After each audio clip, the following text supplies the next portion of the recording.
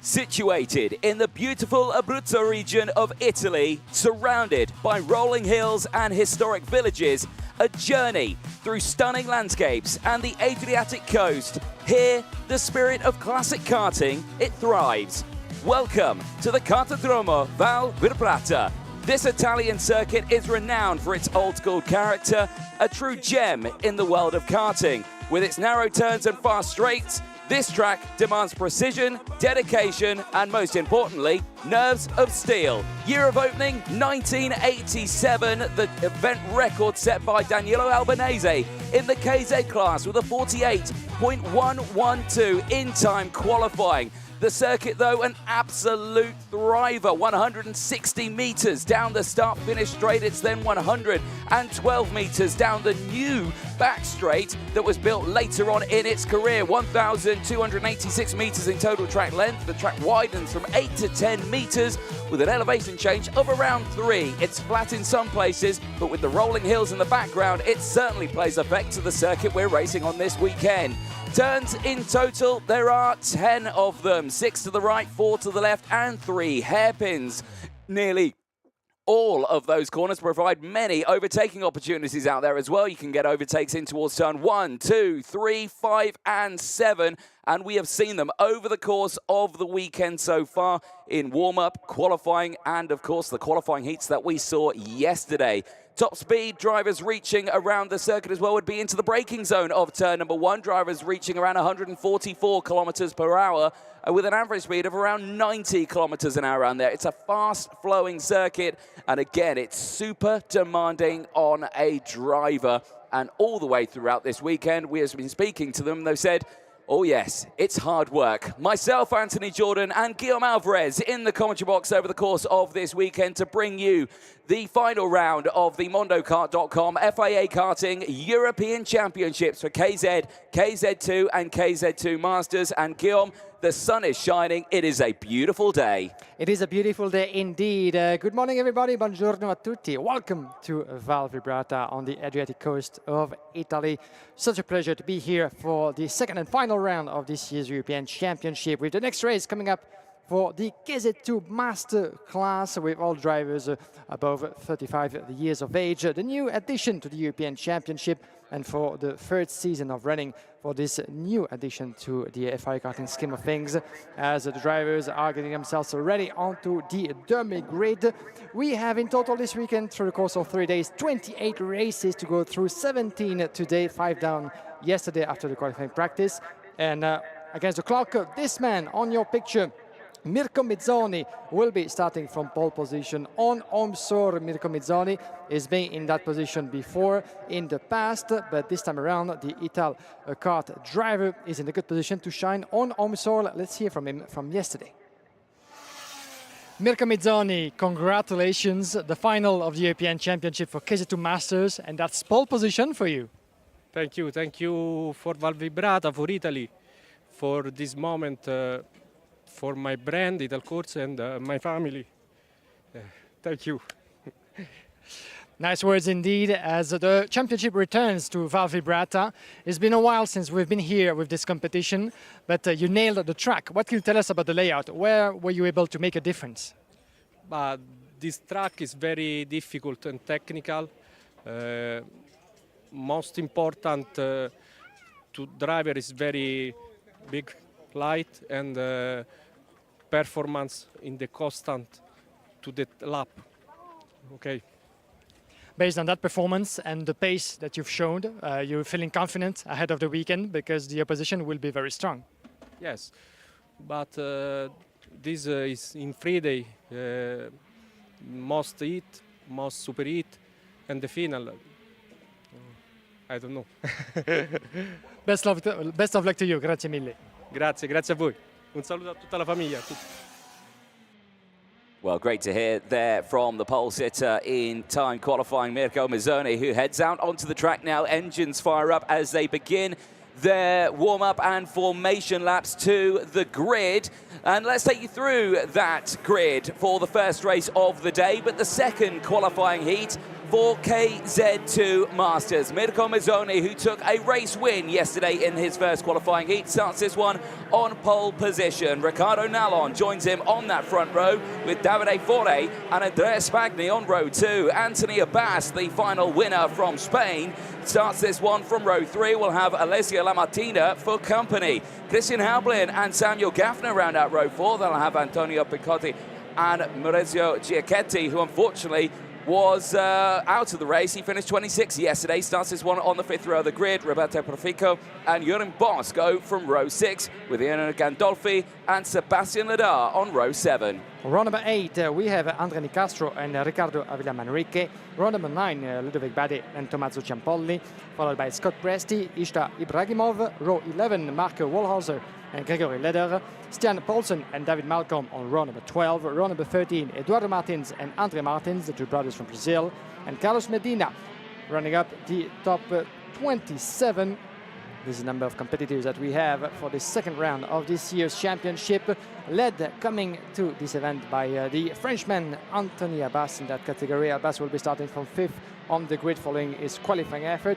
Not certainly up to his expectations against strong opposition, but Davide Fore will be the one to watch also, as he made it to P3 in the opening race. Fore close on points for just 6 little points to Anthony Abbas in the run for this year's crown in the KZ2 Master category. This track of Val Vibrata hasn't been in the FIA Karting calendar for quite a while. The last time that we raced with an officially sanctioned CIK FIA event was back in 2008 on this track.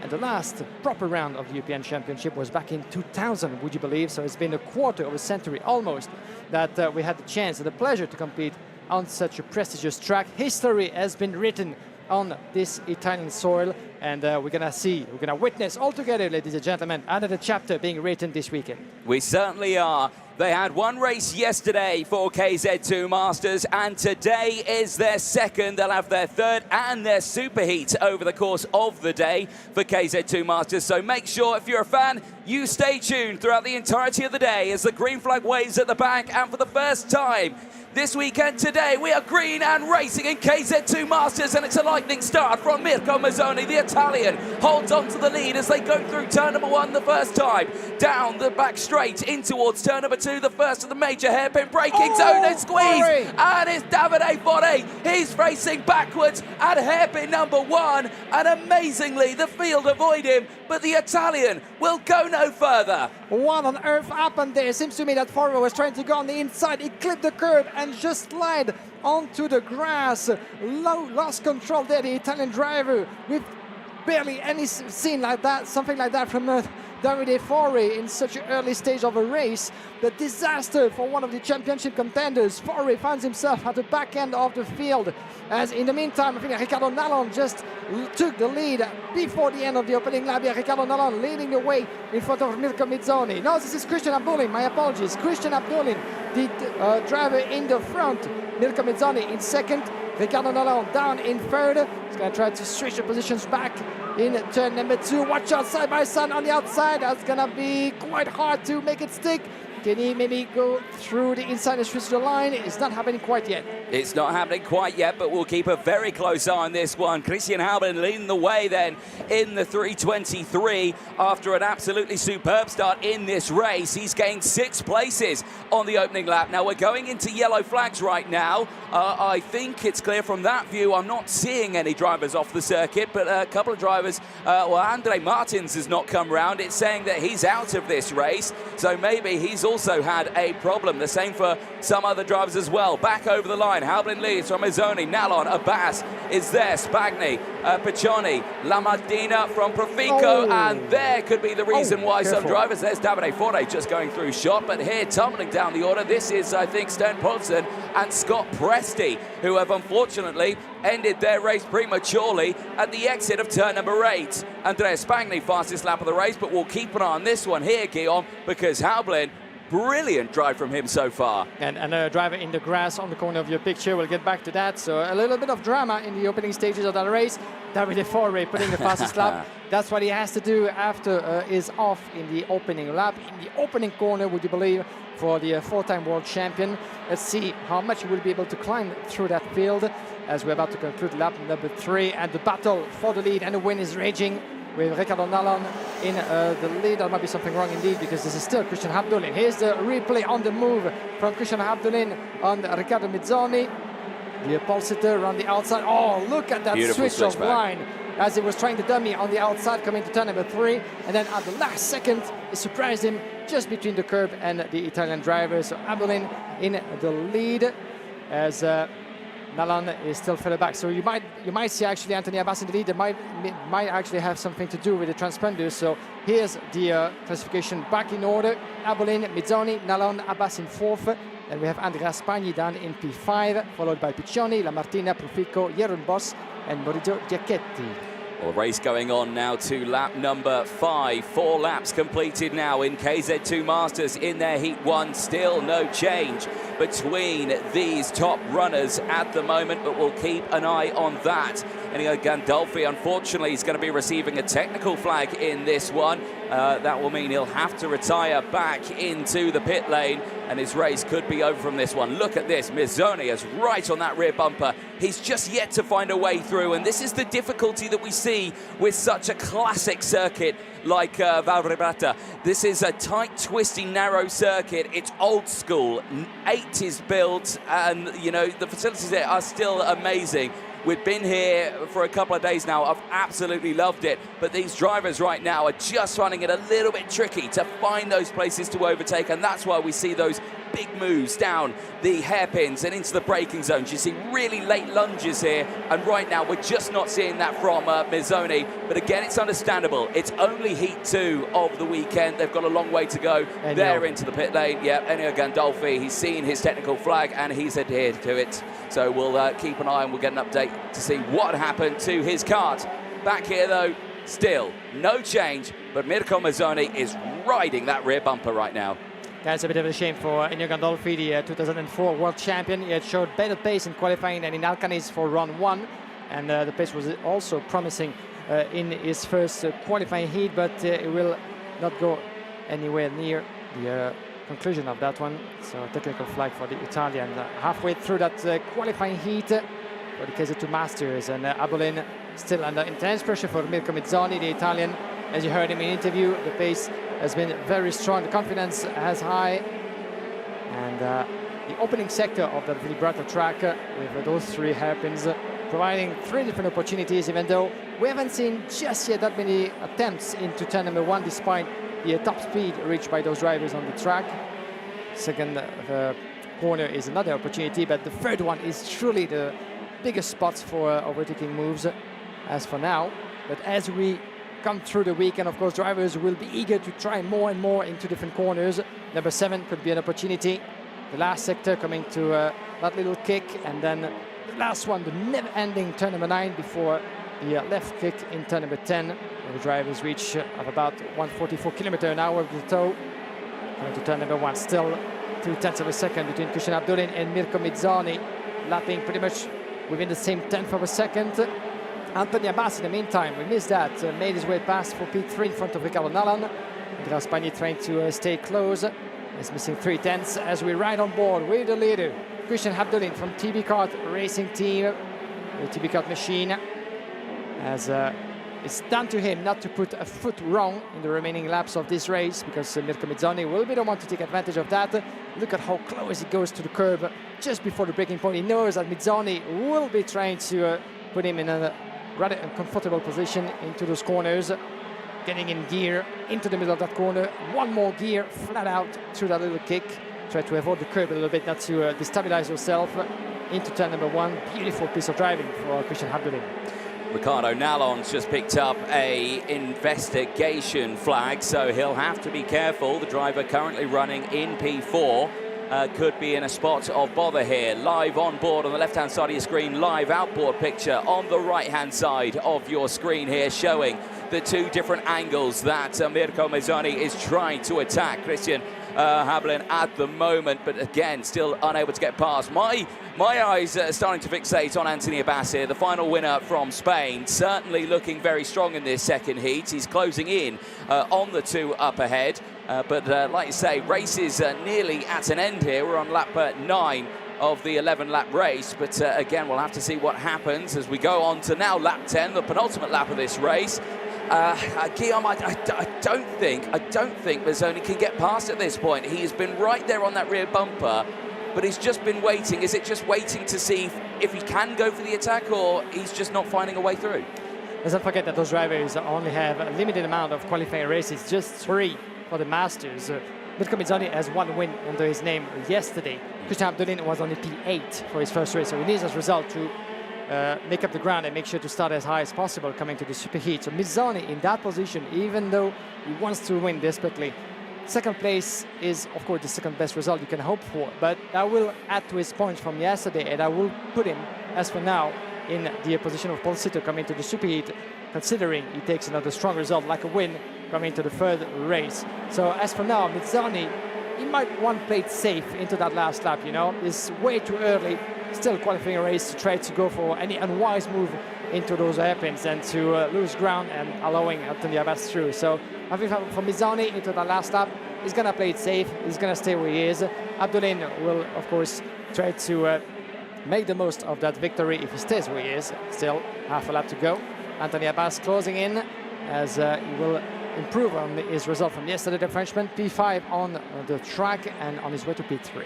Certainly so, but like you say, with only a handful of corners left, it looks like it's in the bag here for Christian Hablin, who finished P8 yesterday. Today, he can celebrate with a qualifying heat win across the line. It is Christian Hablin who takes his first win of the weekend ahead of Mirko Mazzoni. Anthony Abbas will finish in P3 ahead of Riccardo Nallon. Andrea Spagni from Antonio Boncini finishing in 6th place. 3 places gain Alessio Lamattina from Roberto Profico.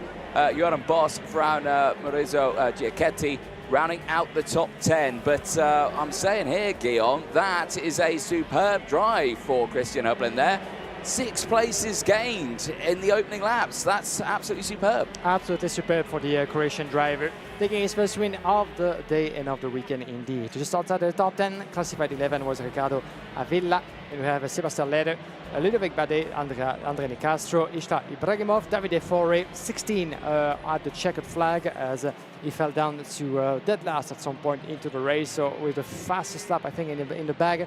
Still a bitter consolation for the Italian, and that's worth noticing that for the championship, remember that Davide Fore is in contention for this year's title with Anthony Abbas. Abbas was 3. Davide Fore only P16. That's going to hurt his chances, that's for sure. One more race before the Superheat. The Superheat of the Masters will be taking place today, don't forget, instead of Sunday morning. So we'll see about that. P17 was Tommaso Giampoli from Simon Gaffner, Grigori Leder, David Malcolm, Mark Wolhanse, Eduardo Martins, Carlo Medina. And last on track, Stian Paulsen, as we lost 3 drivers. Ennio Gandolfi, unfortunately for him as well as for Scott Presti and Andre Martins. Well, big smile on the face there for Christian Hablin. Let's see how he'd done it. There was a little bit of contretemps in the background there where some drivers are getting involved. But look at this, all the way round the outside there, round turn 1, absolutely superb. But it was the drama that unfolded at turn number 2 here. Keep an eye on the Birrell, the 301. Of Davide Fore, and the door was just squeezed closed there slightly by the Paralin, and that certainly was an interesting one. Yeah, Riccardo Nallon was just on the outside there, could sense that it was coming through. This was on board with Hablin. Let's see how he did it. You can see the smoke coming off the rear brake, the exhaust system at the back. Again, switching straight to the outside here. Everyone diving to the inside. Okay, fine. I'll carry the speed round the outside. Look at that. Second place. Superb. Yeah. Textbook sort of move on the outside of turn number 1 indeed, as he would push his leg through to take the advantage of Mazzoni on lap number 2. But yes, indeed, as we have seen on this footage, a little bit of get together, or not so much, between Riccardo Nallon and Davide Fore. There's the move as soon as turn number 2 in the opening lap. So he didn't even wait the conclusion of that opening round for Christian Abdullin on a great momentum to get his race started. And then drama, was it Ennio Gandolfi? No, Ennio Gandolfi actually retired later on. They're coming together outside of turn number 8 between Scott Presti and Andre Martins, that would have been, as Davide Forwe was trying to make up for the ground he had lost. Ennio Gandolfi coming back to the pit after a mechanical flag, something wrong indeed with his Tonicat machine. He was looking at his rear, something maybe wrong with his engine or his rear bumper, as we are back here in the final lap after a textbook move and race from Christian Abdulin, taking his first win of the day. But looking back at what happened with Davide Forre, the big drama in this race, certainly unlucky to clip the curb. He lost control of his machine and almost touched Riccardo Nallon on the inside. Nallon was slightly forced on the exit of that first hairpin, but still made it to P4 at the end of this race. So another big drama. We've had a couple of them. We'll get back to that, of course, coming to KZ2 and KZ. But though the first few races of yesterday gave us a fair share of events on track. They certainly did. KZ2 qualifying heat B and D, though, is coming out onto the circuit next. And again, all the way throughout this weekend, we have seen some superb racing already from the class. Markus Kajak, who starts this one, the Estonian on pole position. We caught up with him after the first round of racing. Here's what he had to say. Markus Kajak, well done to you. That's a nice way to start the final of the European Championship. Fastest in your group and full confidence for the weekend ahead. Yeah, for sure. I got a good lap behind another competitor. Got a bit of a slipstream and that's it. This is the opening series, though. Based on what you have seen with the track temperatures and how this might evolve, how confident are you that that might secure pole for the qualifying heat? I hope I can stay on pole, but we never know. Someone for sure can go faster, and it's like that. The opening round was on a very long and fast track in Alcaniz in Spain. This one in Val Vibrata is rather different. What do you make of it based on the first practice sessions? Yeah. Driving style is completely different here. In Alcaniz we had long flowing corners. Here we have a lot more hairpins, shorter straights, more heat. So yeah, it makes it a bit more difficult. Best of luck to you. Thank you so much.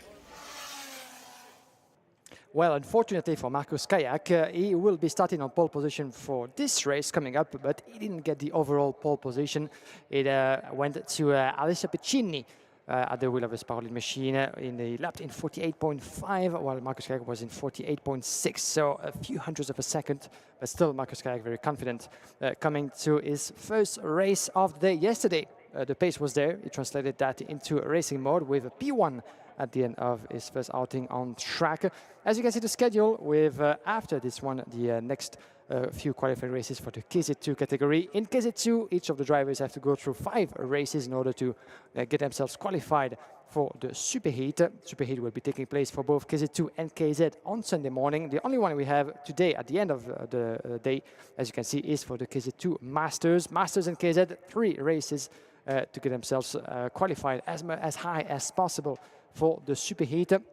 Good thing for those 2 categories is that everybody will get a chance to get to the final, as we have in those 2 classes under 36 competitors, which is the maximum allowed for the big finale. Yep, certainly so. There is Markus Kajak starting this one on the pole position spot. A win yesterday after a superb round in qualifying, put him 2nd fastest overall, but certainly a very strong performance. There's some of the hard-working marshals at work clearing some debris, and that debris is at turn number 2, so that would be after the Davide Forre incident there, where he pulled onto the circuit. There is Marek Skrivan, who starts this one on the front row of the grid. You can see the driver there on the Praga chassis, the IPK chassis there as well, really delivering this weekend. 2nd in his race earlier on, so certainly putting in a good performance here. Now, a reminder of the championship standings going into this, though. It is Matteo Spergel who leads the way in the championship standings. Daniel Vasile is currently 2nd.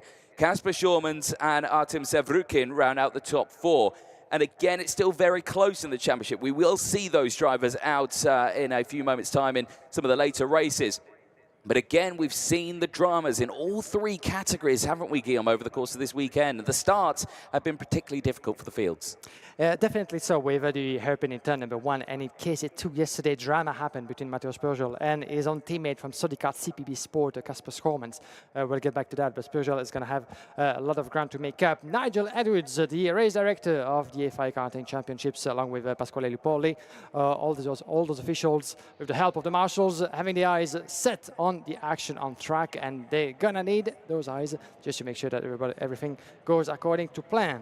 Yes, indeed. While the engines fire up, the karts make their way round the circuit to get ready for their first qualifying heat of the day. It is qualifying heat B versus D. Let's take you through the full starting lineup. Marcus Kayak and Marek Skrivan round out row number 1. Christian Bertuka and Robert Kindervatter round out row number 2. Vladimir Verkalentsev and Daniel Vasily, championship second in the championship, starts on row number 3. Emmanuel Quinteri and Yaroslav Shevatalov round out row 4, Nicholas Ruse and Anatoly Kovalkin on row 5. Jean Louillet and Simon Reckemarker round out row 6. They'll have Matthias Bruch and Milan Tergatu on row 7. Row number 8, we have Fabrizio Rosati and Nicola Rossini, followed by Leonardo Liuzzi and David Walter. Row number 10, Kipras Jursi and Eric Holm, Albin Sturesen and Wemming Zhang on row number 11.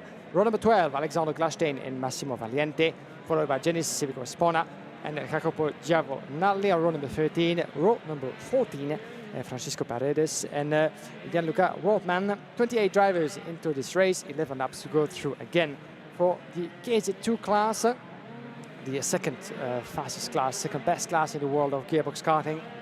5 kilos heavier than the KZ that you'll see later on, as drivers get themselves ready to get those Dunlop tires up to temperature.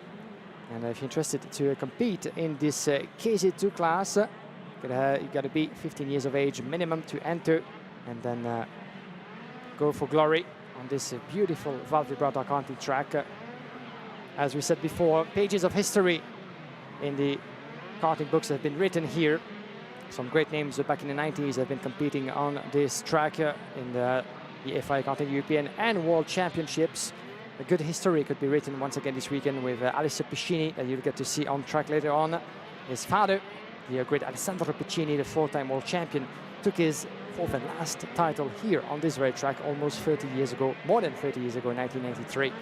As along with another great in the history books of karting, Gianluca Beggio, who took his first of his 5 world championship titles back in 1995 in what was called the Formula C, the current KZ category.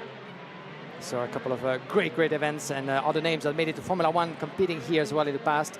The likes of Giorgio Pantano, Jarno Trulli, Giancarlo Fisichella, Davide Forre was here back in the 90s as well. He's been through all specifications and all layouts of this track. Used to be shorter here at Val Vibrata, and it was extended back in 2019 up to 1.3 kilometer. The last section, if you're interested, between turn 6 and turn number 8 were added just under 5 years ago. Indeed, while the front of the grid have been there for quite some time, Marcus Kayak and Marek Skrivan, those tyres, I suspect, will have cooled down quite tremendously, as the back of the grid has only now just formed up. We wait for the green flag at the back. We see that green flag as we get ready to go racing. The lights go out, and we are racing in KZ2 for the first time today, and it's a lightning start for Marek Skrivan, but in the back of the field, absolute carnage unfolds with several drivers involved. Hopefully they all get going again, but I'm seeing about 5 karts off at turn number 1, and let's see who's involved in that one. I think Nicholas Ruse is one, Simon Reckenmarker is another, Leonardo Liuzzi, David Walter could be one as well, Eric Holm, and I think Massimo Valiente and Espinosa Vico as well could be another. Slow procedure is out, meaning the race is neutralized, but that, Guillaume, for so many drivers, was not the start they wanted. Yeah, indeed not. As we said, fear of the turn number 1, as Jenny Civico with the Tonicut machine was able to get going. Yes, indeed, is at the back end of the field right now. But good for him indeed that the race has been turned into a full Costello. Look at the number of drivers on the sideline. We're going to make the count in just a moment as the classification gets up to date. but full course yellow from the officials on the Val Vibrata track. Let's have a look back at what happened after the start. Look at Marcus Scriven on the right side. He was able to get a cracking start from pole sitter.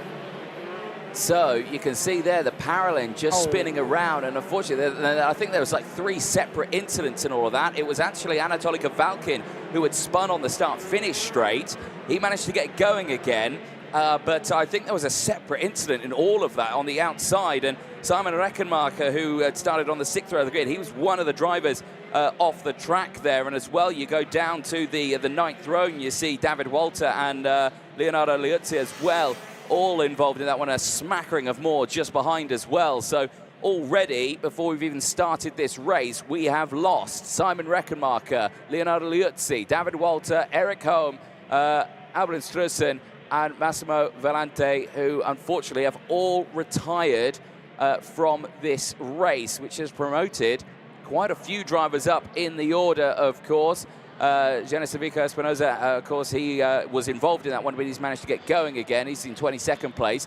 Francisco Paredes as well, the Ecuadorian, in his first appearance in the FIA Karting European Championships, has certainly had a good start because of that. He's up 6 places now as well. But Jan-Luca Wortmann, though, 10 places gained on that opening lap. He managed to squeeze his way through all of that carnage. Yeah, it's such a shame for the others, but that's part of the game sometimes, that when bad luck strikes for some of your rivals, well, you got to try to make the most of it, and that's exactly what he did. Jan-Luca Wortmann climbing 10 places. Here's the temperature in the air, 29 degrees Celsius and 44 onto the track.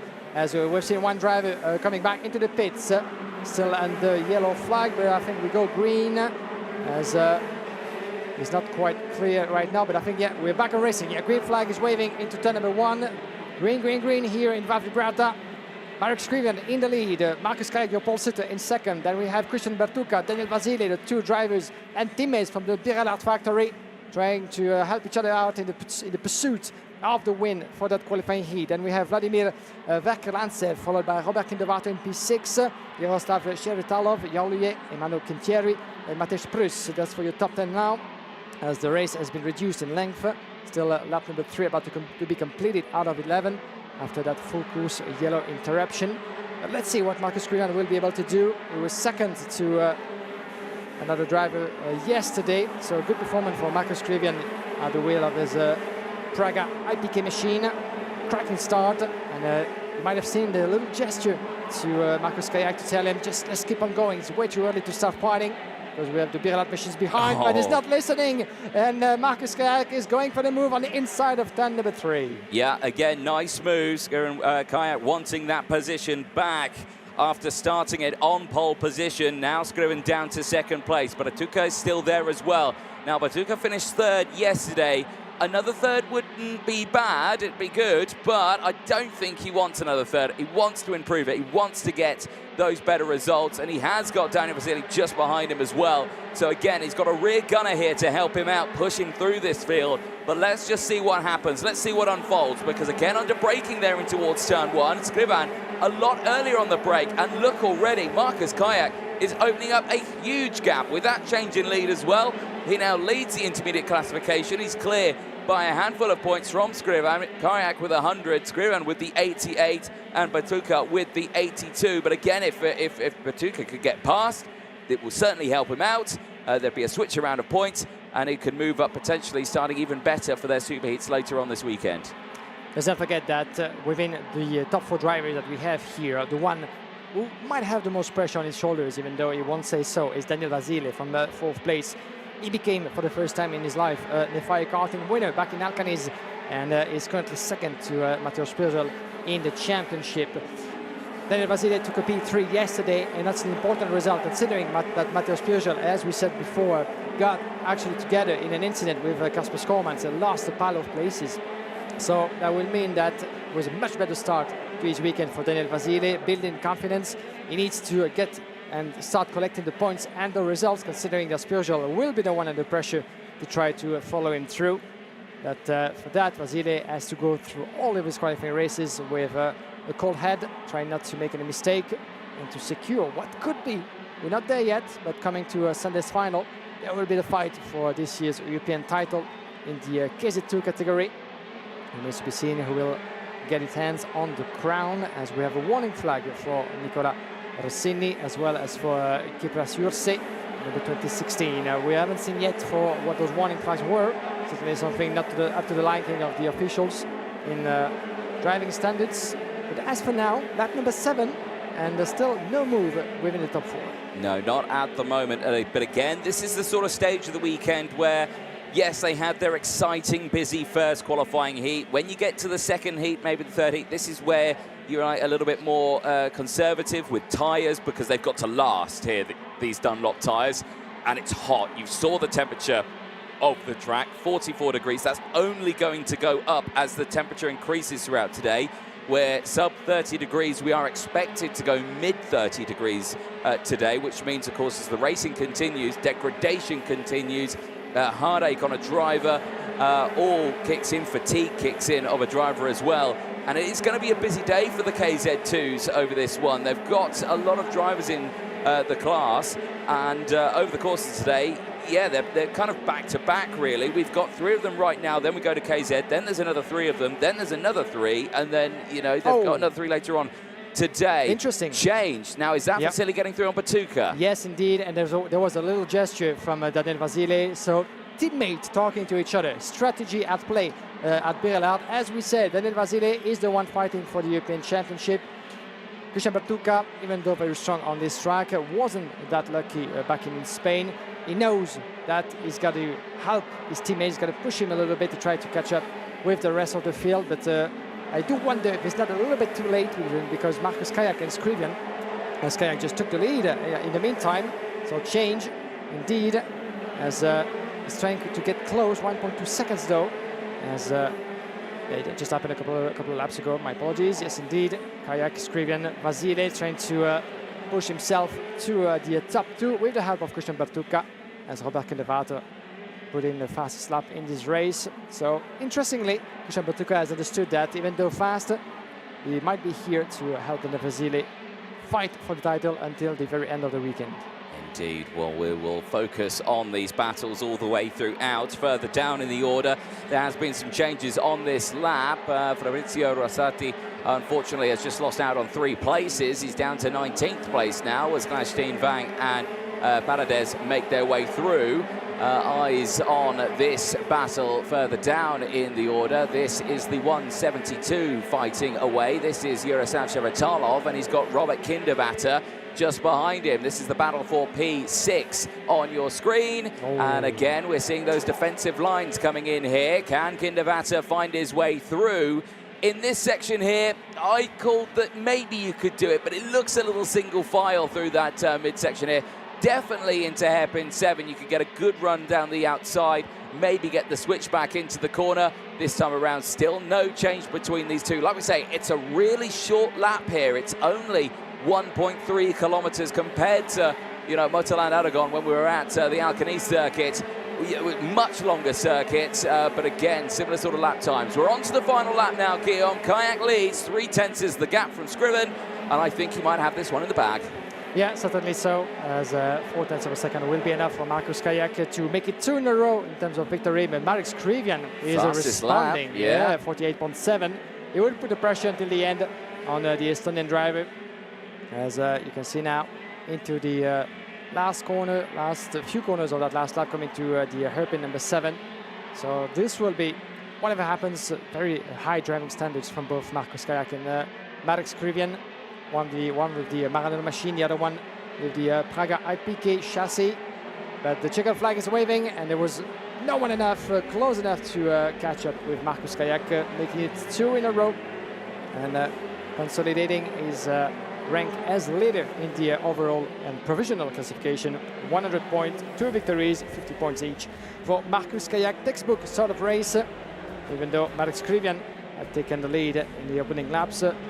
Trying to calm down a little bit Marcus Kayak. He would not be here to listen or to be given orders, and just went for the move for the lead, and was not denied the victory afterwards. Victory then for Kayak in front of Marcus Skrivian. Daniel Vasile taking a P3. A solid result for the driver from Romania.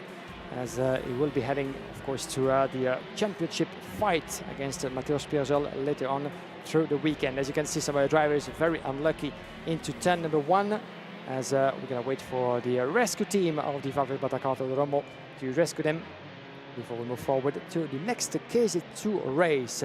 Marcus Kayak, your winner from Marek Skrivian, Daniel Vasile in P3, Christian Bertuka P4 from Vladimir Verkolantsev, Jaroslav Shevetalov in P6 from Robert Kindevater, Emmanuel Quintieri, Jean Luyet, Matej Prus, Nicolas Rus, P11 from Anatoly Kavalkin, P12 despite that bizarre move, as he seemed to have lost control slightly at the start. We're going to see that again in the highlights, but still made it to P12, Kavalkin from Kypros Yurs, Milan De Geratu, Nicolas Rossini, Alexander Glashstein, Zeming Wang, P17. And here's a look back at the highlights. On the left side, you can see him putting 2 wheels on the grass, as yeah, it was happening after, actually, that he had a little bit of a moment. It was the 112, actually, on that one that got into trouble at some point with another Birelad machine. It was the 212, Leonardo Liuzzi, actually, that got into trouble. One of the many drivers that retired after that big coming together into that opening lap. The 117 as well ran into trouble. Here is the 109. This is Jenny Civico that tried to get back into the race. He would go on for just a few meters further and then would make his way back to the pits. Yeah, he would retire from the session. Big shame for him. The driver running wide there at the exit of hairpin number 1 or turn 2 was Nicolas Roos, the driver from South Africa, who didn't have a good race yesterday either. He certainly had to push hard today, but that's not gone his way. But yeah, certainly for many drivers, that's not the start they would have wanted. For Jan-Luca Wertmann, though, it was the start he wanted. The Mexican driver certainly making his way through the field in that race, getting through that little comes from at the start. But on to lap number 4, we saw the first change back of the lead. Marcus Kayak reclaiming it. At that point, kind of driving on. Then there was this change here, Christian Bertuka and Daniel Vasile. Again, I think that was teamwork there. Daniel Vasile is in the fight for the championship. You know, if he can get past, it bumps him up in the intermediate classification. It helps him out. But it would be Marcus Kayak taking his first win of the day, his second win of the weekend ahead of Marek Skrivan. KZ2 qualifying heat A versus E is coming up next. And again, we are going to see, well, what I suspect will be a very interesting race now, because Matthias Morgato is in this race. He won yesterday in his race, but that was only because, well, he was gifted the win when the 2 Sodi karts came together, unfortunately. But nonetheless, Alessio Piccini, who starts his one on pole position, we caught up with him after qualifying. Alessio Piccini, a job well done for you at Val Vibrata. You put in on pole position for the final of the European Championship. How do you feel after that performance? Yeah, sure, I feel good, and it's good to be on top again. And despite the first round in Aragon was a little bit difficult because we was at the start of the season with this tire, and we don't know so much the tire, so we work a lot, we test a lot, and this is the result. A good result so far indeed to start the weekend. It's going to be a long one, very competitive in the KZ2 field. Compared to Alcaniz, indeed, where you said it didn't go according to plan. Here on Val Vibrata, you seemed very much on confidence. Yeah, we look a lot more prepared, as I told you. And still, the weekend will be long from now, but it's better to start on top for sure. So we will see what will come after. For sure, for the moment, we say thank you to all the team and for all the TM engines, and then we will see until Sunday what we can do, but we are there. You're writing another page of history in the big world of karting, because the Val Vibrata track is the circuit where your father, Alessandro Piccini, won one of his world championships back in 1993. How do you feel about that? I feel very good about this, so I can start to do some things that my dad was doing back in the days. Yeah. Fantastic. Best of luck to you for the weekend. Yeah, thank you a lot. Well, great to catch up there with Alessio Piccini starting this one on pole position. But second in his race yesterday. Didn't claim a win from pole, but still a very strong result nonetheless. Now he's going to have Matteo Spirgel for company alongside, 5th in his first qualifying heat. So again, bit of work has to be done there. There is Pacini just having a word with his mechanic, getting himself ready for this next race. There you can see the background of this track is absolutely mesmerizing. As we look at Alessio Pacini, you can see the mountains, the crystal clear blue sky, the clouds rolling over the hills. It is an absolutely superb venue. There, that shot there, absolutely mesmerizing. This is a proper classic karting circuit, and I'm here for it. Yeah, as we all are here, and thanks again for joining us wherever you are in the world on FIAKarting.com to witness history on this great track. This is a vintage circuit, as you said, 1987. It was opening, and it has seen some great chapters in the history of karting back in the year 1990s, as we've had races here as well in 2004 and 2008, as back in the day when the European Championship for what was called the KF2 and KF3 classes back in the day, what are known today as the Okajino categories in single speed. In those days, there were qualifying rounds between different zones in Europe, and 2004 and 2008, the south zone of Europe with most of the Italian drivers took place here on 2 occasions. But before that, as we mentioned earlier, we've had some great European and World Championship rounds back in the 90s up to 2000 with some great names indeed, including Alessandro Pacini back in the day of 2000, and as well as Alessandro Manetti taking a win back in the ICC European Championship back in 2000. Alessandro Manetti, that might ring, of course, this name might ring a bell to many of you karting aficionados, I'm sure, as we all remember that fantastic Clash of Titans with Davide Forri last year in Wackersdorf. The 142 on picture is Quentin Rousseau, the Frenchman with the Charles Leclerc colors, as is going to be willing to do better than yesterday. Very bad luck for the Frenchman. DNF in his opening race, as mechanical failure by the look of it. He didn't get a chance to fight his way through that field. Let's see what he's going to be capable of this time around, as he will be starting from the inside of the second row of the grid with Zoe Florescu-Portella just by his side. Zoe Florescu, a great story as well for her. A first ever season in the gearbox category in the KZ2 class. She did some great things back in Alcaniz, and qualifying went very well for her, as she will be 4th on the grid. Certainly so, and again, for the drivers behind, they will have their work cut out. They've seen already 2 very interesting qualifying heats for KZ2, but right now we'll have to see what happens in this one, because again, temperature continuing to rise here. It is very, very hot out there in the sunshine, as we have live on board with Jean Nimblon for this one. Let's see what he can do in this race. He starts a little further back in the order. But let's take you through the full starting lineup for this race. It's Alessio Pacini and Matteo Spergel who start on row number 1. Quentin Rousseau, like you said, retired in his first race yesterday. Can he get a better result today? Zoe Florescu joining him on that front row. Benio Croza and Matthias Morgato, who won his qualifying heat yesterday, starts on row number 3. Jean Nimblon and Kirill Kutskov round out row number 4. They'll have Kimi Tani and Artem Sevrukin, who starts on row number 5. Matteo Zanchi and Timo Jungling go from row 6. They'll have Angelo Lombardo and Alvar Simonsvara on row 7. Row number 8, Andrea Daly and Paavo Tonteri. Row number 9, Sip Kuipers and Xavier Avramides. Jan van Werven and Karl Luca Tretsky on row number 10. Row number 11, Gavaloyer and Eric Enake. Then we have Simon Billman and Christian Fierabracci on row number 12. Row number 13, Marcelo Gonzalez and Alfredinho Pinna. And at the back end, Eduardo Mormorelli, one of the many Italian drivers competing on home soil here at Val Vibrata. 27 drivers making their way onto the track for the formation lap. Dunlop tires on, and remember that those drivers have a limited amount of tires to use between qualifying and the Superheat. One fresh set coming to the final for those gearbox categories, but before that, a limited amount indeed that they are allowed to use for the entirety of the weekend. We'll keep an eye on that. 1.5 set of slick tires, 3 front and 3 rear, for any of those drivers competing in the European Championship. Let's see what Alessio Pacini will be able to do from a pole position. Matteo Spergel, as we mentioned, P5 yesterday, despite his little clash with Kasper Schoolmans, his teammate at Solicat. Schoolmans had to retire, unfortunately. Spurgel still managing a P5 and the points that come with it.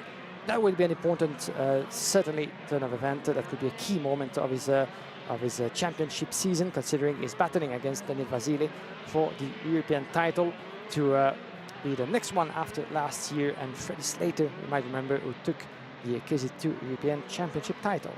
Certainly so. And again, dramas have continued to form throughout nearly all the races that we've seen so far this weekend. It's certainly going to make it a very challenging one for your championship contenders this weekend in Italy. There again, another look at the intermediate classification. It is Marcus Kayak who leads it with the 100 intermediate classification points from Skrivan, Rasile, Baratuka, Kindavata and Verkalensev, who rounds out the top 6 in the points. But again, when this race gets underway, that will all change one more time. Field at the front, lined up, ready to go for Pacini and Spurgel, but the field behind are still coming around turn number 10, which means the waiting time that they have is quite substantial. It means the tyres cool down, it means everything cools down, but again, they'll just have to wait and see what happens in towards turn number 1. Again, yesterday we saw the drama. Today could be more so, and we've got more drama right now because we're seeing there one driver not having a good getaway. Now, it's one of the Tony karts. I can't quite see the number. Is it the 149? It is the 149, so that is Alfredo Ibiapina, who's not had the run, and we are going round again, so it has been an aborted start. They're going to send the field round again. Now, what happened there to Alfredino Ibiapina, because his, well, he was on the wrong side of the grid, and that confused the drivers behind because they were like, well, hold on, you're not on the side you're supposed to be on. Then he tried to switch it across, and then I think he stalled, and then it was like, oh, one of those things. So if he can get it restarted, he can rejoin, but certainly not the start we wanted. No, certainly not for the contenders at the front, and something that we don't get to see that often. Sometimes that can happen, that sometimes drivers getting confused about where they're supposed to line up on the grid, as we can see that in also all sorts of categories up to Formula 1. As we might even see, I do remember a year, I think it was quite a while ago, that even Mr. Jacques Villeneuve himself got the wrong place on the grid back in the Sober days. So it can happen from karting to the top of motorsport. We're going to go again through that Val Vibrata circuit, 1.3 kilometer of length, 10 corners. Let's have a look again as Ibiapina indeed went on the wrong side. He was supposed to be on the right. He just lined himself up on the left and was trying maybe to get on the other side as well. He stalled, as you mentioned, raising his hand in the air, as you have to do to signal a problem. And the officials were fast on the scene to intervene. But in the meantime, you cannot just let the other drivers wait on their spot because of the engine revs, the heat of the engines going up. And that's why they had to go again, just to put those tires still up to temperature. If it makes you feel better, I stalled a Renault Clio yesterday pulling out of the circuit. So there we go, we all do it. But there we go, we're lining up ready to get going once again. There is one of the new parts of the circuit. Like you said earlier on, Guillaume, built in 2019, added on to the original circuit. And again, it's kind of like a bowl section here. It's very slightly cambered, but it's mainly flat. But again, another little added bonus for the drivers that can really carry the speed through that corner. We have seen overtakes through there. We've seen those dives, because when you come into this section here through turn 8 and into 9, it becomes a little bit single file for the drivers. So if you're in the lead going into that corner, you could be good for a race on that one. But again, we're only early doors in this weekend of racing. We are yet to see those fabled moves. Remember, we always like to say that's the first time we've seen that move this weekend. Could it be the same here? Drivers lining up themselves on that starting grid once again. Hopefully this time all on the correct side of the grid and all engines running. So far, so good. There is Alfredino Ibiapina, and he gets into his position, which is all good. Do we get the green flag at the back? The answer to that is yes, we do get that green flag as we get ready to go racing here in KZ2. It's qualifying E versus E. Lights go out. We are racing, and again, lightning start reactions from both the front two drivers, but Pacini holds on to the lead as he heads in towards turn number 2 for the first time. Yeah, good start for pretty much all the drivers, even though some of them at the back end seem to be into trouble. Yeah, the 180.67, unfortunately, this is Sip Kuipers, got into trouble with his CRG machine, but he's able to get going by the look of it. As we get into the next few corners, sector number 2, sector number 1, turn number 2. Oh, and as I said, the 119, another driver from CRG. That's Andrea Dale. Andrea Dale as well coming together. Could it be Jean Noblo running into a bit of a trouble as well? We're going to have to see that again. But Andrea Dale, who used to be competing here back in the days of KF, into trouble, and he won't be able, you don't see that yet, but he won't be able to continue into that race. A little bit of a drama, but in the lead, completely lap number 1, Alessio Piccini. We thought for a split of a second that Matteo Spirgel was gonna have the best getaway from second on the grid, but Piccini was first into a breaking point, taking the lead as Matteo Morgato is resisting from Zoe Florescu. No, this is Clément Rousseau, my apologies. Same chassis, but Morgato is further back behind Zoe, and he goes through and taking Kuskov and Lombardo with him. Yeah, it certainly has, and this is going to be an interesting one. We've not seen Clément Rousseau racing so far this weekend because he broke down on lap 1 in his first race yesterday, so we're still yet to see how he can do in this one. You're seeing there everyone just giving each other a little bit of racing room there as they head down in towards turn number 7, the bowl section on the circuit. Back through turn number 8, Kutkov has gained good positions in this one. Florescu's gone backwards just that little bit. Lombardo's there, Jungling, Tani, Simasvara, Zanki's trying to get involved here. As is this a change for the lead? It is indeed. Matteo Spirgel down the inside. The CPB Sodi kart is in the lead. Yeah, beautiful textbook sort of move from Matteo Spirgel. Nicely done. Nice done to Alessio Piccini to try to switch those positions back. Fastest lap in the race. Here's your answer. As Kimitani is being investigated as we speak by the officials, and confirmation of what we might have seen in the opening lap. Jean Noblo, the Frenchman, running into trouble as he lost 9 positions. Here we are on board with him, the driver from CPB Sports, 7th on the grid, currently 16, as might have been the one getting into trouble with Sip Kuipers, I'll get this right, and Andrea Dali as well. So 2 of the CRG drivers in the field into trouble. We might need to see that again in the highlights afterwards, but Jean Noblo, as a result, losing momentum into that field. 1/6 of a second in the meantime between Matteo Spirgel and Alessio Piccini in the lead.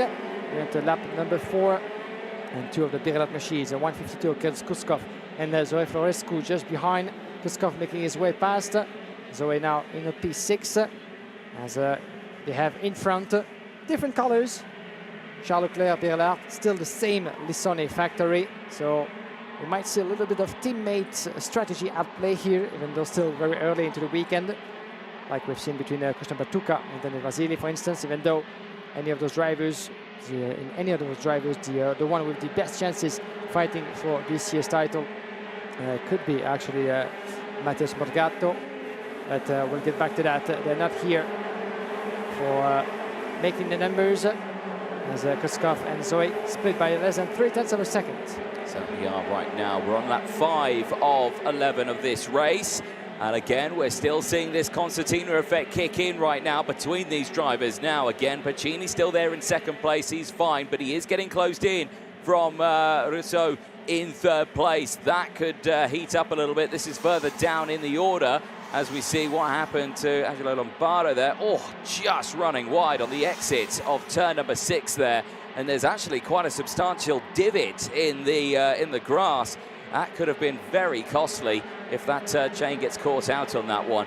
Back with the live feed now, and again the battle's happening thick and fast throughout the field. Back here with Piccini, and there you can see Rousseau is closing in. The battle for second place right now, Guillaume, is on, but we'll have to see what happens. You've got Parolin versus the Charles Leclerc Racing team. But again, both of them really pushing strong. Matteo Spirgel in the lead of this one sets another fastest lap of the race. He's breaking away nicely. And again, we didn't get to see this from him because he had his teammate battling away with him. Then they had the collision. He dropped back in the order.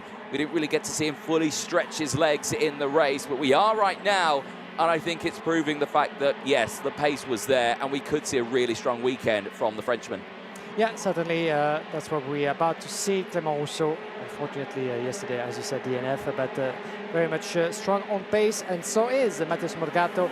And a little correction to myself, as Morgado didn't have the best of weekend back in Alcaniz for round 1, as he went through some difficulties as well through qualifying heat, and the final didn't go according to plan. So round 1 to forget for Morgado, and certainly more than willing to shine on the home soil of the Birlas factory with the Charles Leclerc colours.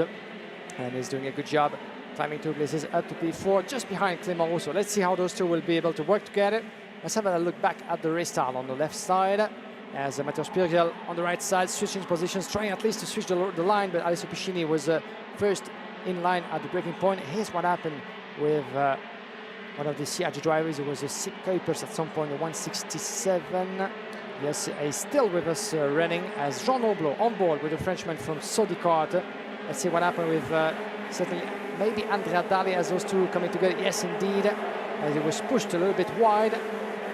Coming to turn number 2, getting in gear.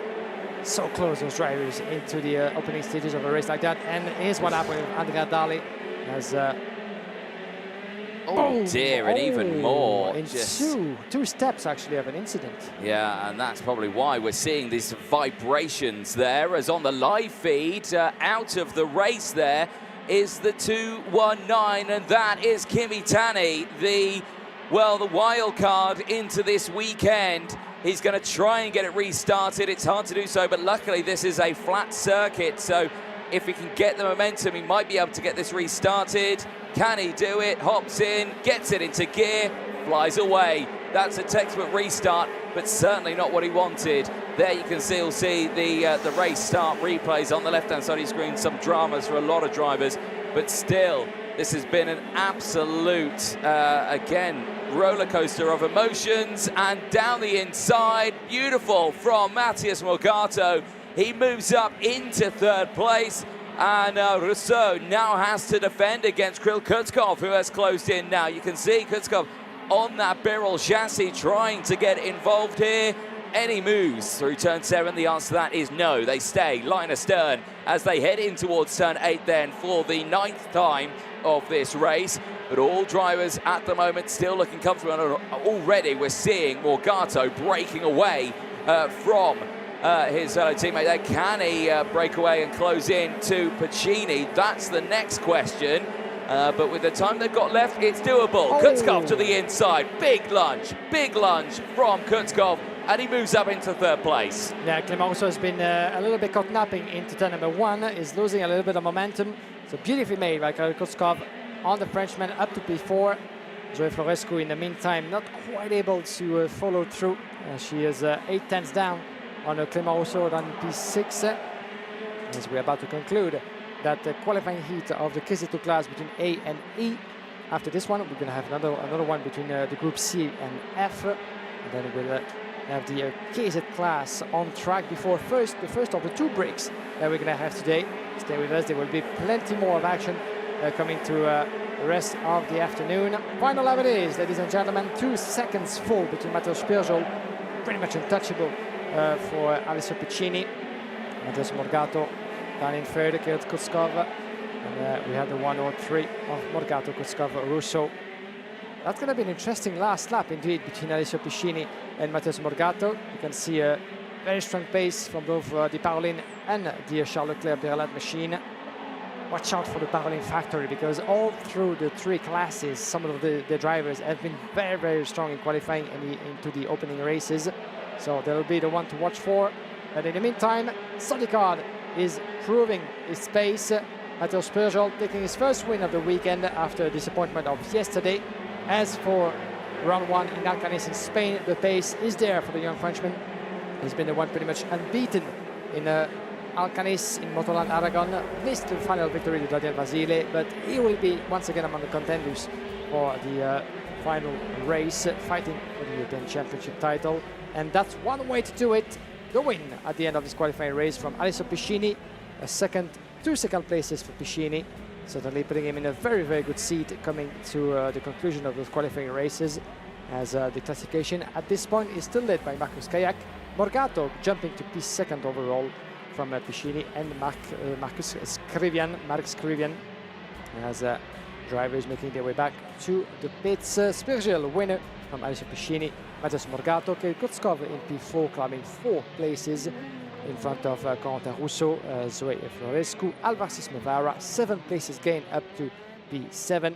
From Timo Jungling, Angelo Lombardo, Artem Severyukin in P10. From Matteo Zanchi, Paavo Tonteri, Menier Kroze, Dian Verhoeven, and Jean Nomblot, P15. P16 downwards sees Javier Avramides, who this time around has a good result after a very dramatic day yesterday. Gavin Luge as well, 4 places gained to finish in P17. Lukashevsky finishing in 18th place, has Fribracci for company in 19th place. Bielman from Inaki, Kuipers from Ibiapina, Morelli from Gonzalez. 2 retirements, Kimitani and Andrea Dali as well in that race. Look at the highlights from it. Clean start from the front, bit shaky in the back for some drivers. I believe it was Andrea Dali who certainly had the challenging getaway from the field as he dropped down the order. There you can see the 167 was the driver. That's Seik Kuipers who had the challenging. Now, this is on board with Jean Nimblom. Threads the needle through turn 1, but then on the outside here, gets onto that sausage curb on the exit, scratches the under tray of the cart. It would have sounded absolutely horrible.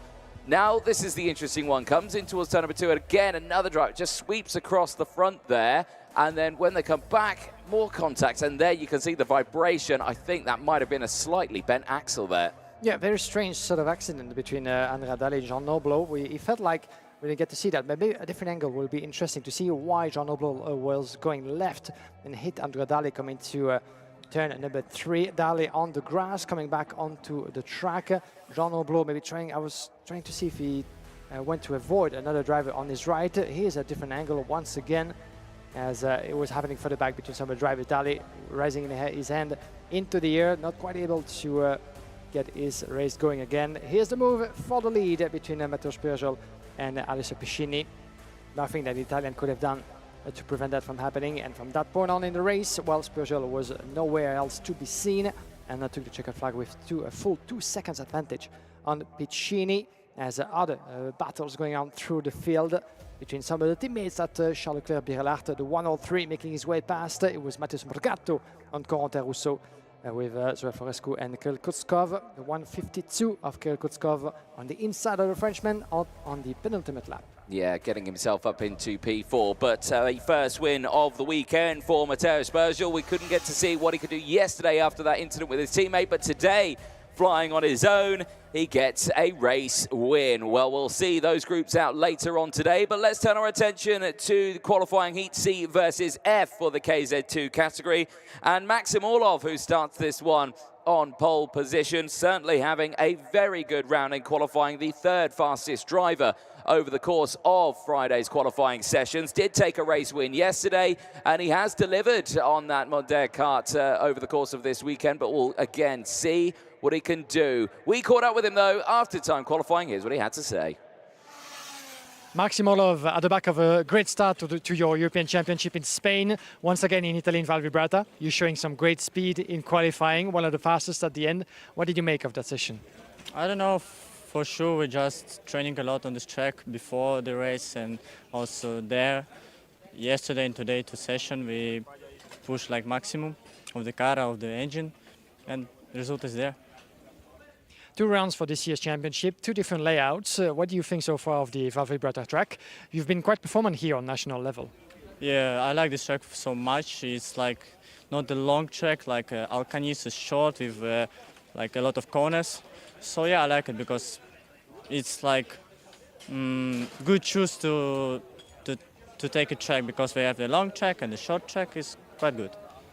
Your teammate Piscini took overall pole position as for now, so it seems like you guys with the Parolin chassis have found the right pace, the right setup. Yeah, for sure. We work together and let's see how it will be in the hits. Best of luck to you. Yeah.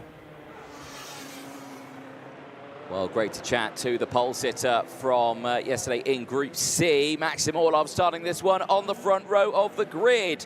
Filippo Nocioni starting from row 1 as well. They'll have Maximilian Schleimer and Kasper Schürmann's on row 2. Schürmann's DNFing yesterday in his first race. Dmitry Matviev and Miguel Costa go from row 3. They'll have Theo Blanc and Eli Goldstein, who picked up a penalty in his first race. They start from row 4. Samuele Leopardi and Alessio Scavini round out row number 5. Then Igor Nozov and Moritz Ebner on row 6. Emma Felbermeyer and Dennis Thuer round out row number 7. On row number 8, we have Arthur Poulain and Georgi Vakovsky, Miguel Paparo, as well as Tim Locati on row number 9. Row number 12, Jesper Sjoberg and Josep Viaterato. Row number 11, Nacho Tunon and Jens Treuer, followed by Darius Uchen Babayona and Christian de Klein. Row number 12. Row number 13, Patrick Janssen and Sam Luye. And we have Christian Elou, the Brazilian, running up the top 27, 11 laps to go through once again for the KZ2 category, C versus F. And as you heard from Maxim Orlov at the wheel of his Pauling machine, one of those young guns from the KZ2 category to look out for, as he gave us a brilliant recovery back in Alcaniz for the opening round of the championship, taking a P3 in the end after climbing 12 places up to that podium. And so did Matteo Zanchi from Zanchi Motorsport, 13 places up to P14. Some great climbs that we had seen back in Spain. So Maxim Orlov with one win under the belt yesterday. There will be one to watch once again. Kasper Schürmann, another man on a mission after the DNF of yesterday.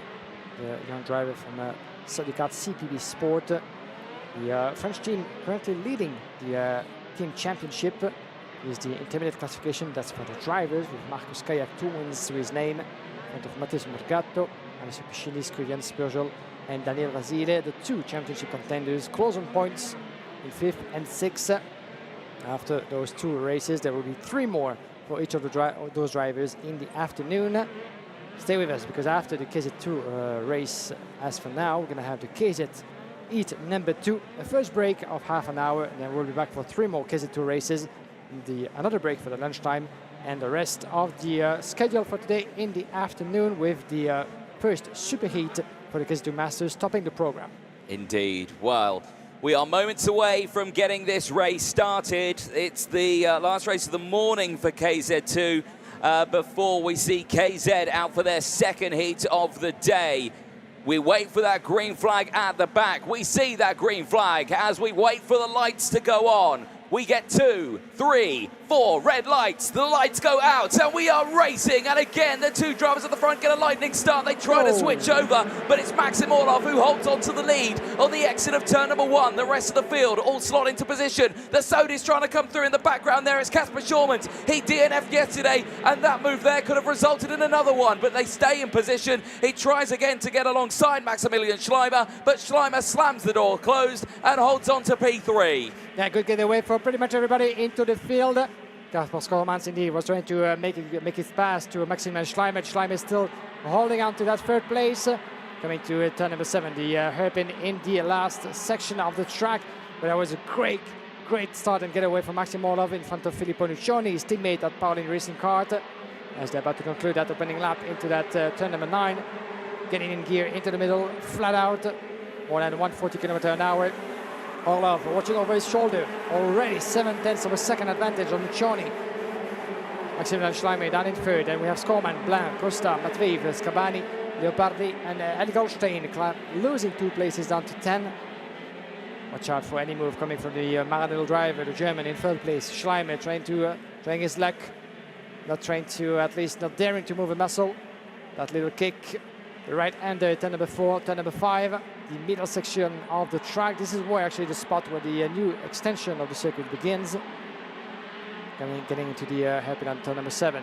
Still a very packed field, with Schürmann very close on Maximilian Schleimer. Schleimer not quite able to follow the momentum into that last sector of Nuccioni, the Italian. And as doing so, find himself under the pressure of Schürmann. Superheat driver not quite able to launch a move in turn number 1. Not the easiest spot, as we said. Coming to that second hairpin. Oh, he's sniffing a look around in the inside, not quite able to open that door. If the momentum is good for the Sodi kart in the middle, can he try his luck in turn number 3? He's not having quite yet. A very close field. Yeah, and this is all compressing them into one big battle here. As soon as one driver even blinks, someone's going to go for the move. So you've got to be really have your head on a swivel here in KZ2. Like you say, it's not direct drive karting. It's not just accelerate and brake. You've got gears, you've got front brakes, you've got brake bars, you've got all sorts of things that you've got to deal with over the course of a lap here around the Val Vibrata circuit. Back onto the start-finish straight they go. Orlov is clear now by 1.4 seconds from this battle. Nuccioni still here. Schleimer, Schurmans from Blond. Kostoya, Scabney, but to be Leopardi, and here comes down the inside. Schurman's trying to go for the move on Schleimer, and he gets it done. Thierry Blanc tries to get through as well, now switches to the outside. The multicoloured liveried kart trying to get involved in this battle, but is unable to do so and stays there just behind in P5. He's still up 2 places, but has not been able to capitalise on those first little overtakes. But for Kasper Schurmans, exactly what he needed, and he's pushing himself up the field. Yeah, it was the first attempt as well for Theo Blanc, but the Frenchman is going to have to try it again. With that, as you said, very nice looking livery on his Tony Kart machine. And he stays within that packed field, coming out the last turn. Maxim Orlov, nothing to say, nothing to be worried about him for the driver in the lead. 1.5 seconds in front of Nuccioni. Nuccioni, who has other business in mind, trying to resist from the pressure from Kasper Schurman. In terms of climbing, we have as well Alessio Scabini climbing 6 places up to P6. As we have as well Michael Baparo climbing 5 places up to P12, further back into the field. Team Locati trying to do a good job as well, 4 places up to P14. As Filippo Nuccioni has put out the fastest lap, the fastest first sector, shall I say, and trying to decrease that gap on Maxim Orlov, but I think he has other things in mind as trying to keep that second place alive. Still some of very close fields at the back as well into that classification, as Maxim Orlov is nowhere to be seen. Now we're focusing our attention on the battle between Maximilian Schleimer and Theo Blanc in P4 and P5 respectively. Coming to turn number 2, no one's close enough to launch a move. As Scabini, the 221 further back, I want to try to go for a move as well. The 148 of Costa, Miguel Costa, the Brazilian, being chased as well by Eli Goldstein further back. E9 for the TB Kart driver, as this is his first season for Eli Goldstein at this level in the KZ2 category. Not so lucky in Aragon Alcaniz. Not so lucky as well in his first opening qualifying heat, as he was telling me yesterday, got pushed a little bit, had a penalty as a result of that into that middle section. That incident that prevented Eli Goldstein from taking a better result. And for now, the pressure is mounting of Nuccioni. Kasper Schurman has found a way to get his momentum going slightly better into that middle section. Could he try to make his move? There he comes. Down the inside through turn 2. Absolutely textbook. I knew it was coming. Nuccioni had started checking over the shoulder. He could see that. And that just gave a green light to Schurmans. He's thinking, right, okay, he's not got the pace. He's worried. I'm closing in. I've got to go for it straight away. Didn't waste any time there. And that's vital because, again, with the time that he's got left, he might actually be able to close that 1.3 second gap up to Maxim Orlov. We're only on lap 7 of 11 right now, so there's plenty of time left in this one. But again, if it stayed behind for maybe that corner and done it on the next one, or maybe even later on, he could have then started to match Nuccioni's rhythm and pace out there, and you don't want that. Absolutely superb, straight pass, not waiting any time, and already he's taken a clear 10th out of Maxim Orlov's lead. Yeah, if it wasn't for the incident yesterday with Mateusz Peugeot, I think that Kasper Schurman would have been certainly up in the front, fighting within the top 3. That's what he does today. The pace is very much there for the Sodica drivers on this track. Fastest lap in the race for the Dutchman from the CPB Sport Factory. CPB Sport team, shall I say, driving for representing the Sodica factory from France. As good recovery as well further back for Alessio Scabini. 26, 4 places gained as he was 10th on the grid. As for now, still 1.1 second between Maxim Orlov and Kasper Schurman. No, that's interesting. We have the leader, Maxim Orlov, doing what he needs to do, holding to that lead. But look at the gap, actually. It's been decreasing lap after lap. And Kasper Schurman on a much better pace as for now. In the position he finds himself in, Maxim Orlov doesn't need to push. You know, he had built enough of a gap of 1.5 seconds to feel comfortable and just to be consistent lap after lap. But now he needs to stay awake because Kasper Schurman is putting out another fastest lap in the race. He's decreasing that gap slightly, even though he might not have enough time before the checkered flag to really be close enough to launch a move. With the pace he's going at, I reckon he will be. I reckon he will be. After that DNF yesterday, of course, he'll have that fresher tyres, remember. Of course, remember, he only did half of lap 1 and qualifying, of course. So those tyres are so much fresher on that Sodi kart. And again, the gap's down to half a second now. And we've got still a couple of laps left in this race. He is taking chunks and chunks out of every single sector is Skormans on Orlov. So we'll keep a very close eye on that one. Nucciani's still there. Schleimer still behind as well. Tio we saw briefly the battle between Miguel Costa and Scabini as well. Leopardi a part of that battle also. But this, though, at the front, the lead battle, down to 0.4 of a second now. And again, if he's going to go for the move, it will be absolutely instant. He will not waste any time. He will push it through. Less than 0.4 of a second. He's just taking massive chunks out of Maxim Orlov's lead. Orlov took the win yesterday, but Skormans with a 21st place result. Checks over the shoulder. We go on to the final lap of this race. It's down to 0.3 of a second. I reckon it could be on this lap. It's going to be an almighty lunge if it is, but let's see what happens. Oh, there was the first attempt. Late on the brakes, he tried too hard to close the gap. There's the mistake from Skormans. The gap opens back up again. It was a good attempt, but his pace there was absolutely astronomical. Yeah, indeed, he lapped in 48.8, while Maxim Orlov was in 49.1, 49.2. So fantastic, brilliant pace from Kasper Skormans. But as you said, he went wide a little bit in turn number 2. That won't be enough. Maybe one extra lap, not so much of a mistake. Could have been enough for Kasper Skormans to switch those positions. I would have thought that Maxim Orlov was going to be able to respond better than that, but he did. Stayed calm and taking the win right in the end. 2 victories in a row for Maxim Orlov. He stayed cool, he stayed in control, despite the pressure mounting on his shoulders from the Sodi kart driver. If it wasn't for that slight mistake that made him go wide, I do wonder what could have happened into that last lap for Kasper Skormans. After turn number 3, it's fair to say that the last 2 sections of the track are much trickier, much more tighter just to launch an attack like that in the last lap. But still, very good run from Kasper Skormans. He went from 1.5 to less than 0.4 of a second in the last lap. So the pace is very much there. Keep in mind that in doing so, the Dutchman, of course, had to be very much demanding on his tires, so that might actually have some sort of consequences for his next race. Remains to be seen. Those tires are made to last all 5 races, including as well after the Superheat. In the meantime, Maxim Orlov, brilliant run for the Parolin driver. 2 victories in a row in front of Skormans, Filippo Nuccioni, Maxim Schleimer, Theo Blin, Miguel Costa, Alessio Scapini, Samuel Leopardi, Eli Goldstein, Maurice Ebner P10. Then we have Mikhail Paparo, Dimitri Madveev, Tim Locati, Arthur Paulin, Egor Nozov, P15. Well, 16th place downwards sees Emma Felbermeyer, Nacho Tunion from Josip Vey. Dennis Tuyo dropping to 19th place. We'll have Babino just behind, decline from Vakovsky.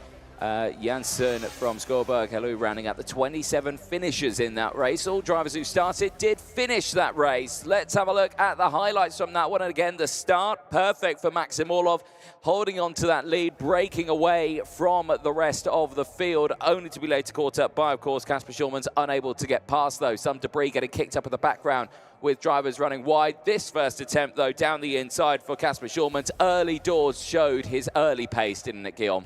Yes, it did, absolutely, as he was able to show up later on. First move on the Maxim Schleimer on the inside of turn number 2 on lap number 4. That was the start of his recovery, as he was going to be able to show that pace. And then the next one was the Italian Filippo Nuccioni. Nothing that Nuccioni could have done against Skormans. 2 overtaking in a row, as the 148 further back as well, making his bits. On the inside was Miguel Costa, getting past Theo Blin. Those 2 would finish the other way around, with Theo Blin able to get ahead of the Brazilian to make it to P5. But up in the lead, there was not enough time, certainly, for Kasper Skormans. 1 extra lap maybe could have made a difference if it wasn't for that slight mistake in his attempt to get past Maxim Orlov. But in the lead, the Parolin driver taking a 2nd victory in a row and putting himself on equal points to Markus Kayak, 100 points for each, leading the overall classification. 9 points clear for Matthias Morgato, with Alessio Piscini in fourth place from Marek Skrivian. That's for your top 5. We'll find the KZ2 drivers back in just a few moments as we're going to switch our attention to the KZ category. Then a short break of a little bit less than half an hour, and then we'll get back on track for 3 more races for this very class of the KZ2. But Maxim Orlov and Marcus Kayak, as for now, the ones to beat into the classification. 2 races down for each of those drivers, 3 more to go this afternoon. Certainly so. Right, KZ coming up next, and there on your screen, Danilo Albanese, who had put it on pole position. His first race, though, did not go his way, unfortunately, in the Premier class this weekend. We did catch up with him, though, after time qualifying. Danilo Albanese, well done to you. This is pole position for the final of the European Championship on home soil in Italy. What do you think of that? Yeah, I'm really happy for the quali, pole position, and a good start of the weekend, especially for the last race of the European and in Italy. I'm really happy. You must be happy, but now the weekend ahead is going to be tough in the prime category in the world of karting. You one race away from securing your title that you won last year. How confident are you about the performance of your package? Yeah, the speed was good all weekend. The speed was good with new tires, with old tires, but the race is really long. Now we see in the heat and Sunday for the final, but it's a good start for the race. Is the track of Val Vibrata up to your liking as a driver with the standards of driving of yours? Yeah, I like this track. We have more grip than Aragon, and yeah, it's really nice for driving. Yeah. Fantastic. Best of luck to you this weekend. Thank you.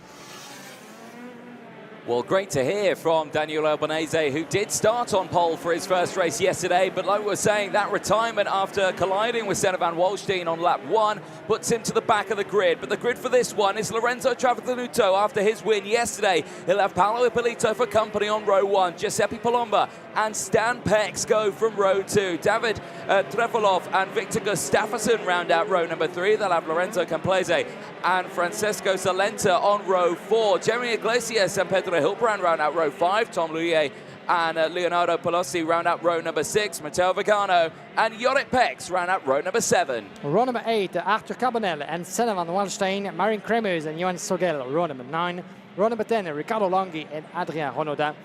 Luis Speck and Matteo Benedetti on row number 11. Row number 12, Francesco Leone and Mattias Torrigiani.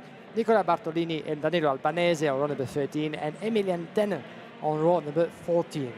Well, the decorum is set. KZ category, ladies and gentlemen. For those of you familiar with the karting world, you know we're talking about the prime class in the large world of karting. These are some of the best drivers in the world of karting, period. But some of them, as you might have noticed, are starting from further back on the grid. Danilo Albanese, you just heard him, very unlucky coming together yesterday with Senna van Wallstein into that crazy opening turn into the very first lap of that race yesterday. Another victim, as a consequence of that coming together was Emilian Denner, the Frenchman, so unlucky coming from, starting from the back end of the grid. As you can see, grip is high, but the tire marbles as well are actually collecting themselves on the back end of the grid as the track temperature has been rising up. We went from 44 to 52 degrees Celsius, and so is the air temperature around us. So it's very hot in Val Vibrata. The tires are suffering, and so are the drivers. The grip is very high on that layout. And when it comes to the KZ, well, we're talking about the top class worldwide. Some of the drivers in this class have been able to make the most of the drama that happened yesterday. Lorenzo Travaglia and Paolo Ippolito were not on the upper part of the grid. They were able to make their way through, and they're going to be starting from the first row of the grid. Certainly benefited them yesterday after that first race as the last driver just coming to the form now. Emilian Denner very late to the grid, but we do get a green flag at the back as we get ready to go racing. It's KZ, the Premier class. It's race 2 of the weekend, and it's lights out and green racing down in towards turn number 1. It's a lightning start for the number 12. David Trefolov gets the lead of the race from the 3rd row of the grid. Does he slot back to 2nd place? He does slot back to 2nd. It's still still Paolo Ippolito who leads the way, but a solid start nonetheless for the entire field. Much better than what we saw yesterday. But there, Paolo Ippolito and the number 22 leads the way for Italy. There was a disastrous start for the pole sitter, Lorenzo Travisanuto. At some point, I thought he was going to stall on his spot because he was very slow getaway at lights out, but still free into that classification. But Travisanuto, not the best opening lap, not the best first turn for the Italian. Still very much in contention for the win into this race, that's for sure. Even 11 laps to go through as the rest of the field is slightly extending at the end of his opening lap. But Paolo Ippolito with a cracking start from the reigning world champion. And so was for David Trefilov. Down in third, Travisanuto. Whoa, he's got him!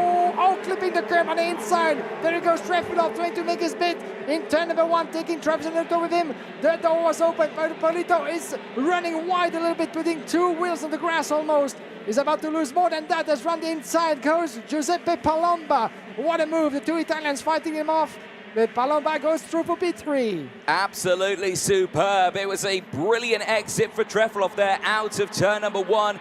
Got the power down, nailed the gear changes and was able to go wheel to wheel there in towards turn 2. And that, unfortunately, for Paolo Ippolito's tumbled him down the order now as he sits there in P4 and is under pressure from Victor Gustafsson just behind now. So Gustafsson making the moves. He's pushing himself up this order. Can he hold on to it? No, he can't as Gustafsson goes down the inside. Paolo Ippolito tries to get the switch back, but the door is slammed closed by the Swedish driver as they now hold on to their positions. The field behind still closing in. Pex is still there. Camplese, Hiltbrand, Iglesias, Vagano still on position, and David Trefilov now setting the fastest lap of the race. There's been some more ups and downs there, I think. Gustafsson as well, yeah, getting past Paolo Ippolito. That was all fine and sorted. But at the moment, Trefilov leading the way. The gap's opening up now. It's 0.4 of a second, but look at that gap. He's certainly not breaking away. Travisanuto may have not had the best start of the line, but he's certainly delivering in this one as he's closing back in for the race lead. In the meantime as well, Lorenzo Camplese just got ahead of Stan Pex for P6. Good move from Tony Kart driver. Oh, look at that sliding from Paolo Ippolito. What an attempt from the Italian driver. He's just trying to switch position on Gustafsson. Did you see the front wheels there, the buffeting? You could see how much he was locking the front wheel. They weren't locked, but it was right on the edge there. That was like ABS kicking in. Trust me, these do not have ABS. They are not that technically advanced, but certainly he was on the anchors as hard as he could be there, but not able to make the move. Emilian Denner is setting the fastest lap of the race. Again, he'll have some fresher tyres, albeit that they went through a gravel trap and into a tyre wall yesterday, but they're certainly fresher than the rest of the fields. He's setting those times and he's pushing his way up through the field. Speaking of that, how are they doing from the back of the grid? Daniele Albanese is up 7 places and is currently in P19. Emilian Denner is in close pursuit, is in P20. This is Victor Gustafsson. His move down in towards turn 1, under braking. Again, textbook there, but it was on the exit here where Paolo Ippolito might have had the chance to get through, slams the door closed, denies the chance. Yeah, he was trying the same move as we have seen into the opening lap from Trefilov against Ippolito. Didn't happen. The leader extending his gap to 0.4 of a second with the fastest lap in the race for now, with Travisanuto still very much in contention with that Berlin machine. Seems to be working better than the others as for now. Giuseppe Palomba down in third, the best placed driver from the CPB Sport Sodica team. Victor Gustafsson down in fourth. Ippolito, Camplese, Hilbrand, Stan Pex, Jeremy Iglesias, Senna van Waldstein, don't forget, is one of the contenders for the European Championship, climbing 6 places up to 10th after his incident of yesterday, as Arthur Carbonell climbing as well 4 places up to 11. And let's follow the progress of some of the other contenders further back. Emilian Denner, despite his fastest lap in the race for now, is still stuck in P21. He lost a place to Adrien Renaudin. Here's a look back at the race start. As you can see on the left, Travisanuto stuck a little bit on the spot, almost coming together with Trefilov as he was making his way past into turn number 1. Cracking start from the German as he was would put his momentum to good use, trying to get around Ippolito, not this time around, but in the second hairpin, taking the lead as it was the other drivers trying to find the best racing line. We are on board here with Lorenzo Camplese from Tony Kart on the inside of some of his rivals, closing with Stan Pex just in front. Victor Gustafsson, the 45 from CRG, Stan Pex on the left, trying to make his bit. Camplese, he was going to have to wait a little bit longer to get ahead of the Dutchman. Look how close that is in turn number 3 as Gustafsson going side by side with Pex on the way to that right kick into the middle section. Gustafsson having to admit defeat to Pex before switching positions.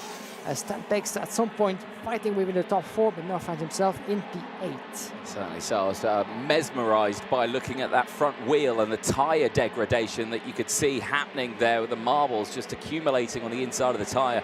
Brilliant to see. Into the pit lane, unfortunately retiring, Matthias Torrigiani is out of this race. The Tony Kart driver will go no further as down the inside, Gustafsson tries to send it on Palomba and gets through. There was a little bit of contact between the two of them. Ippolito manages to get through as well. And this is Bort Camplese right back into play now with this battle. And Victor Gustafsson is now up into P3. Yeah, what a move from Victor Gustafsson, the former world champion. That's what we're talking about here. We might need to see that again on Paolo Ippolito. Maybe a slight touch of the wheel. Nothing much to be worried about. But Gustafsson currently started P6, currently P3rd after that brilliant move on Paolo Ippolito.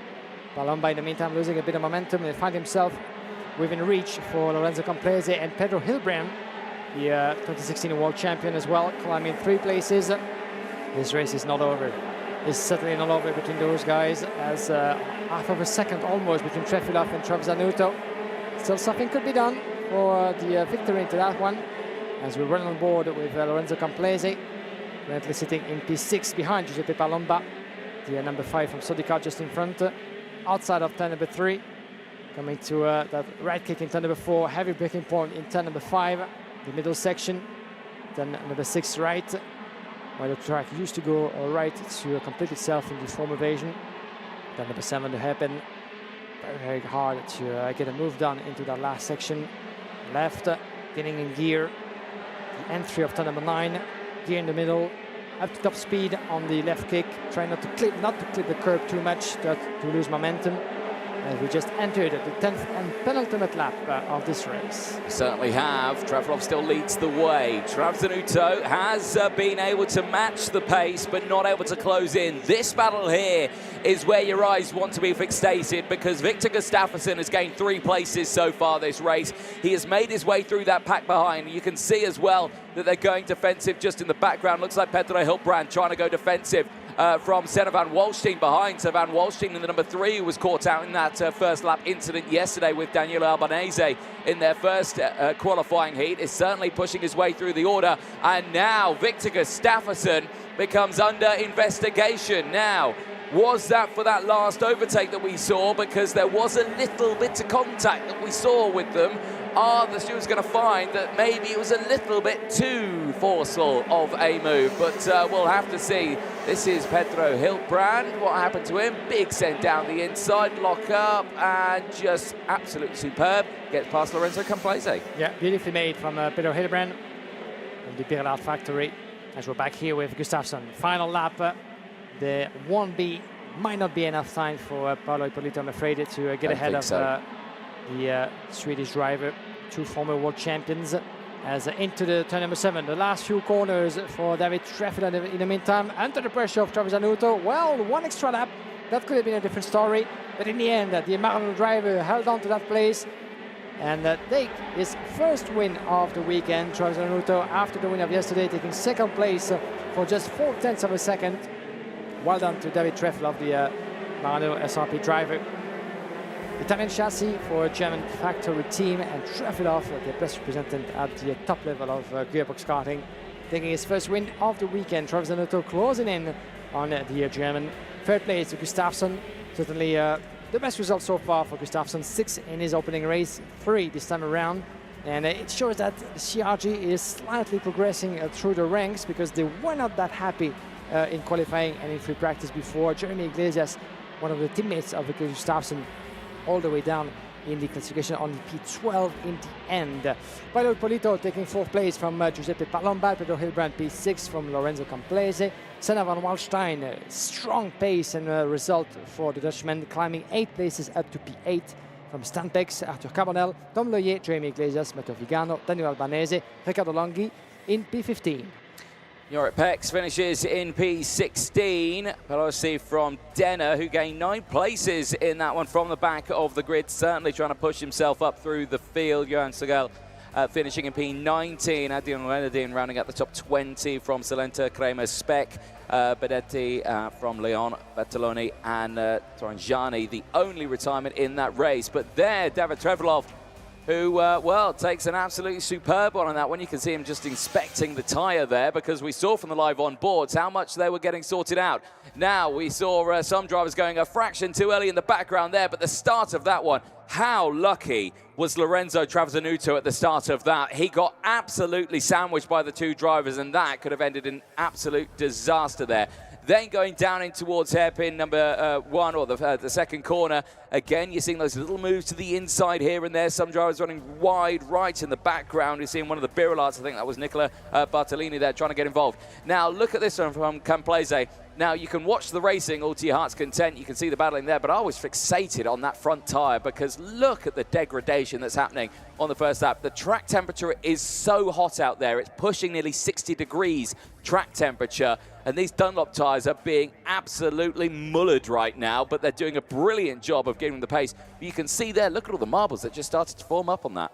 Yeah, there's more right corners than left on this track. 6 rights to 4 lefts. So the left side of the kart is being put under more pressure, that's for sure, at this level, at this space, as Camplese was trying to make his bit through the field behind Stan Pex and the others. And look at that move from David Trefelov, clipping the slide curb into that midsection before turn number 2. That was the move on lap number 2 that would give him the final win. The door was open, and Travasanuto was there for the taking as well. On the inside, Giuseppe Palomba, the number 5, was going on the outside of his fellow countryman. That didn't work into that hairpin number 3, but the momentum that he would carry afterwards around the outside would pay off in the end for Giuseppe Palomba, taking 3rd place at some point in front of Paolo Ippolito.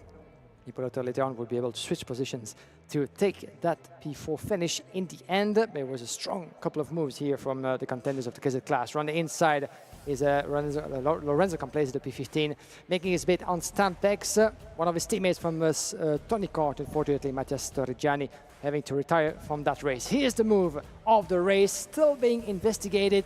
Victor Gustafsson launching himself on the inside of Giuseppe Palomba in turn number 1. That was a strong move, the one that you need to dare to go for, as Camplese in the meantime battling along with Pedro Hilbrand.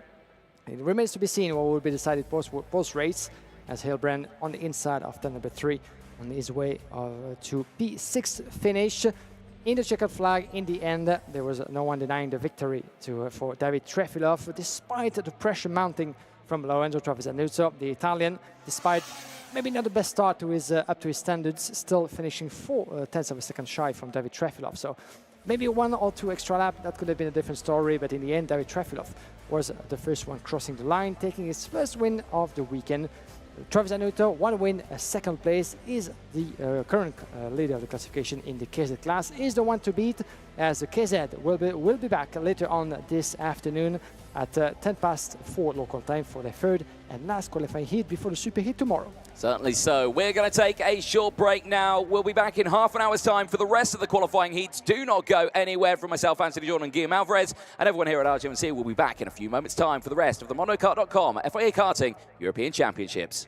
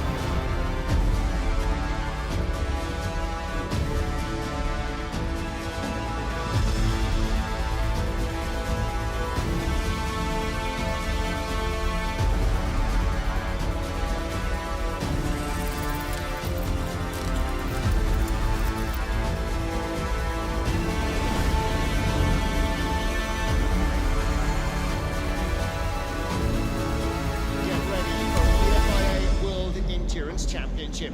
The safety car should dive into the pit lane and then might come.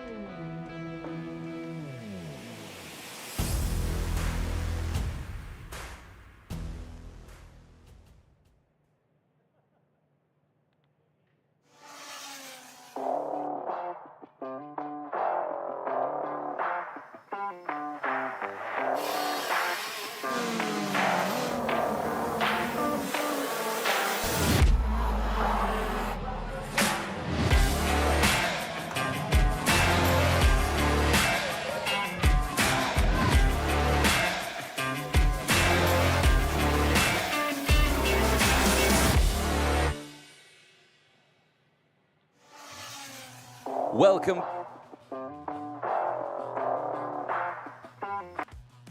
Welcome back, ladies and gentlemen, to the mondokart.com FIA Karting European Championships. It is the second half of the day that's coming up. We've got 3 races before we go for our lunch break. It's a little bit of a topsy-turvy schedule for today, but still, we are looking forward to it. 3 KZ2 races coming up next before we head to the lunch break, and then we go into the full second half of the day, where we see the rest of the qualifying heats, KZ2 Masters, KZ2, and KZ2 Masters Superheat. Today, we're looking forward to that one. Myself, Anthony Jordan, and Guillaume Alvarez in the commentary box. Guillaume, the first half today has been exciting.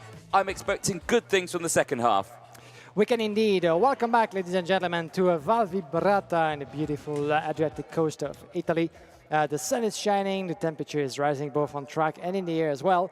And as you said, Anthony, this morning a few races have been exciting as those that we had yesterday.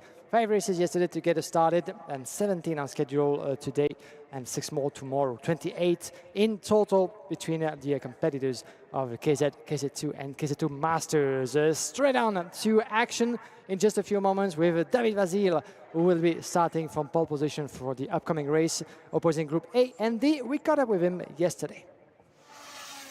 Now I would like to add the title also, and also maybe the winner of the second one. So I don't know if many European titles were given by winning both races, but I think this is the goal for now. Actually, yes, it was like a big relief. It was a big relief because, you know, been racing in the KZ2 so many years and never won, maybe got really close to it, but yeah, it was really nice. It was a nice feeling. Firstly, yeah, I found myself in a quite good position for the European, for the title, but it's close, we're gonna see that. And my strength on a track like this might be, well, braking, the corner speed, that are in general my strengths, but we'll see if they suit also here. From my point of view, there are like 2 different tracks, like completely different tracks. And yeah, like in Alcaniz, they were like hard braking and all the high speed, but you were like trying to keep the minimum. And on a track like this, which is pretty much old school, because we all know how many titles were given here. Yeah, it's pretty much a different type of driving. It's a different type of driving. Oh, great to catch up there with our man starting this one very high up in the order, Daniel Vasil, who's in the fight for that championship. Let's take you through the starting lineup then for qualifying heat A versus D. Alessio Pacino, who's had 2 second places after his pole position starts. What can he do from the front row? Marek Scriven, who's joining him on the 2 second place finishes on row number 1. Corentin Rousseau and Robert Kindervater start on row number 2. They have Menihal Krosa and Daniel Vasily on row 3. John Nimblom and Yaroslav Shevetalov round out row number 4. They'll have Kimi Tani and Anatoly Kovalkin on row 5. Matteo Zanchi and Simon Reckenmacher round out row 6. They'll have Angelo Lombardo and Milan De Gratu on row number 7. Row number 8, we have Andrea Dalli as well as Nicola Rossini. Row number 9, Sip Capers and David Walter. Row number 10, Dian van der Werven and Eric Olm. Row number 11, Gabriel Huyer and Chiming Zhuang, followed by Simon Billman, Massimo Valiente on row number 12. Row number 13, Marcello Gonzalez and Jacopo Giovannoli. And at the back end, row number 14, Eduardo Mormolelli and Gianluca Wortmann. 28 drivers on this A versus D starting grid for the qualifying heat in the KZ2 class. As I mentioned, Alessio Piscini, 2 second place as best results, is currently 4th in the point standings, as you can see, intermediate and still provisional. All those drivers in the KZ2 class have to go through 3 more races to get themselves qualified on the grid for the Superheat taking place tomorrow. Keep in mind there's 82 competitors in the KZ2 class, but only 72 will make it to one of the 2 Superheats that will be taking place tomorrow. We're going to have a Superheat A and Superheat B. The grid will be split in half, and from that group of drivers, we'll take a chunk to the final on Sunday afternoon, where only the 36 best competitors get to compete. Still a long way to go before tomorrow and the title decider for the European season. This time around in Val Vibrata. The competitors ready to get going in a few moments under the close attention of Nigel Edwards, the race director, with Pasquale Ripoli, as well as the other officials, Gonzalo Planto, one of them on the side of the track, along with all the marshals, the orange army in the world of karting, the world of motorsport. And once again, hats off to everybody here at the track and all the people involved in the organization of the European Championship back in Val Vibrata for the first time since almost a quarter of a century, the year 2000. So the last proper race of the European Championship for what was called back in the day the Formula C and the ICC classes, the equivalent of the KZ categories today. As we've been here after that in 2004 and 2008 for the regional European Championship qualifying races, but it's been a while since we had the pleasure to be here. This time around, Alessio Piscini willing to write another chapter of history in the family business, 30 years more than that after the victory, the World Championship title of his illustrious father, Alessandro. Daniel Vasile will be starting from a little bit further back on the grid, from 6th on the starting grid, and he will be the one to watch. He certainly will be. Lights at the ready. Lights go out. We're racing in KZ2. Qualifying Heat A versus D. And watch the two from the front try to sweep to the inside. But it is Alessio Piscini who leads the way. Going into turn number 2. These two drivers on the front row have yet to win a qualifying heat this weekend. Both of them having a second place so far. But who out of the two of them could get a win this time around, if any of them? Down out of hairpin number 2, out of turn 3, in towards 4 and 5. The infield section, the pinch point part of the circuit where you climb uphill, then back downhill through turn 6. No changes there for the lead, but clearly a great breakaway for the top two. And a little bit of a trouble for Angelo Lombardo, the 178. Also, another driver here in, this is Gianluca Wortmann, unfortunately, with his CRG machine, the one way around into the windshield section, unfortunately. At turn 5, yeah, that is not what you like to see. Eyes on this one, though, back with the race lead, and Pacini again just covering off any little attack that Scriven might have up his sleeve. Of course, in doing that, Daniel Vasile will be able to close in, and you can see that he stayed there. He's right there in P3. He's waiting to pick up the pieces here. Again, defensive line. Vasily will have the gap to the inside through turn number 3, and he gets it up into P2. Second in the championship, now second in this race. There you go for Daniel Vasile. The pace is strong as we run on board with the Romanian driver as he's chasing the lead. Alessio Piscini is going to have a hard time trying to protect his position into turn number 7. The last hairpin on the track, a little bit on the curb. The left kick before entering. Good momentum carried on by the Birla driver. One gear up into the middle part of that section. Click on the curve on the left. Look at the toe. Big set! On the inside of turn number 1, on board live, just to pick up on that beautiful maneuver by Daniel Vasile, looking over his shoulder, trying to protect the line, entering the next corner. He stays in the lead, but what a move from Daniel Vasile, textbook. That brought everyone into it, and Pacini's now gone down to P4 as Kindervarter's got through, and it's up into 3rd place. But Vasile's move is not over yet, because Scrivan is going to fight back on this one. There's a car going very slowly in the background there as Angelo Lombardo sets the fastest lap of the race, but keeping an eye on this one, Scrivan could still really attack here. Daniel Vasile for that race lead, but we'll have to see what happens. The driver was Gavin Luyer. Unfortunately, he was going very slowly. The 105 tumbles to the back of the grid and is out of this race. But Isaac Sater at the front here, Guillaume, absolutely textbook over there, overtake there, under-braking into turn 1. Yeah, that's one of the few overtaking maneuvers that we have seen so far as the 2013 from Birla. Unfortunately, this is Angelo Lombardo coming back to the pits. Who just set the fastest lap of the race as well. So that might be an engine problem then, but we'll come back to that later as Scriven down the inside retakes the lead and shoots it up into P1. Vasily down to 2nd place now, and Kindervarter's there in 3rd. All these overtakes is keeping this front pack nice and close and compact, and that's why we're seeing these little overtakes left, right and centre. Line astern there, heavy on the brakes down in towards turn 7. No chance of an overtake there, but you can see how much Kindervarter's piling on the pressure now of his teammates. It's keeping everybody together. We have about the top 10 drivers just all together in the same picture pretty much. coming to turn number 1. Look at them sliding through that racing line as Scrivian, as for now, is taking the overall lead of the classification. Around the inside, this is Piscini trying to make up a little bit of the ground that he lost. Piscini on Robert Kinnevater, but there was nowhere to go for the Italian this time around. Maybe turn number 3. He has to stay behind Alessio Piscini. The two big machines of Daniel Vasile and Robert Kinnevater, second and third, giving the chase to Scriven in lap number 5. As we said, Angelo Lombardo under investigation is out of the race, but this is a driver that we noticed run into a little bit of a trouble in lap number 1. Something to do with that, and maybe leading to his DNF. Remains to be sorted. Then in the meantime, we have Jean Noblo as well in much better shape. Jean Noblo, the Frenchman, in P6.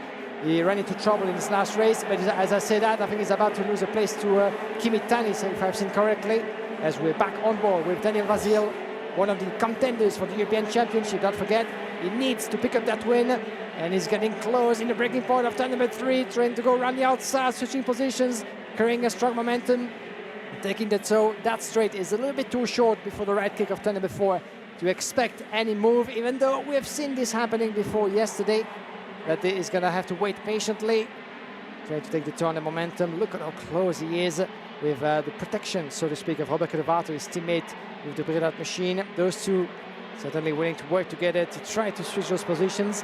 Robert Kinnevater, as you can see, is under the pressure of Alessio Piscini, so he might want to lose a little bit of contact. Oh, here we go. Oh, a little bit of a slide and attempt 1. Did he make it through? Yes, he can. Absolutely superb, and now that's put big pressure on Kinnevater here, because everyone's closed in. Crosses there. Kimi Tani has closed in as well. Tani is going to try and go for the move here if he can get down the inside, but the answer is no. Stays behind. Matteo Zanchi now sets the fastest lap of the race, 49.0. It's a very quick time. But still, he's running around there a little further down in the order as out of the race and off the track and going no further. Yaroslav Shevatalov, his race will go no more, and that is at turn number 1. The Maranello kart being unceremoniously dragged off the circuit, so yellow flags will be out at turn number 1. But it looks like the hard-working marshals have delivered once again and have pushed through. Now, did I see a hint there of a change of surface flag? I don't know if it was just someone moving it out the way so they could get something, or whether they just pulled it in. So maybe there could be something down at turn 1. Yeah, remains to be seen as we are in lap number 8 out of 11. As Dani, Alessio Piscini, Robert Kinnevater under the pressure of Kimi Tani to 2019.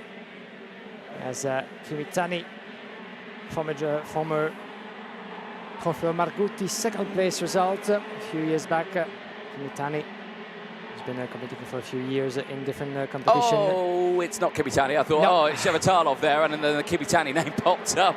I thought it was Kimi for a second, but no, that is heartbreaking for Shevatalov. Never a nice way to end a race, a breakdown like that. Action here, though. Big send down the inside. Now, who was that? That is Kinnevater going downwards, and yeah, Piscini going through. Yeah, beautifully made, but Kinnevater running into a bit of a trouble, I'm afraid. The 118, yes, indeed, he finds himself in P8 at the moment, as Matteo Zanchi. We haven't seen much of Zanchi for now. He was P4 in the opening round in Spain with the Zanchi Motorsport colors, but currently running in P11, where he started with the fastest lap in the race. So good things might come actually to the way of Matteo Zanchi. It remains to be seen for the rest of the day.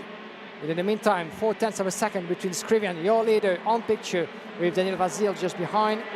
Alessio Piscini down in third. Kimi Tani, Krause, Noblo, Kavalkin, 3 places up to P7 from Kinnevater Russo. And record marker, your top 10 at the moment, as the conclusion of the race is getting near. Into turn number 2. You can see that some of the gaps have been slightly extended with the drivers in the top 5. Jean Noblo with the Solicat machine under the pressure of Anatoly Kavalkin, the former junior European champion in the single speed categories. Kavalkin doing a good job as well, trying to catch up a little bit under the pressure himself of Clément Rousseau and Robert Kinnevater. Rousseau 6 places lost into that race, not so lucky as he was before.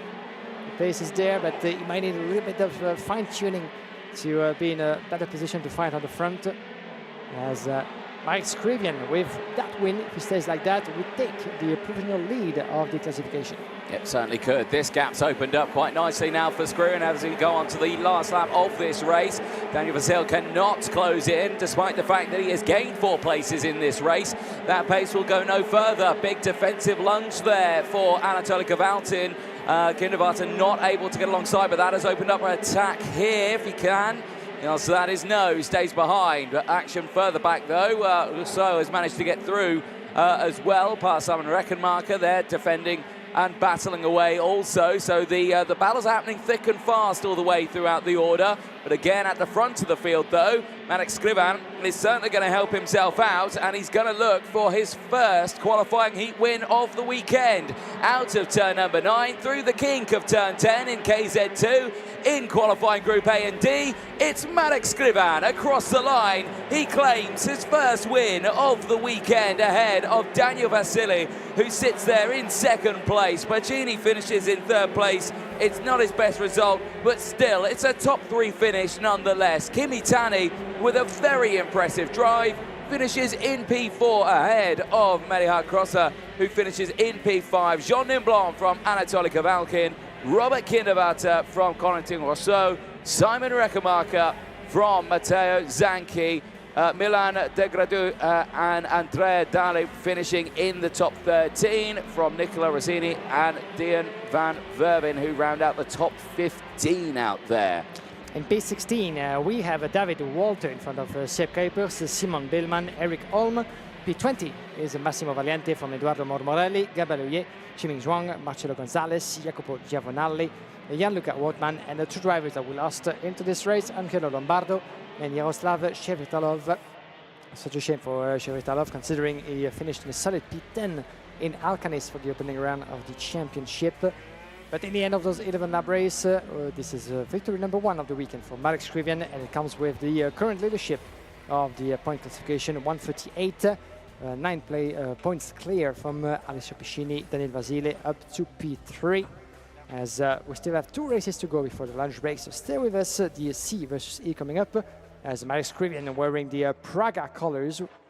That always nice to see different chassis, different factories as well, fighting at the forefront of the gearbox karting world, as the KZ2 class at full speed here in Val Vibrata. Let's have a look back at the starting procedures first of all, as we had a cracking start from the inside and the outside, shall I say, first by Marek Skrivian, getting the advantage of Alessio Piscini. We thought for a moment that the Italian would be able to hold on to his position, but Marek Skrivian just went for the pressure first and then later on for the attack, as it was a pretty good getaway for most of the drivers into this field, as we ride on board with Daniel Vasil, as he was starting from 6th on the external side on the starting grid. Daniel Vasil doing a good job fighting his way through up to what would be a 2nd place in the end, taking the tour on Robert Kindervarta on the outside of turn number 2, trying to avoid a little bit of the risk of contact on the inside,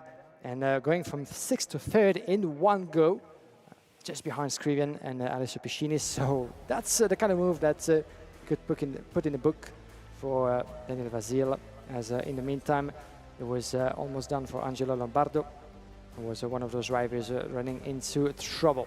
Certainly was so. Race continuing though, and this is where it all started to kick off a little bit. Daniel Vasili getting through past Skrivian going down. Then the change for the lead. Daniel Vasili straight down the inside at turn 1. It was perfectly timed, but it wouldn't last long though. There it was from the outside. You see, fully loaded under braking there. That's what gave Marek Skrivian that chance to get up into 2nd place. He went wheel to wheel there with Pacini, and Pacini actually went down to P4 because the likes of Robert Kindervarta managing to get through as well, but would later drop down in the order. Then early retirements for many. Angelo Lombardo was one of them. He would pull it into the pit lane. Shevritalov was a later retirement. We saw Jan-Luca Wertmann, who had that spin on the opening lap as well at turn number 5. This move here, though, down the inside for Marek Skrivian at turn number 3. That was the one that saw the lead change, and he would just drive off from that one. This one here as well, Alessio Pacini really fighting back strong. He did not want to get involved with the group behind. They were all starting to battle. You saw this very tense wheel-to-wheel moment here. Very, very lucky for Menihout Krosner there not to get caught out and get pulled onto the grass. Unfortunately, there you can see Shevatalov, his retirement at number 1. But for the rest of the field later on in the race, again, it all just started to heat up a little bit in that race because Jean Nomblon, like you said, Guillaume, really pushed hard in that race, had a much better result. But across the line, in his first win of the weekend, Manek Skrivan would take it from Daniel Vasili, and Alessio Pacini coming away with a top 3 finish. Well, that's one of 2 races down before we head to the lunch break. Qualifying Heat C versus E is coming up next for KZ2. And this time around, well, we've got 3 different qualifying heat winners in one race in the form of Maxim Orlov, we've got Matteo Spergel, and you've got Matthias Morgato out in this one. But the attention over this weekend has gone towards Matteo Spergel because, again, the Sodicart driver has delivered but also had challenging races over this one. Like you say, caught out with his teammates earlier on in the weekend. Certainly delivered, though. But let's see what he had to say at the start of the weekend. Of course, it's the best feeling to lead the championship like this. So, yeah, we will do our best to stay in front. Yeah, of course, we were really fast in Alcaniz, but yeah, we just finished P2 in the final. Of course, we tried something, but it was not the best thing to do. But yeah, we tried because it's just all or nothing. But so yeah, we will not do again this mistake. It's a different kind of track, but I'm sure that we will have the speed like in every track. So yeah, it's not a problem for us. For sure, we will have the speed. We feel really confident for the moment. But yeah, we have to continue to work from now to the end of the weekend to win the title. Well, great to catch up there with our man starting on the front row for this one. A 5th and a win so far this weekend in the qualifying heats. Matteo Spergel, the leader of Group E at the end of qualifying. But he will have the likes of Maxim Orlov for company on the front row. The driver who put it on pole in Group C certainly has delivered in the treble. 1-2 qualifying heat wins out of 2, certainly putting himself in a really strong spot here. He is joint with Marcus Kayak on 100 points in the intermediate classifications. Robert Kindervater also having 100 points, but he's had his 3rd heat already. These two who have joint on 100 points have only had 2. So again, he's still technically leading the points at the moment. And depending on what happens in this race, could shake things up some more.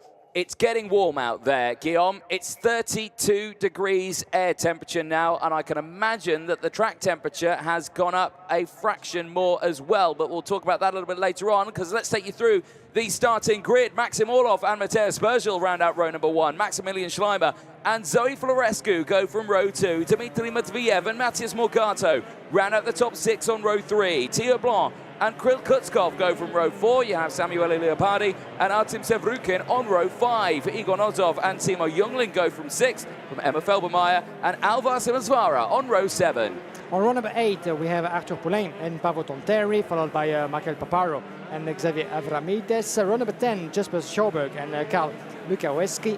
Nacho Tunan and Eric Anake, row number 11. Row number 12, Darius Babayona and Christian Fierabbracci. Row number 13, Patrick Janssen and Alfredinho Iapia. Christian Haru to run the starting grid. 27 drivers to make their way onto the track, 11 laps to go through. You know the formula as we go around for C versus E in the KZ2 class. Now, Daniel Vasile picked up a very strong result in his previous race. Now it's down to Matteo Spergel to follow on that same trend, because Spergel, unlike Daniel Vasile, has 1 win already under his name. And those two are battling out for the European Championship title. They left Spain in Alcaniz split by about 6 points at the advantage of Matteo Spergel, who was the one who dominated pretty much the entire weekend in Motorland Aragon before Daniel Vasile was able to take the final win in the most important of all races, picking up the 50 points of the final. So it's very, very close. As you can see, the track temperature at risen up over 52 degrees is still around this mark, as the head temperature, as you said, about 32. So it's hot in and out here in Val Vibrata. The weather is beautiful. That's the least we could expect here in this beautiful part of the world. But the championship battle is still wide open. Still way too soon to make any predictions, of course. It will become clear towards the end of the day as we head towards the last qualifying races, and once we have a starting grid for the Superheats that will be taking place tomorrow. And once those Superheats are done, well, we'll see where Matteo Spurgel and Daniel Vasile will be lining up, coming to the final. Let's not forget about some of the other contenders. Kasper Schoolmans is one of them, third in overall classification of the championship. Artem Severyukin, Marius Krivian, who took his first win. He was fifth after Alcaniz. Maxim Orlov will be starting from pole position for this one, sixth as well after Spain. In terms of points, it might be a little bit too far to have a complete go at the title fight, but it remains to be seen depending on what the other contenders will end up doing. So now we get ourselves ready. The green flag is waving. It's Orlov against Spurgel coming to turn number 1. Let's see what happens. 4 red lights. Lights are out. We are racing in KZ2 once again. Down in towards turn 1. And lightning reactions from the front row. But it will be Maxim Orlov who holds on to the lead. Down in towards turn number 1. Here comes Schleimer to the inside. He goes wheel to wheel with Spurgel. And he gets through into second place. The Maranello driver from Germany is into P2.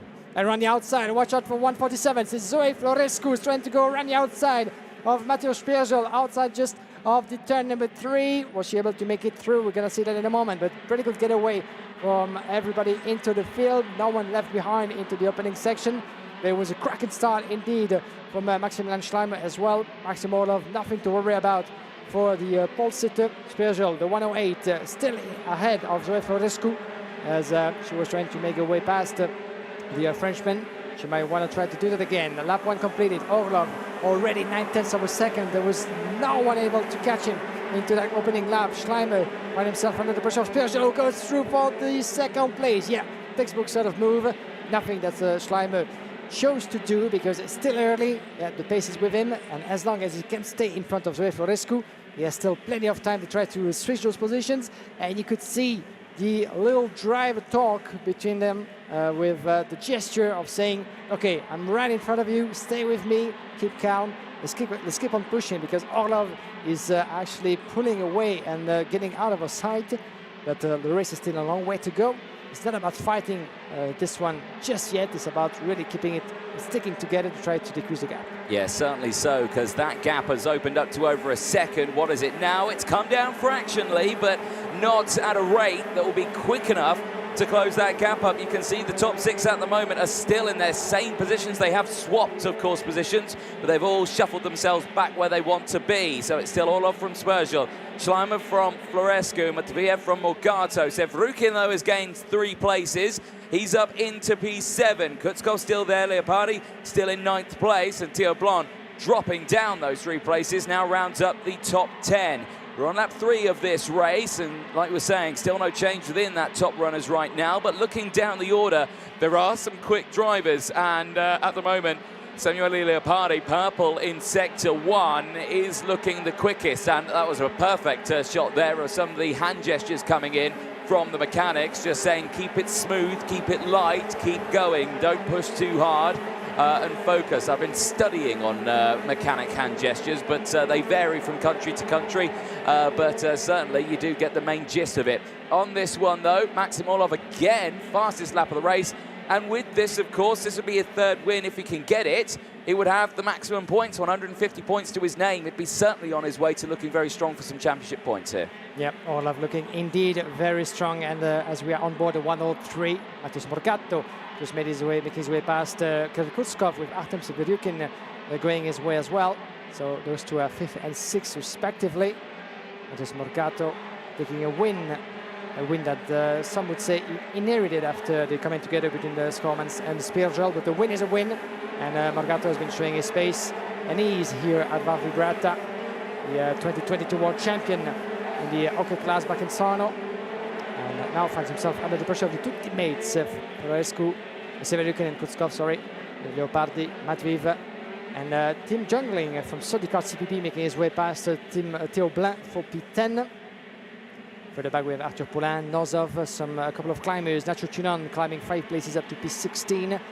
Further back into the classification, still everybody on board, which is good to see, as we are about to conclude lap number 5, and Egor Nozov under investigation. Nozov currently further back, where does he stand? Egor Nozov, yeah, P13 at the moment, as he lost 2 places from the start. As they come across our position, the gap is 1.3 seconds now, the fastest lap for Maxim Orlov. Here's the response from the Bahraini driver. 48.9 fastest lap, 1.3 seconds now on Mateusz Peugeot. That's the resist from Maximilian Schleimer. Schleimer himself under the pressure of Zoe Florescu further back. We might actually end up with a little bit of a battle between all those drivers getting together at some point towards the end of the race, because if Morgato keeps on pushing with Severyukin and Kutskov not willing to attack, well, they might actually end up with Zoe Florescu just in front of them. Certainly could. Lap 6 at the moment, and the field still in a very strong position right now. Matis Morgato's got up into P5, is starting to close in, but we keep an eye on these battles happening. Severukin still there, is right behind. Kutskov's going to go for the move, though. He's going to send it down the inside at turn number 1. And Kirill Kutskov gets past Severukin and moves up into P6. Immediately goes on the defensive once more, just to try and defend any counter attack there, but no attack comes his way, and they stay line astern right now to see if they can close in on Matis Morgato. But Morgato himself is also closing in on Zoe Florescu as Orlov continues to break away now. That gap has extended 1.4 seconds at the front, so I don't think that Mateusz Peugeot has got the pace right now to close in. Now, he is, at the moment, 3rd in the intermediate classifications. He's in a strong position right now, like we were saying, for the championship. He is battling in the championship with Daniel Vasily. Vasily's a little further down in that order. He's currently P6 in the intermediate classification, so all those positions do mean something in the championship, and if you want to keep tabs of all of that live timing, do head to the FIA Karting Championship webpage. You just type in FIA Karting on Google, click the live link on there, and you will get the live timing with all the data that we see in the commentary box and as well on your screen watching at home. But here on lap number 8, here, Orlov is still comfortable, but Spurgel's closed in 2/10 now. Schleimer's still there in 3rd place, that's very close. But the Florescu and Morgato battle here, Guillaume, is down to 0.3 of a second. That is heating up indeed. Let's see how this will play out as Morgato is keeping a close watch on Florescu. Watch out for the Brazilian. Can he try to make his move? Keeping the momentum going on the way to turn number 2. Florescu. Oh, sliding a little bit. Oh, I think there might have been a mistake from Zoe.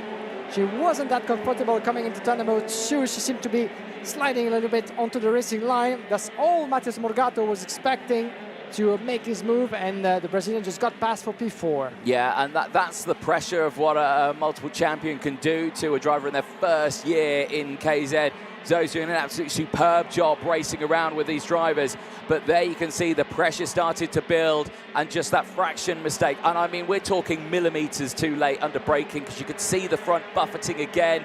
It was just kind of near locking the front wheels, and it just trying to get it slowed down. It just wasn't going to happen. And there you can see the only thing you can do is release the brakes, run a bit wide, and then come back, as off the track, unfortunately, is the 146 of Eric Inaki. He is out of this race. The Romanian will go no further. Yeah, it's one of the DR machines. And and the move on the inside is 152. And this is Kirill Kutskov on Zoe Florescu. Unfortunately, the momentum is not on her side in those later stages, and Kutskov gets through for P5.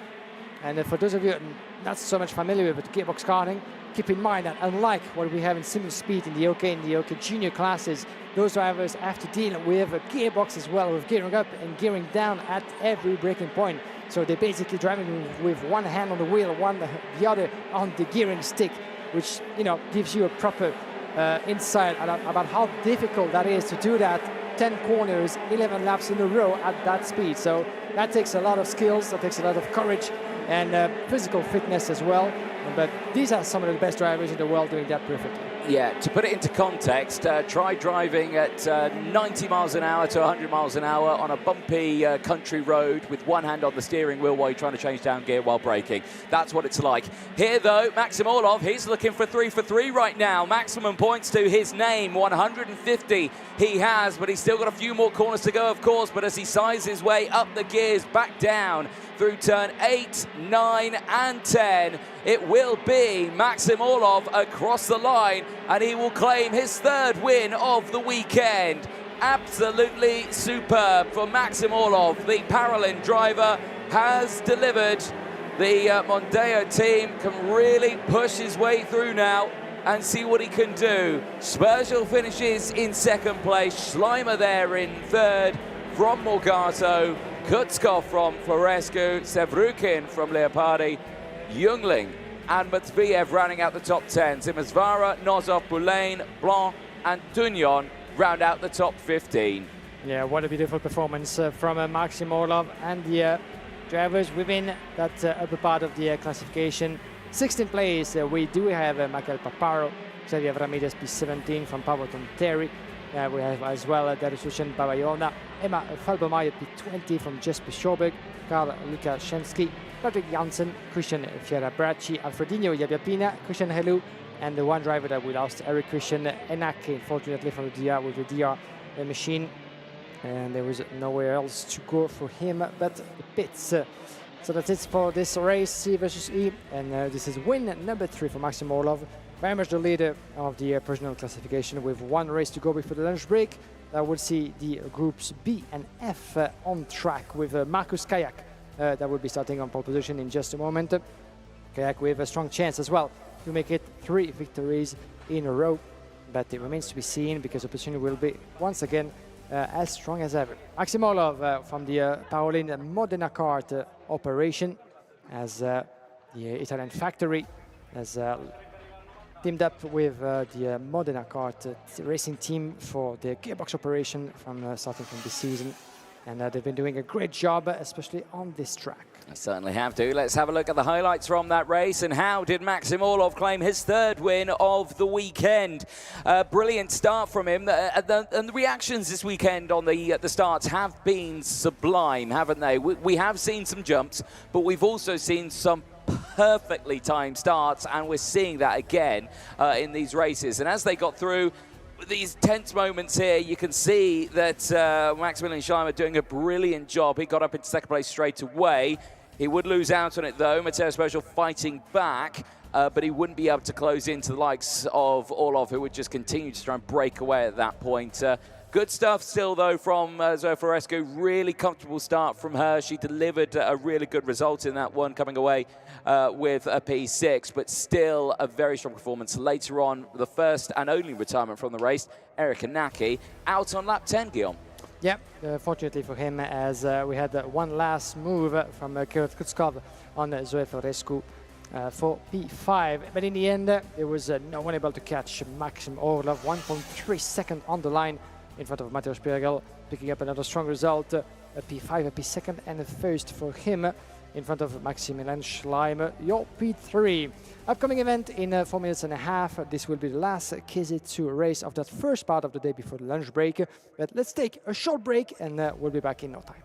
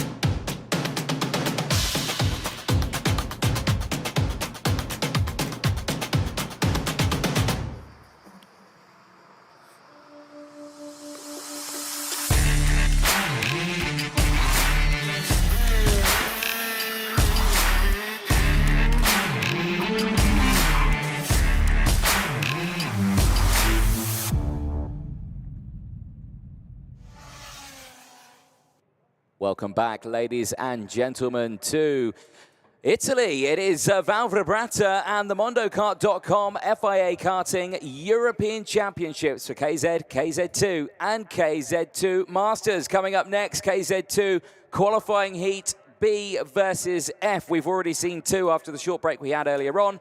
We're about to see one more before we head into the lunch break, and then we return for the second half of the day, where it's back-to-back with KZ2, KZ2 Masters, KZ for their final heat, and then the KZ2 Masters Superheat will be at the end of the day. So make sure, if you're a Masters fan, you stay tuned for that one. There on your screen, though, getting ready to start this one in Groups B and F, Marcus Kayak, one of two drivers so far that has been undefeated in the qualifying heats this weekend. Can he match the likes of Maxim Orlov, who has 150 points? Now, if Marcus Kayak can do that, he out-qualified Maxim Orlov, which means he would technically take the lead of the intermediate classifications. There's a look at some of the hard-working marshals who are taking a well-deserved break in the shade out there in the mid-30-degree heat.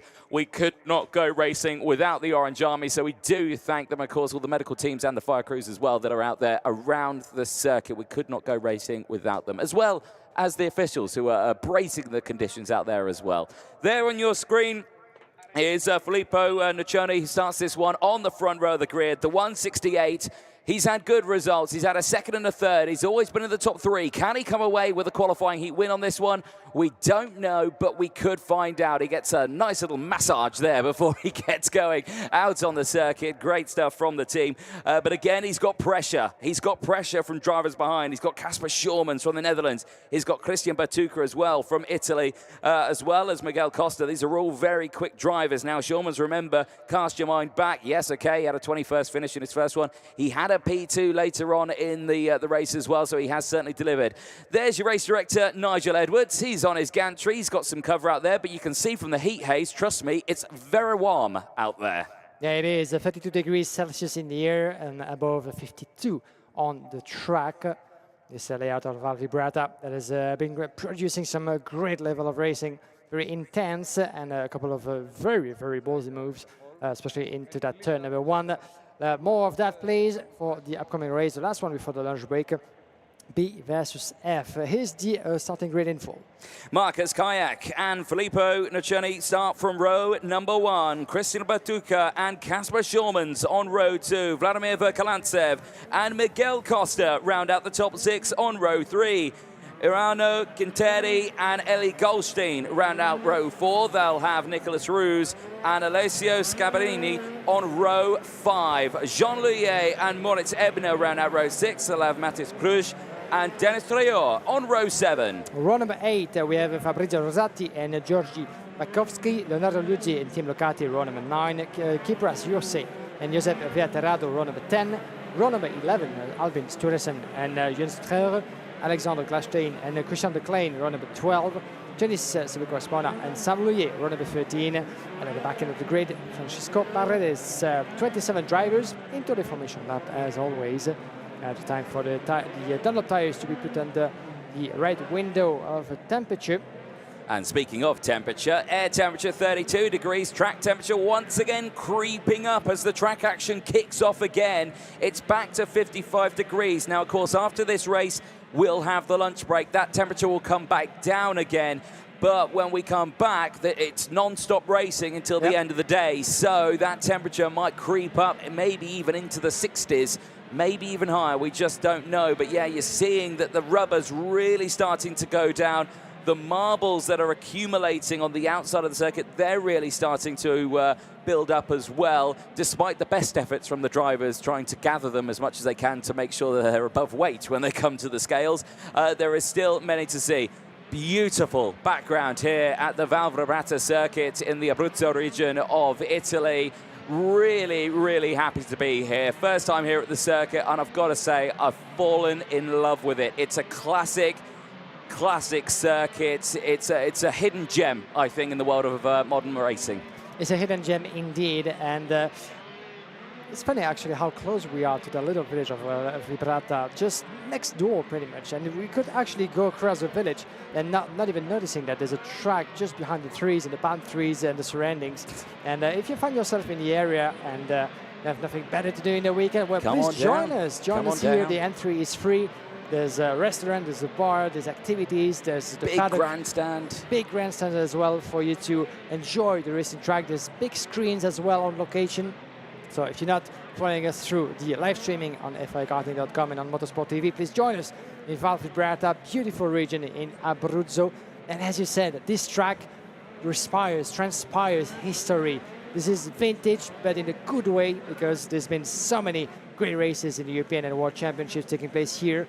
A regular host of the Italian Championship, one of the best in the world, and some of the big races over the years. So Val Vibrata back on the map, and for all the pleasure of everyone here. Certainly so.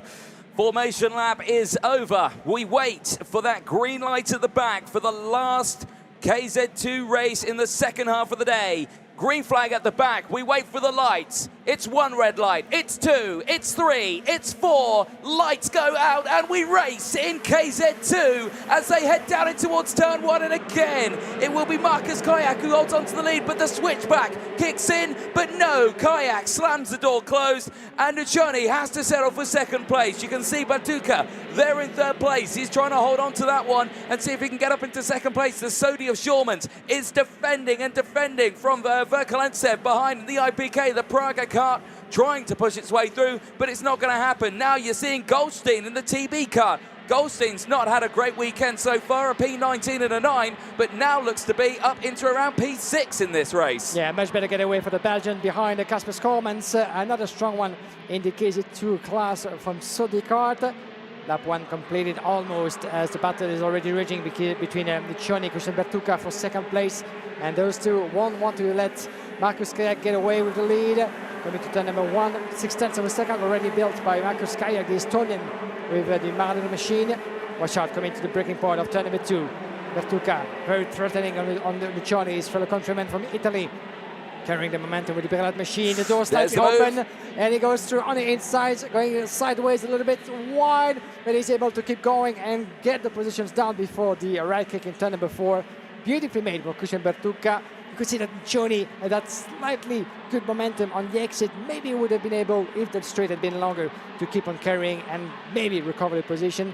But he's going to try that again, certainly. Yeah, again, I could see exactly what Nuccioni was trying to do there. Again, force him to the inside, late brake, get him on the switchback on the exit and try and hold on to it. But like you were saying, the straight's just a bit too short. It goes into a tight corner and you lose that. Yeah, you're going to lose that position. So the switchback doesn't really pay off there at the exit of turn number 3. But certainly we have seen the attempts tried thick and fast from many.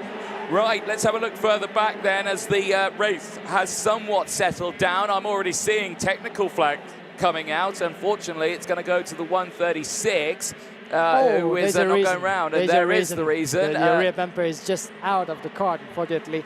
And I think it's gone very wrong there, hasn't it, for that rear bumper? Now, has that been because of contact, or has that just fallen off? Yeah, look at the front bumper, the front and the rear, actually. There's nothing left pretty much on the car. Oh, and there's another car going slow there as well. Yeah. Now, was that Savico? I think it was. So Savico tumbling to the back of the grid. So drama then in the midfield section to the back of the grid.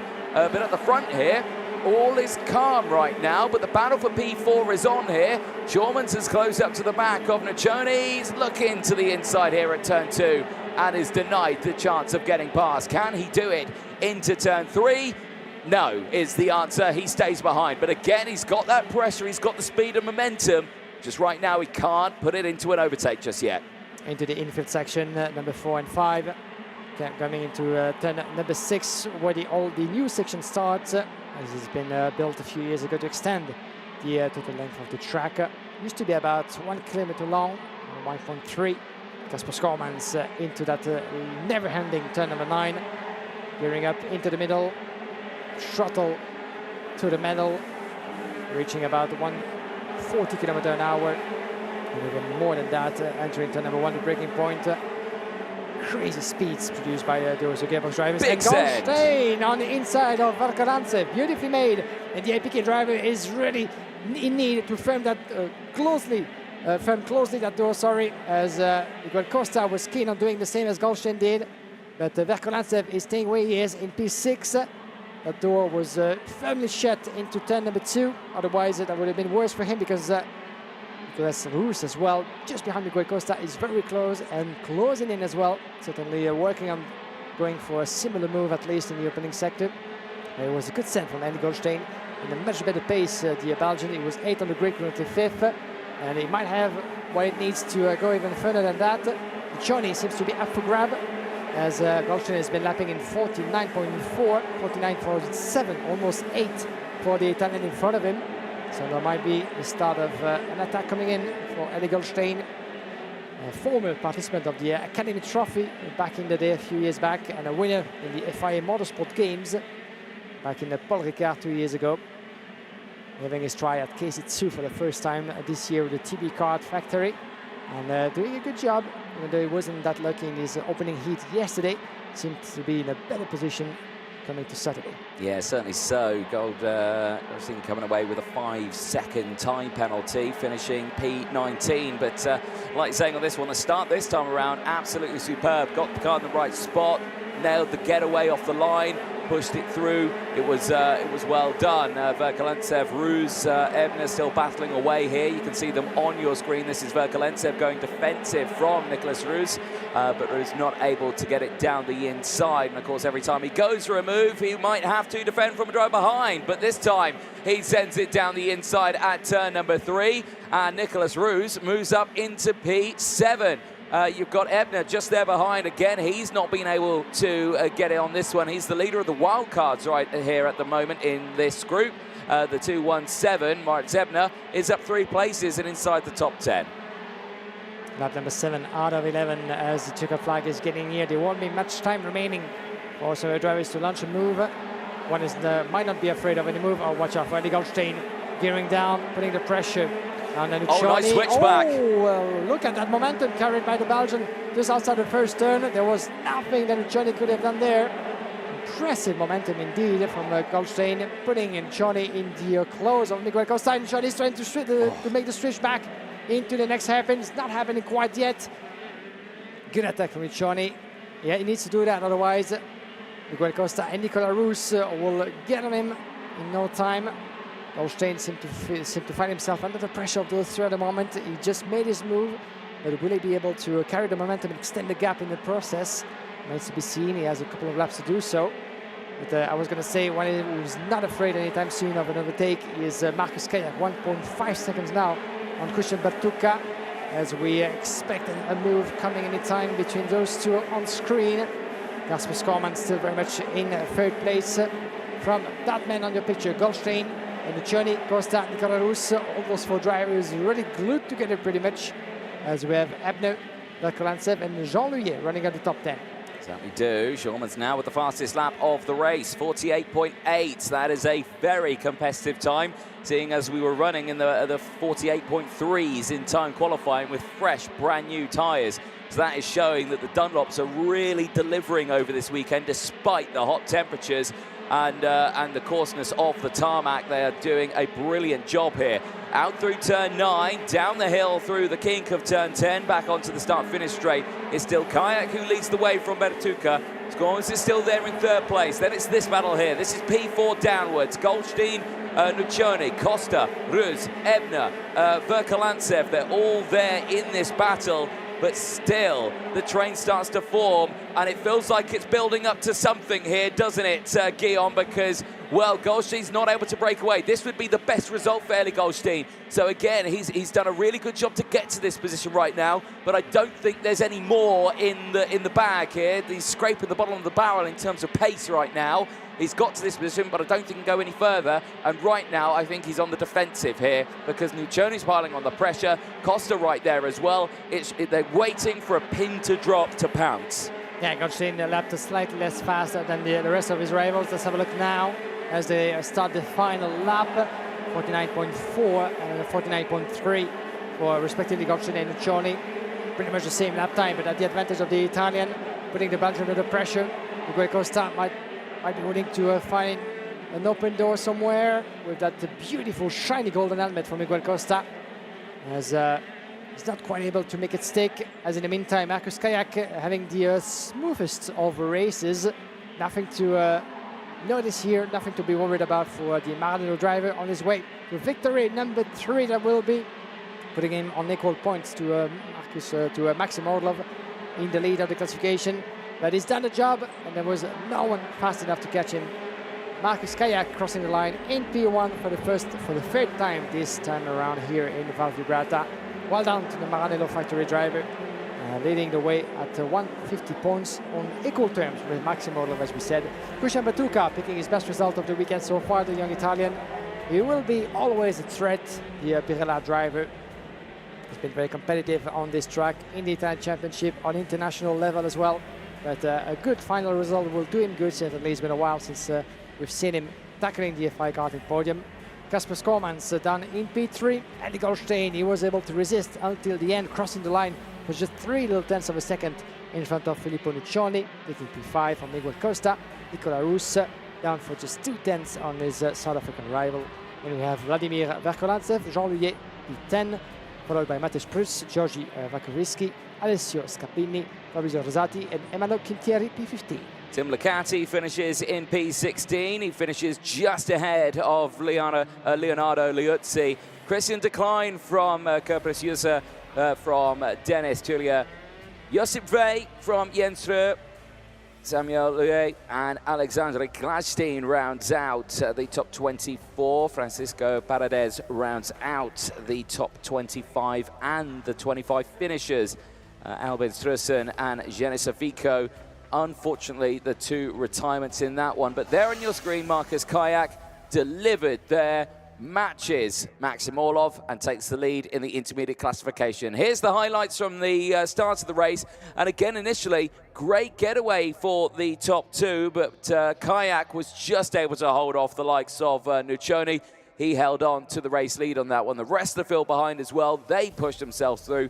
But I think the biggest impressive moves on this one, I've got to give it to Goldstein on this, because again, delivered in that first half of the race, got those positions sorted and ended up with his best result of the weekend. Yeah, good result indeed. As there's the bumper. We didn't get to see clearly what happened. Certainly the result of a contact for the 136 of Albin Sturrison, who got into trouble. And I do wonder on how it happened, actually. And you can see the mechanic not particularly happy about what happened, as we can clearly understand. But he actually got into trouble and lost his front and rear bumper. At least the rear bumper was about to get loose, and the front was very much misplaced. So a little bit of a strange incident. As in the meantime, Miguel Costa fighting his way through, as well was so the Sodicard, the 117 of Nicola Rus, fighting against the likes of Maurice Elbner and Filippo Nuccioni for what would be, for Nicola Rus, a P7th finish. Andy Goldstein did a good job as well, fighting them off until the checkered flag, finishing in P4. Light years away from Markus Kayak, taking his 3rd win of the weekend so far in front of Christian Batuca and Kasper Skormans, those 2 picking up their best personal results at this point in the weekend. Certainly so. Plenty more racing, though, is going to be coming up in just over an hour's time. So take a break if you're watching at home or here at the circuit. We'll be back with the rest of the KZ2, KZ2 Masters and KZ Racing. That'll be kick-starting at 10 to 3 local time. From everyone here at the Monaco FIA Karting European Championships, we will see you in 1 hour's time.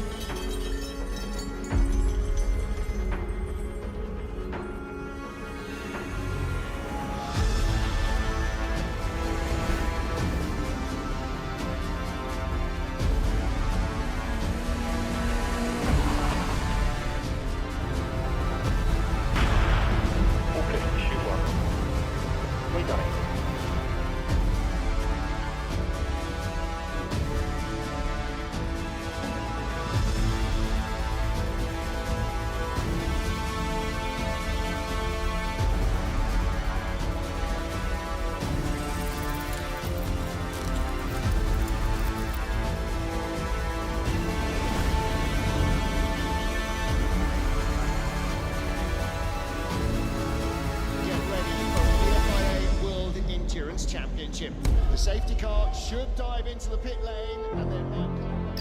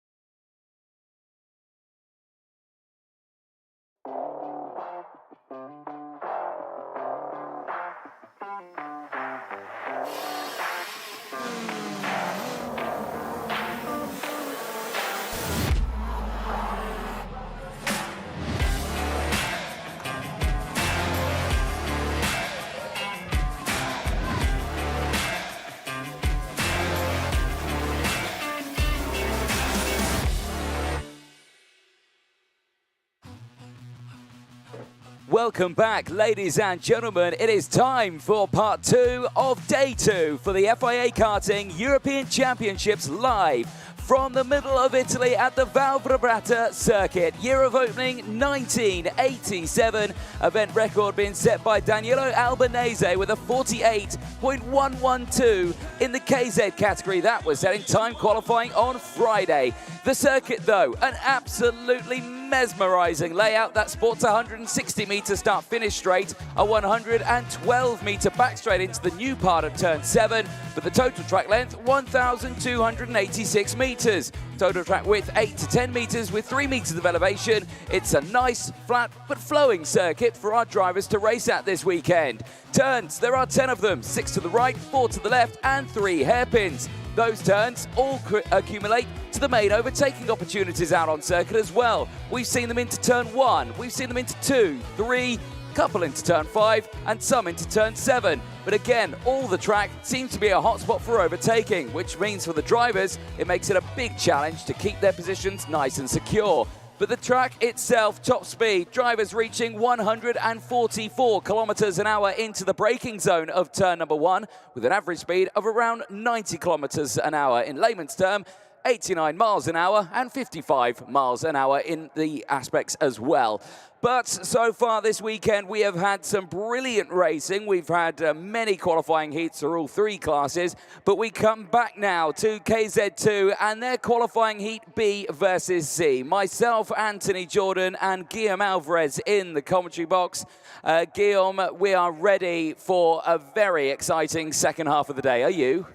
I'm very excited indeed, as I do hope everybody here joining us live on FIAKarting.com, on Motorsport TV, on social media, wherever you are in the world. Thank you very much for tuning in here live from Val Vibrata. Let's get ourselves straight into the action in just a few moments. But before that, let's hear from one of the young contenders in the KZ2 category, as she will be starting from 14 on the grid. We got a chance to catch up with Emma Felbermeier from Austria.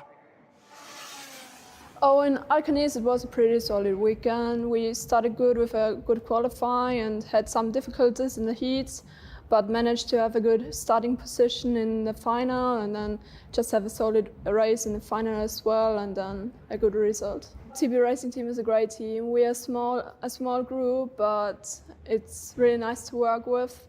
And maybe it's a little advantage because there's a lot of people working with one person, and also with the teammates, but I don't think it's a really advantage compared to a factory team.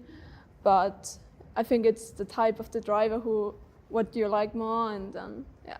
For sure, we have also darters from the other teammates, and I have 2 teammates now here, and they are also fast. It's great to work with, and you just need one driver, basically, who is also fast, and you can compare the darts with and your lap times, and then it's all you need.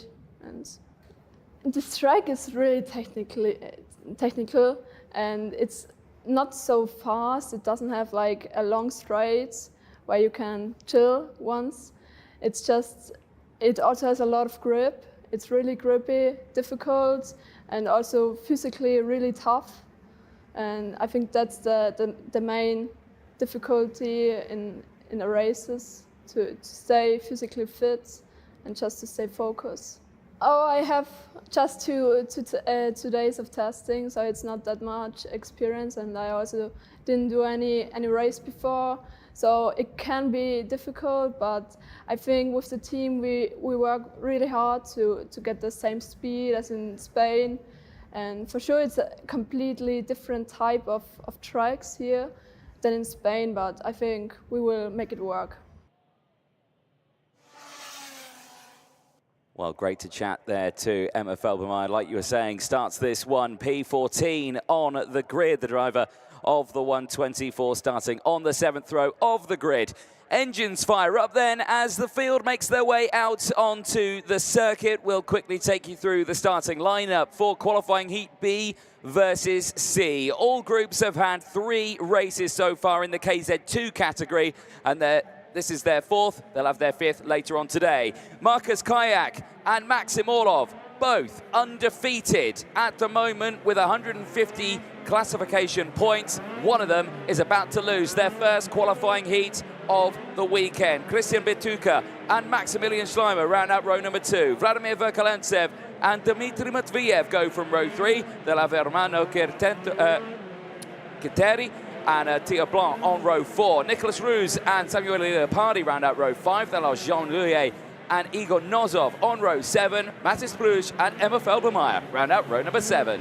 On row number 8, we have Fabrizio Rosati and Arthur Poulain, followed by Leonardo Liuzzi, Michael Paparo. Row number 10, Kipras Jurs and Jesper Sjoberg. Row 11, Alvis Torresen and Nacho Chunan. Row number 12, Alexander Glashstein and Darius Lucien Babayonna. Then we have Jenis Civico Espona and Patrick Janssen, Francisco Paredes and Christian Helou. 28 drivers making their way onto the track.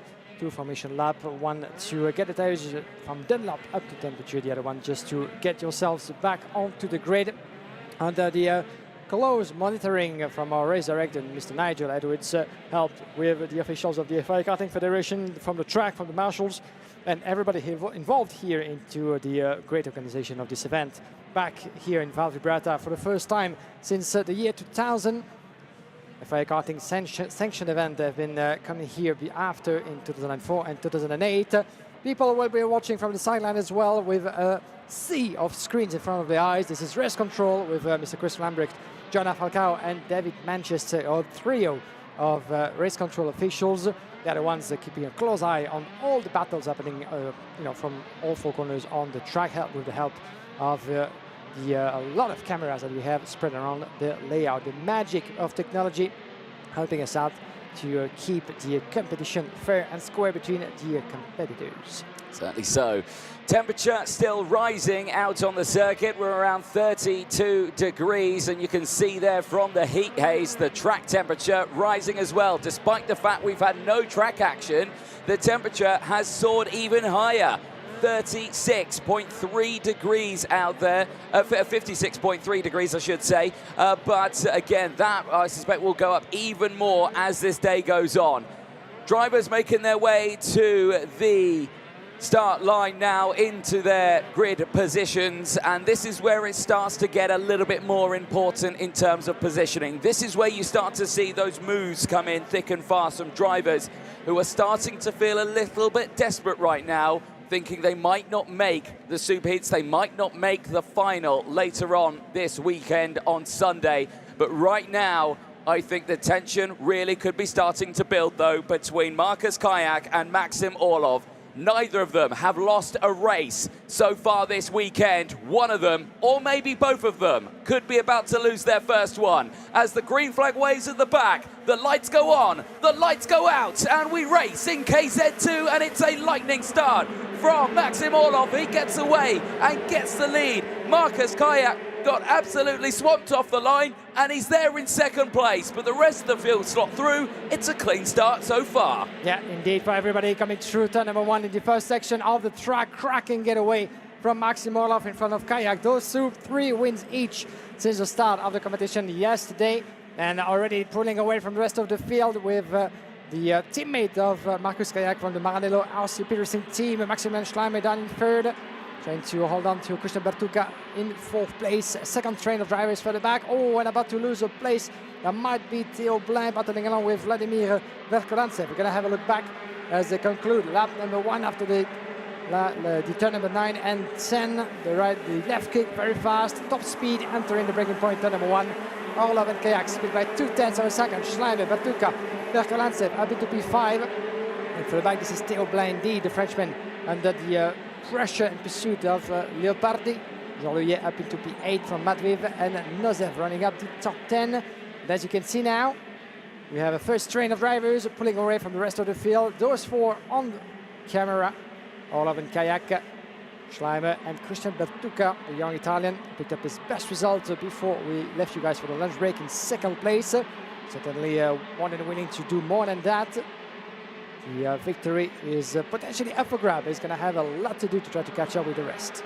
Certainly will do. We'll keep an eye on these battles, thick and fast throughout the field.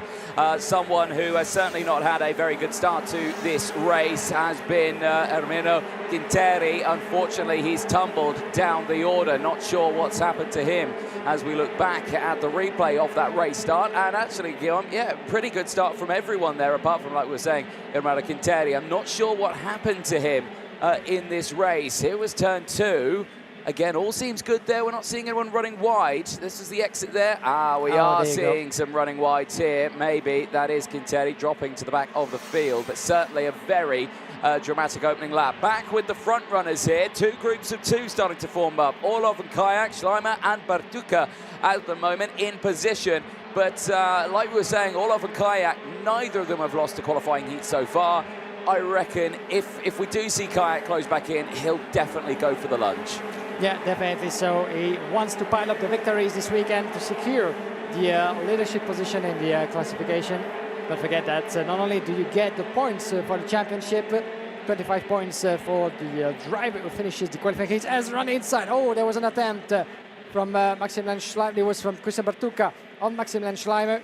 The young Italian is starting to losing patience as he's being stuck in P4, because the longer he's being stuck, well, the more time he will lose. Only the leading duet and Maxim Orlov and Markus Kayak split by just 2 tenths, working with each other, working like with one another to extend that gap. And so far this work has been paying off, so to speak. 1.1 second is now the gap between Kayak and Maximilian Schleimer. So look now as will Bertucca stay within the reach of Maximilian Schleimer, as long as Schleimer can try to decrease that gap. It doesn't seem to be the case for now, as Maxim Orlov has just put on the fastest lap in the race, 49.1, slightly faster than Markus Kayak, while Schleimer has been lapping in 49.3, 49.4 for Christian Bertucca. So the Italian is clearly losing time behind the German in 3rd place, and it gives a bit of a breather to Markus Kayak in his pursuit to Maxim Orlov. Let's see if those trains will be able to connect at some point. We're still only on lap 5 out of 11. Still a lot of things can happen into this race, as we have another battle a little bit further back between Vladimir Vakolantsev and Theo Blanc, the Frenchman, trying to get past his opponent for 5th place. Yeah, certainly so. This is nice and close here, but still yet to see an overtake. Downing towards turn 1. Prime example of getting a move down the inside here. We've seen it many times, but this time no such luck. Downing towards hairpin number 2. Again, you can get the toe here if you get a good exit.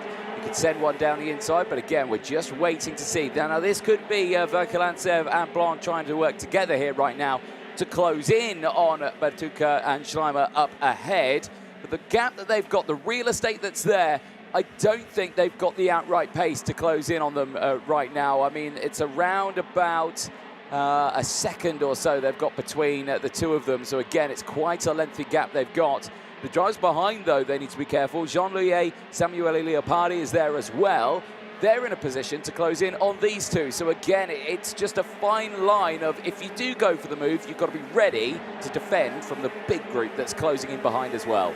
Yeah, that's part of the game, that's for sure. And at this level, at those speeds, on a tight and selective track as Val Vibrata, those challenges are even bigger than they could be on some of the layouts of the championship.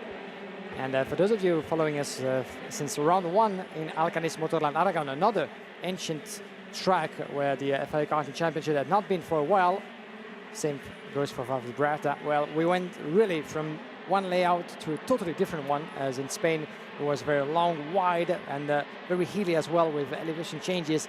Some of the biggest one that we've had for quite a while in the European Championship. For this time around, we find ourselves on a shorter, tighter track, like they used to create them. They used to build them back in the 80s and 90s, as the circuit opened its door back in 1987.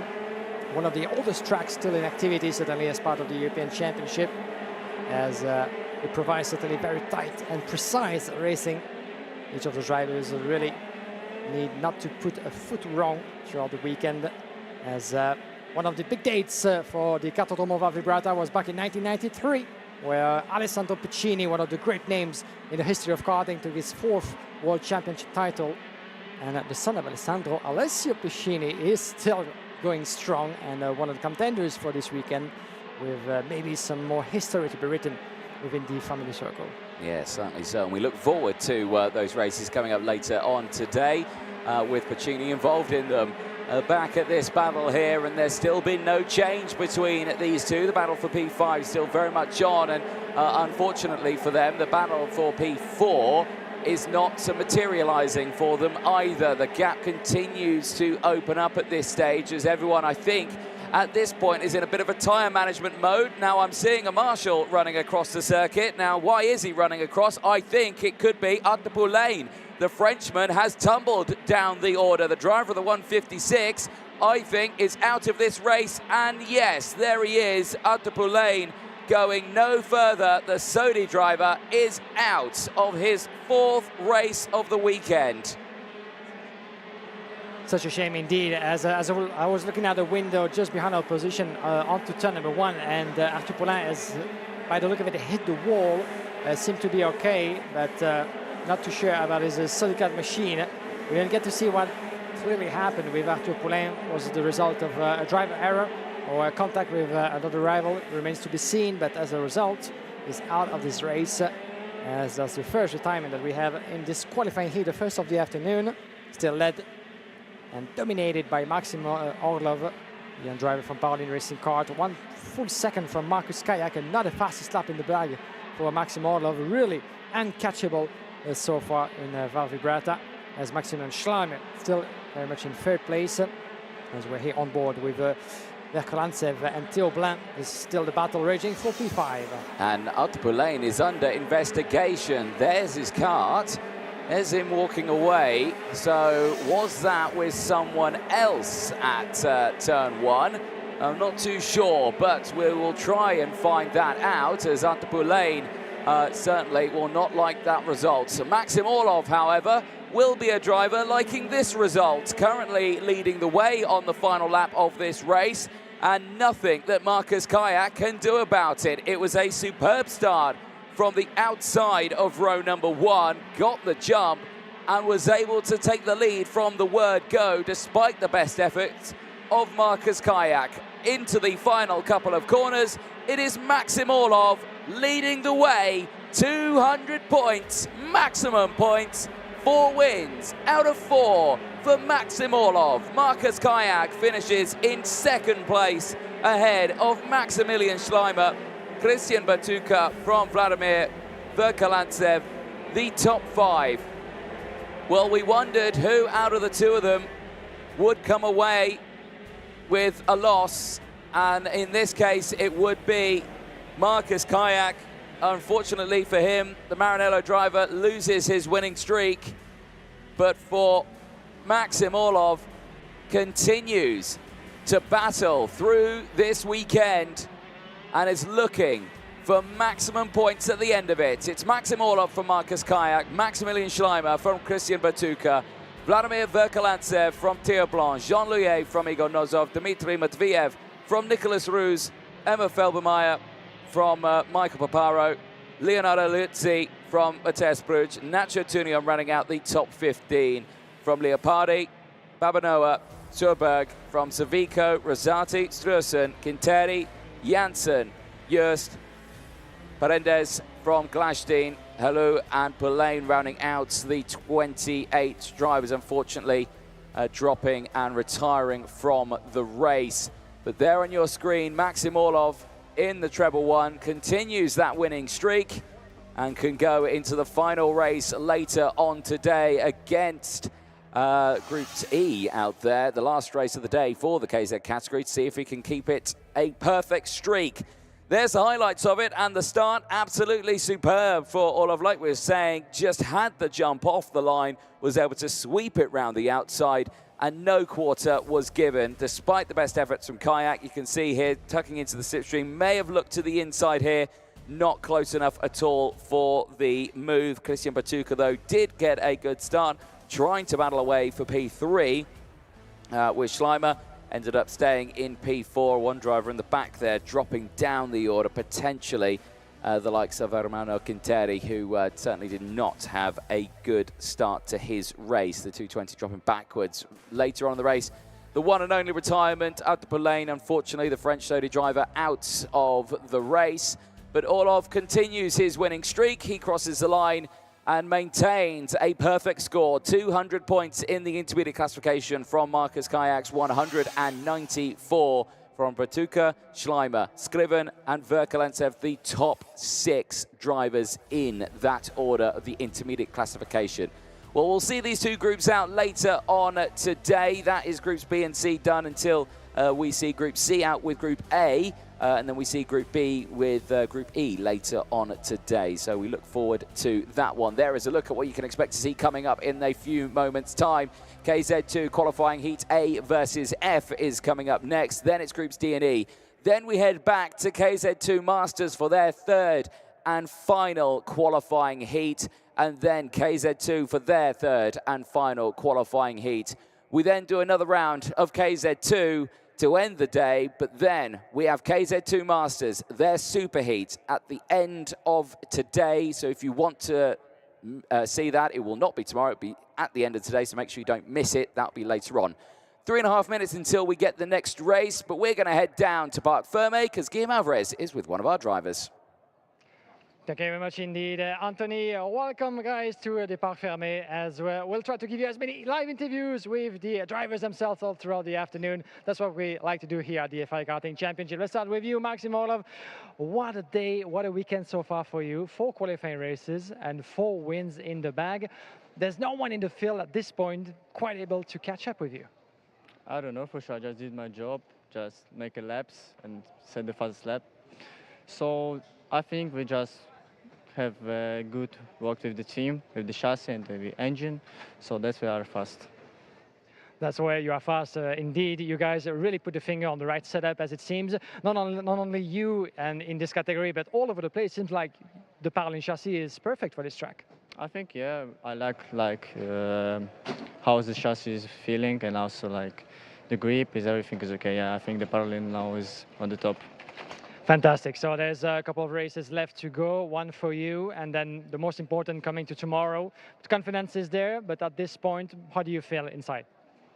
For me, it's like I need to be calm for sure for the tomorrow, 100%. So yeah, let's see how it will be in the super heats and also the last heat today. So yeah, I think it will be good. Fantastic. Thanks very much for talking to us. Best of luck to you, Maxime Orlov, the current leader of the KZ2 category, ladies and gentlemen. But still one race to go for him until tomorrow's Superheat and the final. The biggest step is yet to come, but this young man here has been doing an incredible job so far. Thank you very much. Guillaume Alvarez down there with Maxime Orlov. And yeah, rightly said there, 200 points to his name. We'll now turn our attention to KZ2 qualifying heat A versus F. That is coming up next, and we see Alessio Pacini once again starting this one on pole position. The driver having 2 second places and a third so far in the qualifying heats phase. We'll have Filippo Nuccioni alongside. So again, we'll see what happens in those races later on today. Again, another look at some of the hard-working marshals out there taking the cover in the shade. Of course, the temperature very hot out there. They have been working very hard throughout this weekend to make sure the track stays clear. The drivers stay nice and safe out there as well. So we do take our hats off and we do say thank you very much to the marshalling team here at the Val Vibrata circuit in Italy. There you can see the next race getting lined up, ready to go on the pre-grid here. And again, tension starting to build for many other drivers in this one, because looking back, there have been no drivers in the top 4 rows of this group, groups A and F, that have actually taken a race win. So there's been seconds, thirds, there's been 5th, 13th, thirds, 21st, seconds, but there's no winners of the heats in this race. So someone in this race is about to win their first qualifying heat. So that's going to be an interesting one to see who that is, because you'll have Corentin Rousseau, who had a difficult start to his weekend, but it certainly bounced back in the second half. The Frenchman from the second row of the grid looking strong in the second half of this weekend. Casper Schurman's in a similar position as well, as you see Nigel Edwards, our race director, on the gantry, getting ready for this next race. Casper Schulman's, like we were saying, ready to go. But again, he had a 21st place in his first qualifying heat, but he has bounced back because he's had a second and a third. So his positions have been really strong with the second half of this weekend. Minihat Krosner, again, is another one. 5th, 13th, and 5th. Average results, but still 2 top 5 finishes. He is looking very competitive. Engines are fired up. Qualifying heat A and F is heading out to the track. Let's take you through the full starting lineup. Alessio Pacini and Filippo Nuccioni round out row number 1. Corentin Rousseau and Casper Schulmans go from row 2. Minihat Krosser and Miguel Costa round out row 3. They'll have Jean Nimblom and Eli Goldstein on row 4. Kimi Tani and Alessio Scabini round out row number 5. They'll have Matteo Zanchi and Moritz Ebner on row 6. Angelo Lombardo and Dennis Truer round out row number 7. They'll have Andrea Deli and Georgi Vakoshki on row number 8. Row number 9 sees Sepp Kuipers and Tim Licati. Dion van Verven and Josip Vey round out the top 20 on row 10. Gavin Luye and Jens Truer go from row 11. Simon Billman and Christian de Klein round out row 12. They'll have Marcelo Gonzalez and Samuel Luye on row 13. Eduardo Mormarelli starts this one shotgun at the back of the grid on the 14th row in P27. Guillaume, you join me back in the commentary box, so let you catch your breath for a bit. It's an almighty run from the Parc Ferme to the commentary box. Now I'm seeing marshals running there. Was there a driver struggling a bit out on circuit? I'm looking, but I think he's out for a jog. That's it. Oh no! Oh, there's a front fairing or a side fairing. It's a side pod. Yeah, a side pod has come off a cart, and I can tell you now it's a Birrell kart. And I'm trying to see the number, but I can't quite see it from my position. So someone out there in a Birrell is losing their side pod. It's the 214. Yeah. It's the 214 that's lost him, and that is Dennis Truer, who'd have been starting right in the middle of the pack. The driver on the 7th row of the grid in P14. He'll get the technical flag, or he might just get pointed straight back into the pit lane. He might not be able to start this race. Well, that's a shame, and something that we haven't seen that very often, actually, to lose that big piece of side pod just in the warm-up lap. I mean, as a result of a contact in the middle of the pack, in the heat of the battle. That's quite, not unusual, but in the warm-up lap, I do wonder how that happened, actually, but that's quite unfortunate. Unfortunately, he's going to be shown the mechanical flag once the race is going, because there's no way he can actually stay onto the track in that position, even though that might not be, source of concern, because you might think, well, you might not actually need it. There he is. He comes back, actually, to put the side pod back. Interestingly, he will be able to get back onto the track, but dead last onto the grid as part of the rule book. But still, he might be able to take part into this race. He might do, but it'll be at the back of the grid, and they'll have to wait until the race starts. He will not be able to join this grid right now. So they've got a new one on, but it's not secured yet. So again, they still can't go in there. You can see the team trying to work on it now to get it secured. And all the meanwhile, I can imagine it's just, well, frustration kicking in for Dennis Truer, who is now getting the thumbs up from his team, but has to wait because the race is about to start. He will have to start from the pit lane. The green flag waves at the back as we get ready to see the lights. We get 2, 3, 4 red lights. The lights go out and we're racing away in KZ2. It's a bad start for someone at the back. They've stalled off the line, but the rest of the field's got going, and it's been a great start from Pacini, who holds on to the lead of this race once again. Nuccioni is there at the moment. He's battling away. He's got the likes of everyone else around him. I think Miguel Costa has had a lightning start. Now, who is this who's not got off the line? I think... That's Scabini, Alessio Scabini. It is. It might be the Italian, the 221, as he was supposed to start from 10th on the grid, to be confirmed, but I think he's the one who got stuck there, unfortunately, trying to get his engine going, and that's the end of it, I'm afraid. Quite a shame, unfortunately, for the Italian Alessio Scabini. And in the meantime, another Italian going strong, Alessio Piscini, was able to get the advantage intact from pole position after 2 second place and a third. Will this be the race Alessio Piscini takes victory in? But always easier said than done. Here we go, 1 lap completed. Clément Rousseau at the wheel of the Charles Leclerc chassis in second place, threatening already Alessio Piscini.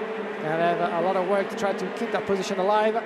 Puccini is further back in front of Scormans, Jean Oblot, Krause, Kimitani, Ali Goldstein, P8 still, Lombardo and Miguel Costa dropped 4 places in the process of 1 lap.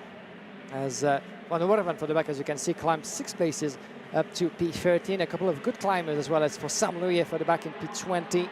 That's, of course, climbing is one thing, but those races, even laps long, are very, very short in distance compared to what we can have in Superheat and in the final coming tomorrow. So considering you're starting at the back end of the field, it doesn't give you much time to try to fight your way through. Some of those drivers can actually manage to get as high as possible. Watch out, coming to turn number 1. There's a double battle in one go with Piscini, Rousseau, Lucchini and Scormans. So the car driver is going to try to go around inside. He has to stay behind for the back and he has to defend against his teammate Jean Oblot. Wow, brilliant stuff from these drivers here, but now because of that, it's allowed Piscini to break away just a little bit. Rousseau is battling off quite a train of cars behind him, but here we go, down the inside. Through goes Nocioni, he gets through. So that's superb. Another overtake into turn number 5. We've not seen many, but that is a textbook example of how to do it, and gets up into second place. But because of that, look at the gap that's formed now between the two of them. It's nearly a second now between first and second place. Rousseau still there in third, now having to fend off from the 2 Sodi cars behind of Schormans and Nimron, who are trying to close in. But at the moment, all is fine. Big looks to the inside, but no moves taken just yet. It all looks calm still, as everyone again just keeps a nose to the inside line. It looks like they're constantly going for moves here, but again, it's just having to defend from the drivers behind right now, because look how compact that is. That is certainly, and there's 2 drivers within that pack of drivers who are in desperate need of a strong result, and these are Clément Rousseau and Kasper Schormans. Don't forget that those 2 suffered a DNF earlier in those qualifying races, and the best result for Schormans was 2nd and 3rd. Clément Rousseau could only manage a P5 as best, and right now finds himself within the top 3 in front of Kasper. So those 2 will be certainly pushing like never before to try to get close to Nocioni and Piscini. That's getting close is one thing, getting ahead is another. And those 2 Parolin drivers will certainly try to help out each other. As look at how close the Dutchman is from Corentin Rousseau, and it puts actually Jean Oblot in a very strong position as well to try to surprise them both. But we see that in turn number 4 and 5, that right and left kick. As you said, we haven't seen that many overtaking maneuvers. So tight in the midfield, in the windfield, that it's actually very, very hard. Oh, big set. There you go. That's another spot where we haven't seen that many moves, at least within the top 5 position. But it's beautifully made by Kasper Schormans. Yeah, it was Kasper. I thought it was Jean Oblot for a split of second, but this is indeed Kasper Schormans, who didn't wait the conclusion of the lap to get ahead of the Frenchman. No, it's definitely so. And like you say, they're now battling away in 3rd place. Checks over the shoulder to see what's happening.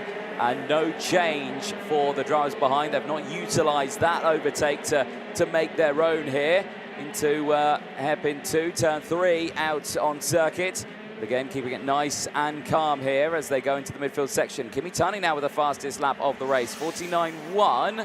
As we see a look here, this is Miguel Costa in front, but who's that running wide just behind? And that's certainly not the quickest way through there. Now, behind Miguel Costa, I think, was that Dion van Verven, maybe? Could have been in the 174, not too sure, but certainly someone running a little bit wide onto the grass. We go on to lap 7 now, 6 completed of 11 laps, and here is Puccini getting closed in a little bit right now. Guillaume, I think the answer to that is yes. He might be in trouble here. Yeah, we thought for a moment that he was going to be able to build that gap and extend his lead. It's quite the opposite that's happening in front of our eyes. And Goldstein, in the meantime, putting the fastest lap out there. And for a second, it was only down to that 8th position. You can see him, Eli Goldstein, with the green TB card livery at the back end of that train in P9. And he will have still a little bit of work to do to try to catch up and get past the drivers in front. Kimitanin, Menia Krause, Angelo Lombardi, Jean Oblot. A very packed group of drivers out there. But the battle for the lead indeed is heating up lap after lap, 3 tenths of a second between Puccini and Filippo Nocioni. As we enter lap number 8 into turn number 1, a little bit of a breather. Seems to me that the Parolin of Puccini is able to catch up a little bit of speed coming to turn number 1. That first sector where Luciani might be losing a little bit. As I said that, he opens that gap and takes the first position. Beautifully made by Luciani. There was no resistance from Piscini. He understood for the last few laps that the pressure was mounting on his shoulders. There's no reason for him to be too aggressive in that sort of move, because he knows that he has the pace to catch up as long as he can resist from Kasper Skormans, because Skormans has shown to us that despite his DNF, he's very much one of the fastest on track as well, in the second and the third. And there he goes on the inside of the number 9. That was a very heated attempt of a move. We haven't seen that so far this weekend. But Kasper Skormans, in trying to do that, lost a bit of momentum as a result, I'm afraid. And he was very, very close on Piscini at some point. There was a warning of I'm right there on your tailmate, and I certainly I'm going to give you a hard time until the checkered flag. Let's see if he's going to be able to repeat that. Yeah, certainly so. We have not seen even an attempt through turn at number 9. That was as close as you'd like to get, because that is one of the fastest turns on the circuit. You carry so much speed through turn 9, through the kink of turn 10, flat out down the start-finish straight. Like you say, you're reaching 92 miles an hour or so in towards turn number 1. It's a very fast part of the track. But again, a heart-in-mouth moment there. We go on to lap 10 now of 11. The race is nearing an end.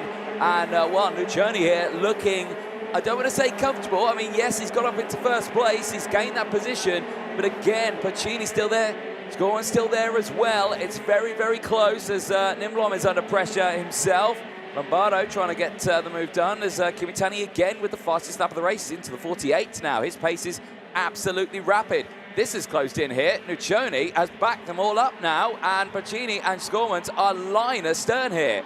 Well, that's going to give us one heck of a battle coming to the checkered flag. Who will succeed into the qualifying heat? Don't forget, this is the penultimate round of qualifying races for the KZ2 class. After those races, well, there will be 3 more. This will be the last one for each of those drivers. After that, no more chances to get the good place on the starting grid of the Superheat coming to Sunday morning. So each result will count double coming to the end of Saturday. This is battle for first into that final lap with Filippo Luciani holding on to that lead. He was able to build himself a bit of a gap, but watch out, the attempt in turn number 2.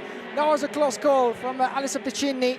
Pacini is desperately trying to get ahead while resisting from Kasper Skormans. Skormans has still something to say into this race, into that last lap. Last sector, the new extension of the track of Val Vibrata. Coming to turn number 7, the hairpin. Certainly the last spot for a proper overtaking maneuver. Skormans has been trying earlier into that turn number 9. Can he do that again? That would be certainly a little bit unwise coming to that last few meters of a race. He was going to have to make do with third place. Filippo Luciani with the Bowling machine takes first place, his first victory of the weekend here on home soil for the Italian driver for Bowling Racing Kart. In front of his fellow countrymen, another second place, the third out of 4 attempts for Alessio Piscini. Certainly one of the strongest out there. Alessio still very much in third place overall into the classification, ahead of Luciani. So the Bowling drivers of the KZ2 class, along with Maxim Orlov, very much on pace, very much in the place to fight for victory at every attempt. And in third, Kasper Skorman picking up his second top 3 finish, his second third place in the third top 3 finish. And if it wasn't for that DNF, Kasper would be certainly much higher than P7, where he stands currently in the classification. Here's the ranking in full with Filippo Luciani, Alessio Piscini, Kasper Skorman, Quentin Rousseau P4, Jean Noble in P5, Menier Croze in P6 from El Goldstein, picking up P7 from Miguel Costa, Kimitani, Andrea Dali P10, Angelo Lombardo P11 from Matteo Zanchi, Moritz Ebner, Giuseppe Atterrato, Jan Verwerwen P15, 16th place for Tim Locati from Saint-Louis, Jan Streur, Georges Bakowski, Denis Tua, Christian de Klein, Sepp Kuipers, Gabin Leuillet, Simon Pilman, Eduardo Mormorelli, Marcello Gonzalez, and one driver that we lost through that race in Alessio Scabini, as fortunately Alessio ran into some trouble at the start of the race. Here's a replay of the proceedings with, first of all, into the warm-up lap, the 2:14, losing the side pot, Denis Tua, who managed to finish P20 in the end. At the back end of the grid, you can see the trouble Alessio Scabini, the Italian, went through. And unfortunately, he was trying to get going but his engine would not be so kind to participate into this race. So that was done and dusted even before having the chance to fight for Alessio Scabini. In the meantime, cracking start for the pole sitter Alessio Piscini, who we thought at some point was going to be able to pull away just a little bit, letting Filippo Nuccioni and Kasper Skormans fighting their way through for second place. A little bit of a moment further back for one of the Sotica driver within the midfield. And then came the first move. Kasper Skorman trying to clipping the curb aggressively as he was trying to fight off Jean Oblo. That fantastic move on the inside on turn number 4, something that we haven't seen that many here in Val Vibrata from Filippo Nuccioni on his way to P1. And we've seen some very good attempts throughout the course of that race. The 2013 here battling along further back into the classification. It was Angelo Lombardo making his way through, getting past on the inside. And it was on lap number 8, the decisive move for what will be the victory for Filippo Nuccioni on the inside of his fellow countryman Alessio Piccini in turn number 1. And he would not be caught afterwards, taking P1. Piccini having to make do with second place in front of Kasper Skormans, third. And Kartodromo P4 and Jean Hublot running up the top 5. As we're going to take a break, ladies and gents, and join Anthony Jonan down in Parc Fermé with one of the protagonists of the KZ2 A versus F qualifying heat. Thank you very much, Guillaume. Down here in Parc Fermé with our race winner from that one, Filippo Nuccioni. Filippo, great result for you there. That's your first win of the weekend, and it certainly comes at a good moment for you, doesn't it? Because we're nearing the end of the qualifying heats. Tell us, how are you feeling at this point of the weekend? Yeah, honestly, I'm really surprised by my race, my speed here. I didn't expect it, but we work a lot for this result. So in the last heat we struggled a bit, but now we made some set up movement, so now I think we have the right speed to compete at the top level.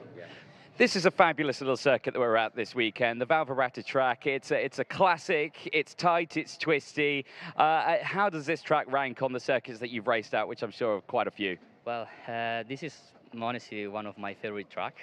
I mean, for KZ, I think it's one of the best in the world because you have a lot of hard braking and you use the gears a lot. So there are also a lot of possibility to overtake, as you see. Really nice race, correct but nice. So this happens when the circuit allows you to overtake. Excellent. Well, congratulations. Well done on the first win, and we'll see you out there later on today. Thank you. Bye. Excellent stuff there for Filippo Nuccioni, though. Let's head back over to the live action because, Guillaume, I think the next race is heading out on circuit. Yes, indeed. Thank you very much, Anthony, and thank you once again to Filippo Nuccioni. As you heard him, you know, a very good track, one of the best in the world for the practice of gearbox karting. You heard it from the drivers themselves. A lot of gear change, you know, hectic racing, very tight, and still very fair. And that's a point that Filippo Nuccioni was making there, even though we had a little bit of you know, incidents here and there, a little bit of drama yesterday, as it might often happen at this level of car racing competition. But still, all in all, we haven't seen that many penalties for fanfaring or bad maneuvers and that stuff in the previous results. So that's a sign of fresh and fair racing all throughout the weekend. Let's keep it that way. That's certainly the best way that you can keep the officials happy, certainly throughout the course of that FIA Karting European Championship final. Here's what comes next in just a couple of moments, and 2 minutes. We'll have on track the KZ2 qualifying heat D versus E. Then we'll switch our attentions to the KZ2 Masters and the KZ for the last qualifying heats, and before the last round of qualifying races for the KZ2 once again. But something extra that we haven't done before is giving you guys an extra race at the end of the program, at the end of the afternoon, with the Superheat for the KZ2 Masters. Well, the Superheat is the top of the race. It's the second most important race of the weekend. We usually have all those races taking place on the Sunday morning, but in order to get slightly in advance on tomorrow's schedule, the official decided to organize a KZ2 Masters Superheat today already. That will give us the starting grid for the final coming tomorrow afternoon. Marek Skrivian from IPK Factory Team at the wheel of his Praga machine. He will be starting from pole position into that race. 2 second place and a win for Marek Skrivian, one of the strongest drivers of the class. Is currently P5 in the European Championship after a good start to his competition. It was P7 in Motorland Aragon in Spain for the opener of the season. 7th overall at the end, 5th in the championship, and as it stands, Marek has still a little bit of work to do. P9 in the classification. That will change, obviously, as the classification is not up to date according to the race that we just had before. We have one more before a little break of proceedings for the KZ2 class. It will be the perfect time to assess what the classification is like. But Marek Skrivian certainly more than willing to add another victory to his tally as the engines are roaring, a little pushed by the mechanics, and the drivers are making their way onto the track. Here's the starting grid in for Marek Skrivian on pole position. By his side, Matteo Spergel, the leader of the European Championship, coming to this event with a 5th, a 1st and a 2nd place as best result. Robert Kindevater and Zoe Florescu will be on row number 2. Run number 3, Daniel Vasile, Matteo Spergel, closest rival for the championship battle and winner in Motorland Aragon. Mateusz Margato by his side. Row number 4, Yaroslav Sheritalov and Kirill Kutskov. Was row number 4. Row number 5, Anatoly Kavalkin and Artem Severyukin. Row number 6, Simon Reckenmacher and Timo Jungling. Row number 7, Milan Digeratu and Alva Sismavara. Row number 8, Nicola Rossini and Paavo Tonteri. Row number 9, David Walter and Xavier Avramidis. Eric Holm and Karl Lukaczewski. Row number 10. Row number 11, Seming Wang and Eric Christian Enacke. Then we have Massimo Valiente and Christian Fiera Bracci. Jacopo Giovannoli and Alfredino Giabbiapina on row number 13. And at the back end, Gianluca Wolfman. A total of 27 drivers making their way onto the track. 11 laps to go through. You know the drill. And as for Marek Skrivian and Matteo Spergel, they will be the ones at the forefront of that grid. As for Matteo, currently outside of the top 10. This will change, as we said, considering, based on the results that any of those drivers will be able to achieve in 11 laps. But for Matteo Spergel, the weekend, it's fair to say, Anthony, didn't start the best way, even though he was able to finish in P5 in his opening race. Let's say that him and his teammate from Sodicat, Kasper Skormans, who has been showing some excellent pace so far, didn't have the best of outcome on track. No, exactly that. But like we can say, his second results and third results have proven to be where we expected him to be after his qualifying performance. So again, just that little bit of bad luck in the first opening race. Again, it's horrible to see, but it is what it is. I've got to say, spectator areas filling up, Guillaume. The grandstand absolutely packed. The surrounding circuit as well, absolutely packed. If you're here at the circuit and you've got a prime viewing spot, let us know, give us a shout out. The hashtags are on there, FIA Karting, give us a shout out on there on Instagram and let us know where you are as the formation lap is nearing its end. There is a look at the grandstand there, and yeah, nearly completely full of people ready to watch this race. Prime view of the start position here because, like I say, these starts are incredible to watch. The noise, the sound, the reverberation through your chest of the engines revving on that grid. It's certainly a very special feeling there. Yaroslav Sheritalov pulls into his grid spot of P7, getting ready to go for this race as the back of the grid gets nearly formed up. The last few karts in order now as we get ready for their penultimate qualifying heat of the weekend. Green flag waves at the back. It's qualifying heat. D versus E for KZ2. 4 red lights. Lights go out. We are racing in KZ2 down in towards turn number 1. And it's Skrivan with the perfect start. He holds on to the lead. The driver who won his last race last time out is looking to claim another victory in this qualifying heat. D versus E. Round the outside, one of the Birrells, Zoe Florescu, I think having a better start, but one kart in the wall. It's a Sodi of the 181. It's Timo Jungling from the United Kingdom. He's out, and the 218 as well. That's Karl Lukaczewski. He's back in the race, but right at the back of the field. And I think Yaroslav Sheritalov has been into trouble as well, just outside of turn number 2. Confirmation of that in a moment, but a couple of drivers as well being hit by bad luck into that opening lap. As for the rest of the competitors, seems to be quite okay. We can gonna have a clear look at the overall classification as they come across all positions just right now. Marek Skrivian leading the way on Matteo Spergel. Third place for Robert Kindevater. A little bit further back, 1 full second between the leader and Kinderwater.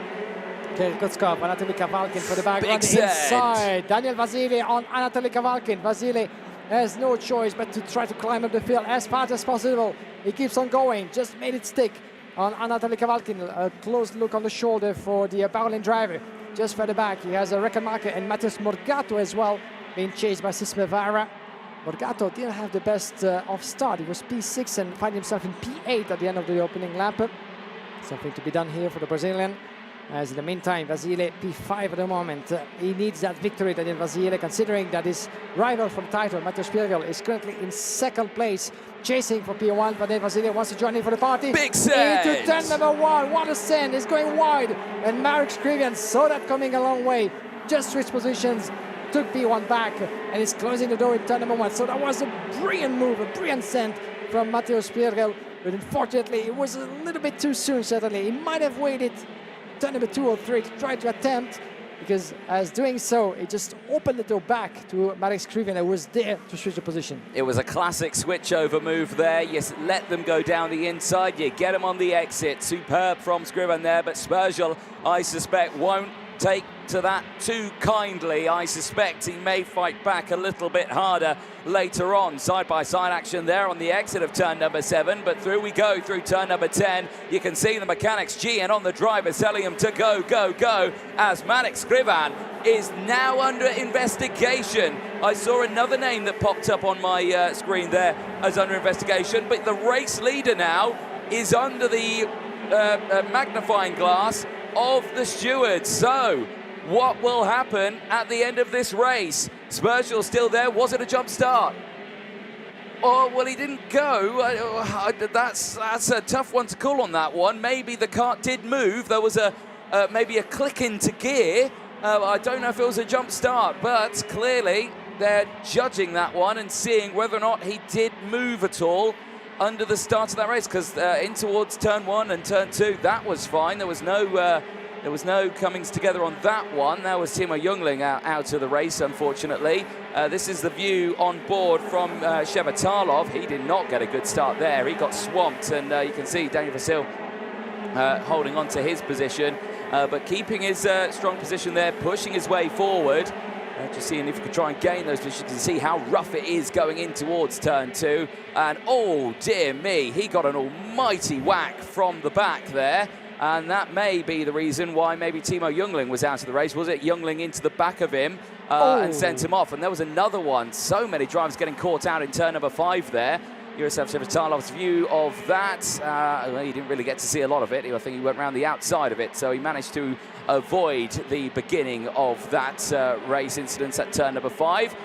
Back with the front runners here, as Javier Avramidis now under investigation, and so on our screens is Daniel Vasile under investigation, second in the championship and currently 4th in this race, is under investigation. Back here though, Skrivian leads the way. Spergel's still there in second, but not for much longer. Down the inside, is he going to try and sell him the dummy again? No, he can't. He can't get the switchback done this time around at hairpin 2, and he stays in second place. Matthias Spergel leads the way as the Frenchman tries to open up the gap now. And just to pick up on the investigation flags, we might have a little bit We've got a few. Yeah, we might have a little bit of an interesting feedback and post-racing decisions, because not only is Marek Skrivian and then Vasily under investigation, but also Kirill Kutskov as well. So the 158 of Marek Skrivian, the 118 of Robert Kinderwater under investigation as well. The 102 of Vasily, as we mentioned, the 172 further back. This is not of a concern in terms of fighting for the lead, but this is Yaroslav Shevertalov that we saw into a bit of a trouble earlier. The 152, Kirill Kutskov, as we mentioned as well, under investigation. Zoe Florescu, the 147, also under investigation, and the 129, as in the meantime, on the carts, the 166 in the barrier. This is Jamie Wang, the Canadian driver, I'm afraid, who got tangled there in turn number 7, by the look of it, on the far side of the track. But what on earth is happening there? Well, I've done some investigating work, and I believe the top 6 on the grid were all potentially jump starts. So that's why they're all under investigation. Of course, whether or not a penalty comes out of those, they'll obviously investigate them. That's why they see the investigation flag. It doesn't mean that they're getting a penalty. It just means that they might. But in the meanwhile, we'll keep an eye on this one. Skrivan now losing touch with Mateusz Bergel in front, now having to deal with Robert Kindervatter in 3rd place, who's piling on the pressure. This is a little further back in the order. Seeing here Matis Morgato battling away with Anatoly Kavalkin. Simon Reckenmarker, Florescu is in there as well. As you see there, Elvar Simosvara, an impressive drive for Simosvara so far in this race. 7 places gained and sits there in P7. There's your race leader, Mateusz Bergel across the line. He looks good, but again, Skrivan taking a defensive line there into turn 1, Guillaume. Yeah, definitely so. As Milan De Gratu, another driver being investigated by the officials. Again, it doesn't mean anything at this point because we don't have the information of what might have caused this process, this procedure. So we'll keep you up to date with any decisions coming our way. In the meantime, Paavo Tanteri, fastest lap in the race at the wheel of the CRG, as Kutzkov at the moment. A little bit of a hiccup here with some of the timings because your leader is very much Mateusz Bergel. Matthias Skrivian, Robert Kindervatter. There you go. Bergel, 6/10 of a second for Skrivian, and a close explanation there with Robert Kindervatter. Then we have Vasile, Kutzkov, Morgato, Kavalkin, Sismevara, Reckenmarker, and Zoe Florescu still P10. Top 10 at the moment with some of the drivers trying to assess the best opportunity, trying to shake up a little bit their opponent. Robert Kindervatter might be thinking under the helmet, where could I pass? Try to send him the dummy into turn number 1 to force my screaming a little bit wide to open that door coming to turn number 2. Shall I try in 2 and 3? Or maybe surprise him in turn number 4, 5, or even 7. There's plenty of opportunities. I don't like the reaction and the information that the Italian driver just earlier in the interview gave you, Anthony Filippo Niccioni, about the fact that this track is certainly one of the best in the world when it comes to gearbox karting, with a lot of gearbox changes and the kind of track that requires precise driving and a full focus at every turn, with a couple of overtaking spots indeed. But one spot is one thing, you know, but being able to make the best of it is just a totally different thing. No, exactly that. And as we go on to this final lap, we're starting to see similar things like that. Mateusz Bergel, though, fastest lap of the race on the penultimate lap. 48.925, an absolutely astonishing lap time that he saved to the very end of this race to try and make sure that that gap stays open as much as it possibly can. Mateusz Bergel is fighting his way in the championship, and with this win, he'll promote himself up to P4 in the intermediate classification. This will be his 2nd win of the weekend across the line. It's Mateusz Bergel for France taking the win in qualifying heat D versus E. Marek Skrivan finishes in 2nd place ahead of Robert Kindervatter. Daniel Vasile gains 1 place and finishes in P4 ahead of Kirill Kutzkov's 3-place gain in P5. Matthias Morgato finishes in P6 ahead of Kavalkin, Reckenmarker, Simosvara, Florescu, Sevrukin, Tonteri, Shevatalov, Dragatu, and Rossini, rounding out the top 15 in the race. P16, we have Eric Olm, his top 15. P16, Eric Olm, Xavier Ramirez, Alfredino Iabiapina, Massimo Valiente, Eric Christian Denarke in P20, Christian Fierabracci P21 from Gianluca Rothman, Jacopo Giovannoli, Jimmy Wang, and 3 drivers out in Karl Lukaczewski, Timo Jungling, and David Walter. Certainly not the best outcome for David Walter, who is not the luckiest driver in the world sometimes.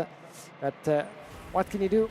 Racing can be cruel. 11 laps completed, and this will give us a pause in proceedings for the KZ2 category. Don't go anywhere, because we're going to switch our attention to the Masters and the KZ, the prime category of them all, for the last qualifying races. As for now, we're going to have also after that the KZ2 last round of qualifying races before getting our attention to the KZ2 Masters Superheat to run things up for today's schedule. Here's a look back at the starting procedure. And yeah, very interesting one, as 6 drivers were in the top 6, all under investigation for a potential jump start. So a very interesting one, and we'll have to wait and see the full finalised results to confirm if any one of those investigations came through to a penalty. But for Marek Skrivan, the start was good for him on track, not so much for Timo Jungling after making contact with Yaroslav Shevetalov. This view on board Shevetalov will tell the story there, as it was a great start from Kirill Kuzkov, managing to get straight through the order there. Through turn 1, absolutely fine. It would then be at the exit of turn number 2. We saw the outside view where Timo Jungling goes off the circuit. This view here will show what happened. Bang! Out of turn number 2. And that could have been really bad damage there to the back of Shevetalov's kart. Yeah, it's a little bit of a miracle that he was able to keep going, actually, on that one. Up into P13, he would finish at the checkered flag. A little bit of mayhem still happening into the infield, turn number 4 and 5.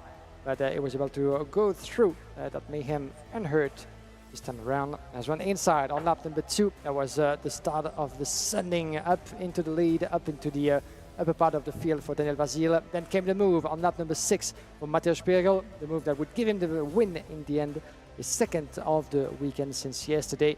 Trouble, unfortunately, for the 166 of Jiming Wang, who hit the wall. We didn't get to see what caused him to go off as we were running on board Yaroslav Shevetalov as he was making his way past the 165 of Nicola Rossini on his way to P13. A little bit of a slide actually from Rossini as those two were coming side by side just outside of turn number 1. A little bit of wheel move into the the straight line on the other side coming to turn number 2 as in the end Mateusz Spiegel was uncatchable even for Marek Skrivan, 0.4 of a second behind in second place. Let's take a bit of a breather as we'll be back in just a moment for the KZ2 Masters heat number 3.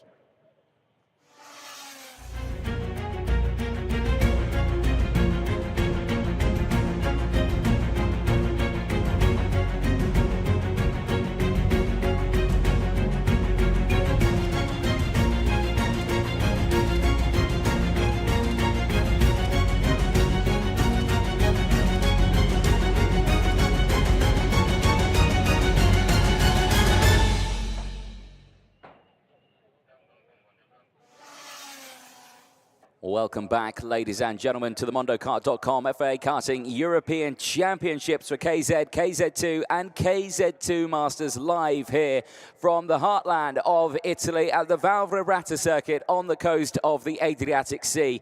A brilliant venue that, well, has played host to many an FIA Karting weekend in the past, and now in the modern era in 2023 sees the categories back here again. KZ2 Masters qualifying Heat 3, their last heat before their Superheats, and of course their final Superheat for Masters you will see at the end of today, but their final will be tomorrow. But qualifying Heat 3, that is coming up next, and already throughout this weekend we have seen some pretty hectic results. 2 different race winners so far in the qualifying heats. Mirko Mazzoni in qualifying Heat 1, it was Christian Hablin in qualifying Heat 2, taking the win. So again, a real change-up of the order. But this man here, Ennio Gandolfi, we caught up with him before the weekend. Here's what he had to say. I started last year for testing, only for practice in the go-kart after 20 years. And I have the passion in my heart. And I decided to racing for the 2024. Well, I'm very happy because it's very incredible for me after 20 years. It's changed totally the condition, but for me it's not impossible to fast test. The problem is after many years to stopping and the age is more high. The physical and the mentality is very important. It's necessary to stay in the go-kart many times, 1 time per week. For me, now it's not my work. My work is the Cremona circuit, and it's impossible all week stay in the go-kart. but very important is the mentality and the physical for me arrival after many times. It's not the physical is very important after 40 years. Yes, me running the bicycle, but it's important is the go-kart. Don't have the other preparation after the go-kart. The go-kart is the #1 physical preparation. I mean, racing in Val Vibrata in the last time in the '99 for the European Championship with BRM, and is a very go-kart track. It's very impegnative with the physical, but it's very happy because return after many years in this track. It's good track, very impegnative, and it's strong. But it's happy because it's a go-kart track. It's possible to pass, and after many years returning there in this track, I'm very happy. Thank you to Val Vibrata. I remember stay in the first 5 position and exit with. I remember with Alessandro Piccini a crash in the final. Well, great to have a fantastic history lesson with Ennio Gandolfi there, racing from 1992 to 2004, multiple champion. After a 20-year break, he is back. Let's have a look at the starting lineup then for KZ2 Masters qualifying heat 3. It's Mirko Mazzoni from Riccardo Nallon, Davide Fore from Andrea Spagni, Anthony Abbas from Alesia Lamartina, from Christian Halblin, and Samuel Gaffner on row 4. Antonio Piccini and Maurizio Giachetti on row 5. They'll have Roberto Profico and Jorin Boss on row 6, Ennio Gandolfi and Sebastian Ledar round out row number 7. Row number 8, Andre Nicastro and Riccardo Avila Manrique. Row number 9, Ludovic Bade and Tommasino Ciampolli. Then we have Scott Presti and Isla Ibrahimov. Row number 11, Mark Wohlhauser and Gregory Leder. Stan Paulsen and David Malcolm, row number 12. Row number 13, Eduardo Martins and his brother Andre. Carlos Medina, 14th row. 27 drivers in total in the KZ2 Masters class. And for those of you wondering why the Masters, well, it's because they're all above 35 years of age. One of the most recent additions in the FIA Karting scheme of classes. First time in 2022 in Le Mans at the World Championship with a worldwide event, and then last year another World Cup event in Wackersdorf, Germany. But this is the first season that we have the pleasure of having the KZ2 Masters as part of the European Championship, and it's fair to say that ever since it got introduced, the success has been absolutely growing for this class of vintage drivers, let's call them that. Some of them with a lot of experience, some of them including Ennio Gandolfi, you've heard him, Davide Fore, Anthony Abbas, and many more with a lot of titles to their names. Last year as well, we had Alessandro Manetti in the Clash of Titans against Davide Fore in the battle in Wackersdorf, and hopefully many more in the years to come, coming back to the joy of gearbox karting in front of the world. Green flag waves at the back. The third and final qualifying heat for KZ2 Masters is go in the green light racing, and it's a great start from Mirko Mazzoni. He holds on to the race lead. The outside line, Nallon tries to sweep through, but he can't get that cut down the inside in towards turn number 2. He sweeps to the outside. Can he try and get it round the outside? The answer is no. He stays there in second place, but the rest of the field, it's a good getaway, but now they go wheel to wheel again. He goes the long way round, turn number 3. Can he get his card alongside? No, he can't. He stays there in P2. That was a close call indeed, but everybody's coming through that first opening sector quite unscathed. Let's keep it that way for the 11 laps. This is the third and last race before the Superheat later on for the KZ2 Masters, so there's no room for error for any of those drivers. Whatever happens, they will make it to Superheat. There will be no driver left on the side, but still, any of those wants to get a good spot on the starting grid for the Superheat, coming to the final as well. Watch out, coming to turn number 1, there's a move from Anthony Abbas. What a launch, what a send from the Frenchman. He had a cracking start from 5th on the grid, was able to take second, and now finds himself in the leading position. He is yet to have won a race so far. Anthony Abbas holding that door quite close into turn number 3. Mirko Mazzoni was there to switch positions if the opportunity would come along. Gonna have to wait a little bit more than that, but Riccardo Nallon might actually try to take advantage of him being stuck to maybe get the advantage as well. But Anthony Abbas is on the fly at the moment. He had picked up so far a 5th and an 8th as best result. This time around, there might have been a little bit of work during lunchtime to find the right setup, and is flying those opening stages. Sebastian Ladar out of the race by the looks of it. He's pulled into Parc Ferme. Looks like he's not continued at this race. Now, the eagle-eyed of you may be wondering, and you're looking at Anthony Abbas's kart thinking, why does his look a little bit different to the rest of the field? You see him rocking a dual radiator setup on his Sodi kart there. Again, maybe just extra cooling at his hot temperatures, just helping keep the temps down in that engine block. Yeah, definitely so. A little different, as you can see. One radiator on one side for everybody, but an extra one, more thin sort of piece of equipment for Anthony Abbas. And so far, so good. Seems to be helping him out quite a bit, as he's not putting the fastest lap just yet. It goes to Alessio Lamartina from P6. But Anthony Abbas has been certainly in Aragon the man to beat. He was pretty much untouchable for the start of the European Championship, taking pretty much all full points at the end of the qualifying heat, winning the Superheat, winning the final against Davide Forre. But so far, Forre ran into some trouble into the opening qualifying heat.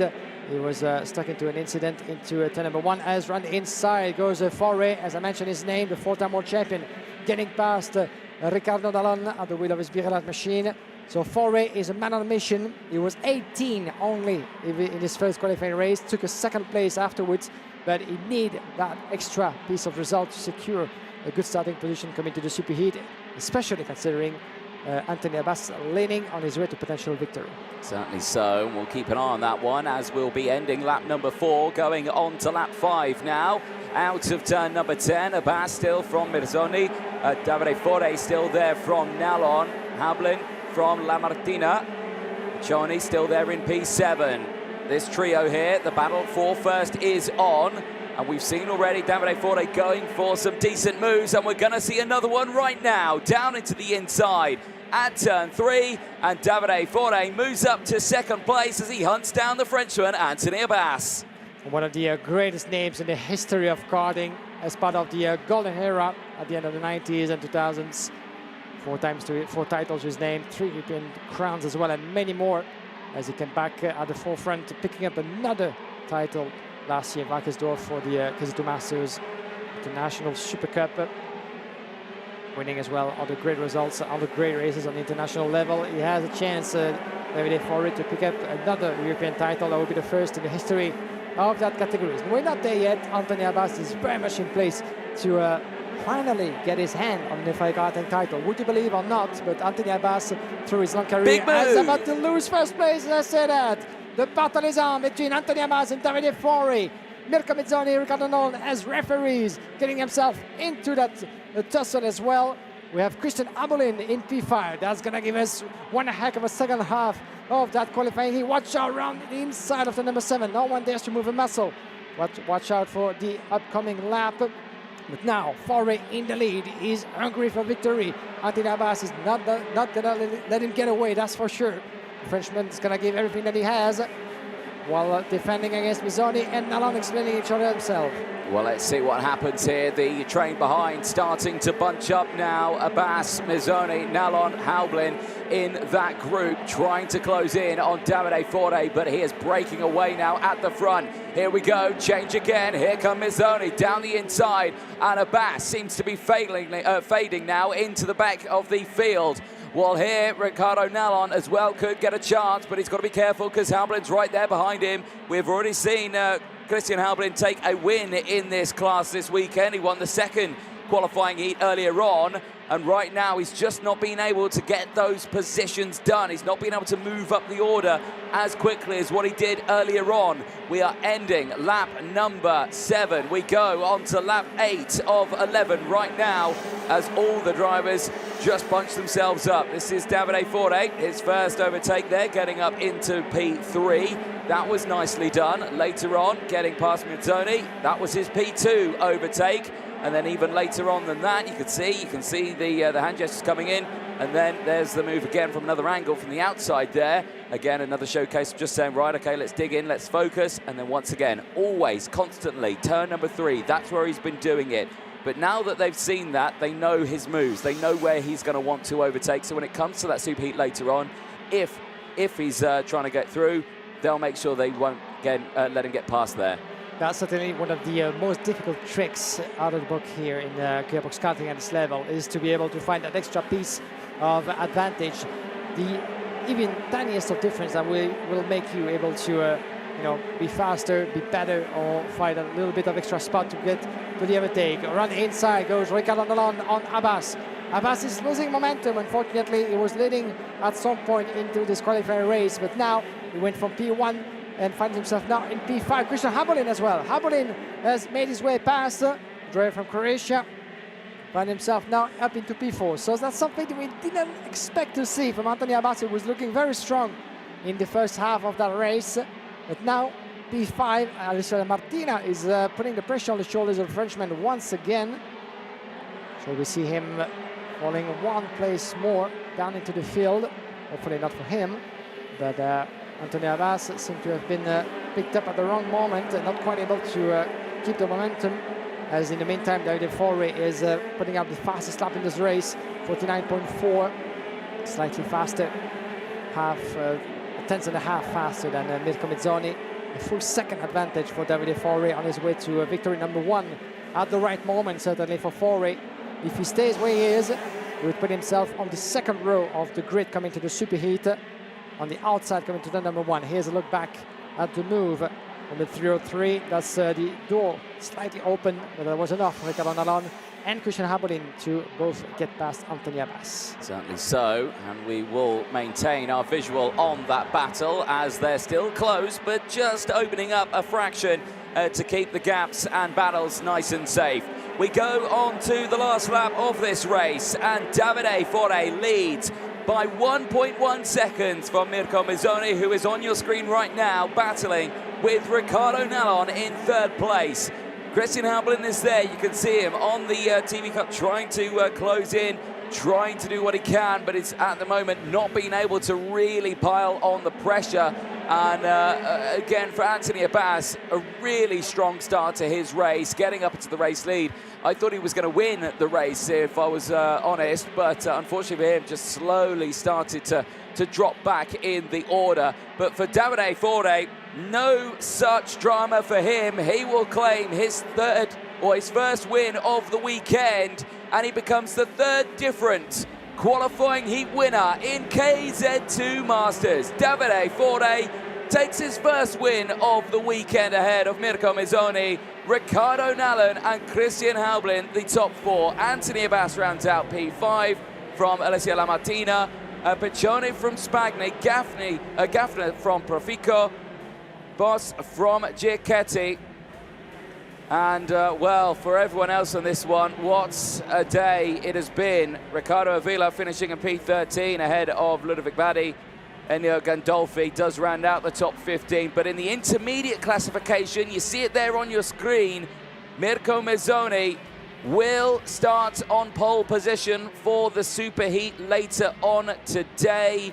That's exactly what he needed. He will claim championship points as well for that position, which will help him out in the championship fight. Ricardo Nalon will take 2nd from Habolin. Davide Forri will bump himself up to 4th in that one, so he will start on the outside of row number 2 for the superheat later on today. For Spagni and Abbas, they'll round out row 3. Piccioni and Lamartina will round out row 4, and Profico and Boss will round out row number 5 for that superheat later on today. There is a look at the rest of the results popping up on your screen. I've got to say, though, it's been a tough one for Mark Vollhauser and Sebastian Ladar, both retiring from that race, Gil. P16 was Andre Nicastro from Guerrero Leather, Tommaso Ciampoli, Isha Ibrahimov, Scott Presti, Chad Paulsen, Eduardo Martins, Carlos Medina, David Malcolm, and Andre Martins, 25 and last. But Davide Forri for the Italian competing on home soil. This is a victory number 1 into the qualifying heat. Let's have a look back at the proceedings of that qualifying race. A cracking start to start with from Mirko Mezzoni from pole position. Riccardo Nalon for but also Anthony Abbas. Watch out for the solid cut machine, who's going to go right, left, first setting the dummy on the outside, switching position slightly. He wasn't quite able to do so because he had Riccardo Nalon and the others on his right side. But coming up to the hairpin next, it was a little bit of another attempt there, but the move would come slightly later. Behind him, we had Christian Abdulin, Davide Forri, Riccardo Nalon following through. A little bit of a drama further back into the field as one of the drivers going cross-country. The 308, actually, it was Sebastian Leder that would lead to his retirement. Entering lap number 2 into the first hairpin, that's where the move happened. While Leder was coming back into the pits, unfortunately, his teammate at the wheel of the Sodicat machine, Anthony Abbas, would take the lead from Mirko Mezzoni. That was the start of a little bit of trouble for the Italian, as Davide Forri would make his way past Riccardo Nalon. Then another move from Forri on Mezzoni, taking second place on his way to attack the Frenchman Anthony Abbas. Another angle into turn number 2. As we've seen different attempts, different overtaking maneuvers in the first turn, in the second. That one in hairpin number 3, one of the most popular spots. And this is where Davide Forri went for the launch on Anthony Abbas. From that point on, unfortunately, the second half of the race didn't go according to plan for the Frenchman, who went from first to P5 in the end, as Davide Forri was uncatchable, almost 9/10 of a second on the line in front of Mirko Mezzoni, Riccardo Nalon, Christian Habolin, one of the heat winners earlier today, and Anthony Abbas. As you mentioned, Anthony, 3 races, 3 different winners in the KZ2 Master category. Yesterday we had a pole sitter going from start to finish in first position, Mirko Mezzoni. Earlier today, Christian Habolin, and finally Davide Forri. So that's a clear indication of how diverse and how competitive the KZ2 Master category is and has been and will always be. At the moment, Mirko Mezzoni is your pole sitter coming to the Superheat of the KZ2 Masters that will get the chance to see today, and it's going to have Riccardo Nalon by his side on the front row of the grid. Habolin and Davide Forri will be further back, and Anthony Abbas on 6th place on the grid. If it's not changing, this is still provisional, of course, but we haven't seen anything on track, at least, coming our way that could prove otherwise. We'll get back to the Masters at the end of the day, but before that, let's switch our attention to the KZ category, the prime class in the world of karting, as we got a chance to talk to this young man on your screen, Senna van Waalstein, one of the favorites battling for the title this season. We caught up with the CPB Sodica driver entering the weekend in Val Vibrata. Yeah, there's a bit more pressure on for sure. And a lot of people have expectations, but it's not the first time. It's now the 3rd time. We're coming into the last round with the lead. And all previous rounds, we lose it. So hopefully 3rd time is the lucky charm now. Obviously, I go in for the final round for the championship. And I think as teammates, I think we need to work as a team. I think we're professional drivers and we're here for the team as well and for us. So hopefully we can work together, and I'm sure we can. And make the best result for the team and as an individual for me. So we didn't go for the Italian Championship, the test race, because we were testing in Spain, which ended up well. We did come here for tests. I went 2 times to test here, and yeah, we prepared really well. We made sure we had the best options, and we tested everything we have. And now we come into the race because we don't have so much sessions before qualifying. We come here with a select package where we know it's good, and then we're going to find the last bit of it to fine-tune for quali. It's a really technical track, really technical. Also, it's really different than normal tracks because there is different tarmac on some parts, which makes the grip different in many places. Yeah, it's a small track, to be honest, so it will be really difficult for overtaking. So I think quali will be really important for the race overall. I think once you're up in front and you can hold on, it will be a lot more easy than when you're down in the back and you need to come up in front. But yeah, it's completely different than Alcaniz, than the previous round, but it's a good mix for the European. Well, great to catch up there with Senna van Waalstein. We'll be starting this one on the 3rd row of the grid, P6 on the outside. Be curious to see what will happen on that one. But this man here, David Trefilov, starting on pole position. The German has delivered so far this weekend and has had a superb round of racing, and he does put himself in a really strong spot for the Superheat and, of course, the finals later on this weekend. The KZ category, the best of the best from around the world, are getting ready to do battle for the last time today before a very tense and busy day tomorrow. Who could be crowned European champion in 2024 in the premier class of gearbox racing? We are moments away from finding out who's going to be starting where for the Superheats and finals tomorrow. But right now, it's the third and final qualifying heat on Saturday here in Val Vibrata in Italy. The temperature is reached 32 degrees. I suspect the track temperature has risen quite substantially as well. It was roughly around 56 degrees earlier on, and with all the racing that we've had, I suspect it's gone up even more as we are moments away from the engines firing up for the last time today. The premier class in KZ racing is about to get underway. Now, there was drama at the end of qualifying Heat 2 in KZ, informing Giuseppe Palomba and Victor Gustafsson. Now, we saw the overtake from Victor Gustafsson on Palomba. That move unfortunately received a penalty for Gustafsson, who did finish P3, but finds himself starting now P10. But let's take you through that full starting lineup. It is David Trevelov and Lorenzo Travasanuto on row number 1. Paolo Ippolito and Pedro Hiltbrand rode out row 2. Lorenzo Camplese and Senna Van Wolstein go from row 3, the Lavata Carbonell and Tom Luyer on row 4. Jeremy Iglesias and Victor Gustafsson with that penalty starts on row 5. Matteo Vigano and Giuseppe Palomba also receiving a penalty. He starts on the 12th spot of the grid after a jump start in his race earlier on. Daniele Albanese and Joran Pex round out row number 7. Row number 8, we have Leonardo Palozzi and Emilian Denner. Stan Pex and Johan Sogel, row number 9. Row number 10, Adrien Renaudin and Francesco Seventa.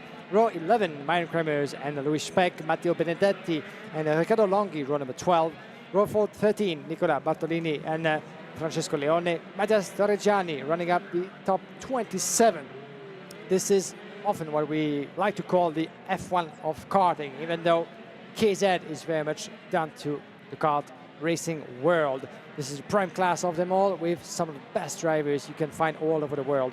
And some of them have been through some trouble, to say the least. And you might be surprised to see names like Emilian Denner, only 16 on the grid. The city car driver has been really out of luck in his opening race after suffering a quite heavy crash, and it was certainly consequences, collateral damage, so to speak, because he was not even involved in incident in front of him. He was forced to get wide and get into the wall. The air temperature 32 degrees, 33 degrees the temperature on track. It's rising up, slightly decreasing from before. We had at some point 55 after one of the previous qualifying heats.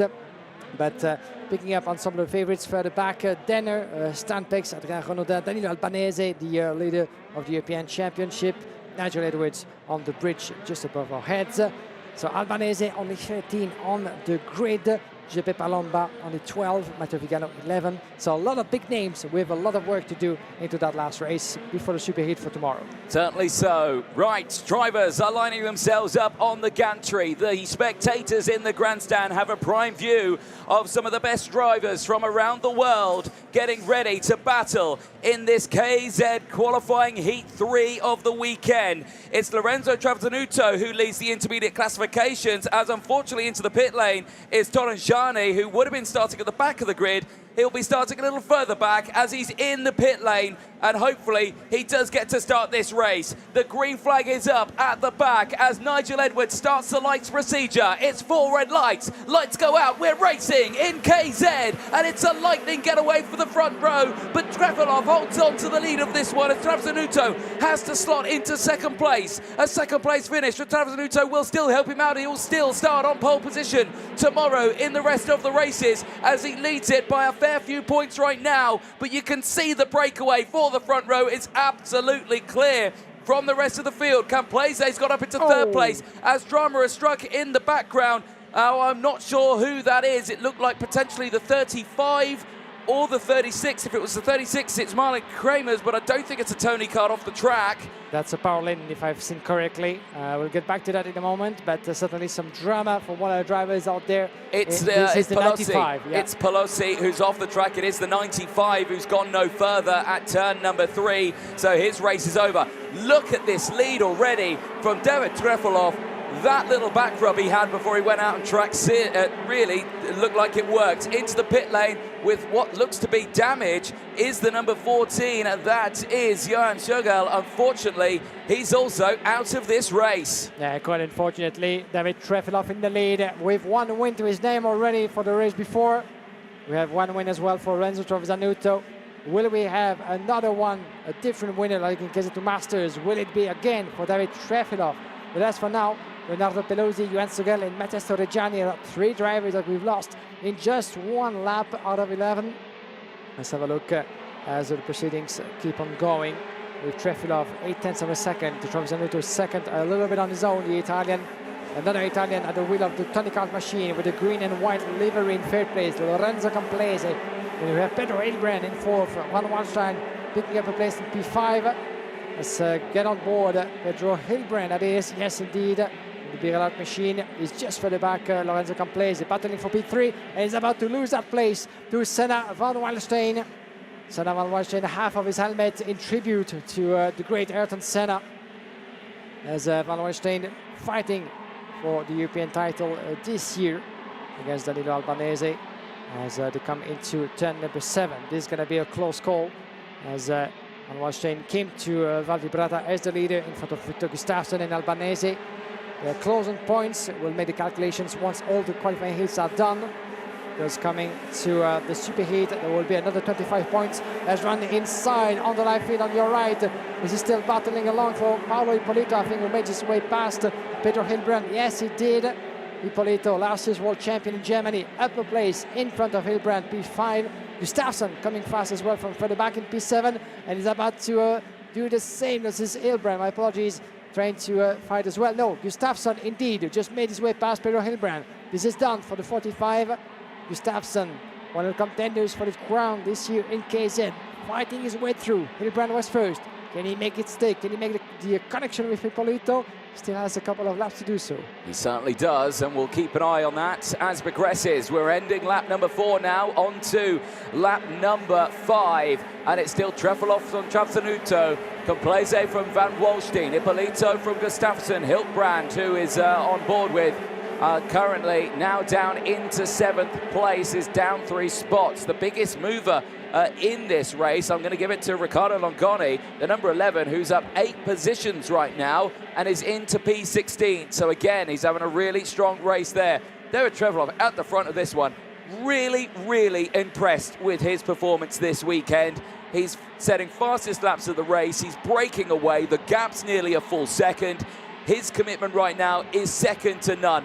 This also, though, is heating up. Senna Van Wallstein, who is in that championship fight, needs to gain these positions right now because at the moment he sits 7th in the intermediate classification, but he does sit higher at the moment than Danilo Albanese, because Albanese, after that crash on the opening race of the weekend, has certainly been on the back foot here. He's had to start from the back in the second qualifying heat, push his way through. He currently sits in 13th, but he's not gained or lost any places. He's just there at the moment. He's in a bit of a stalemate in this race. But for Senna Van Wallstein, there's been no such drama.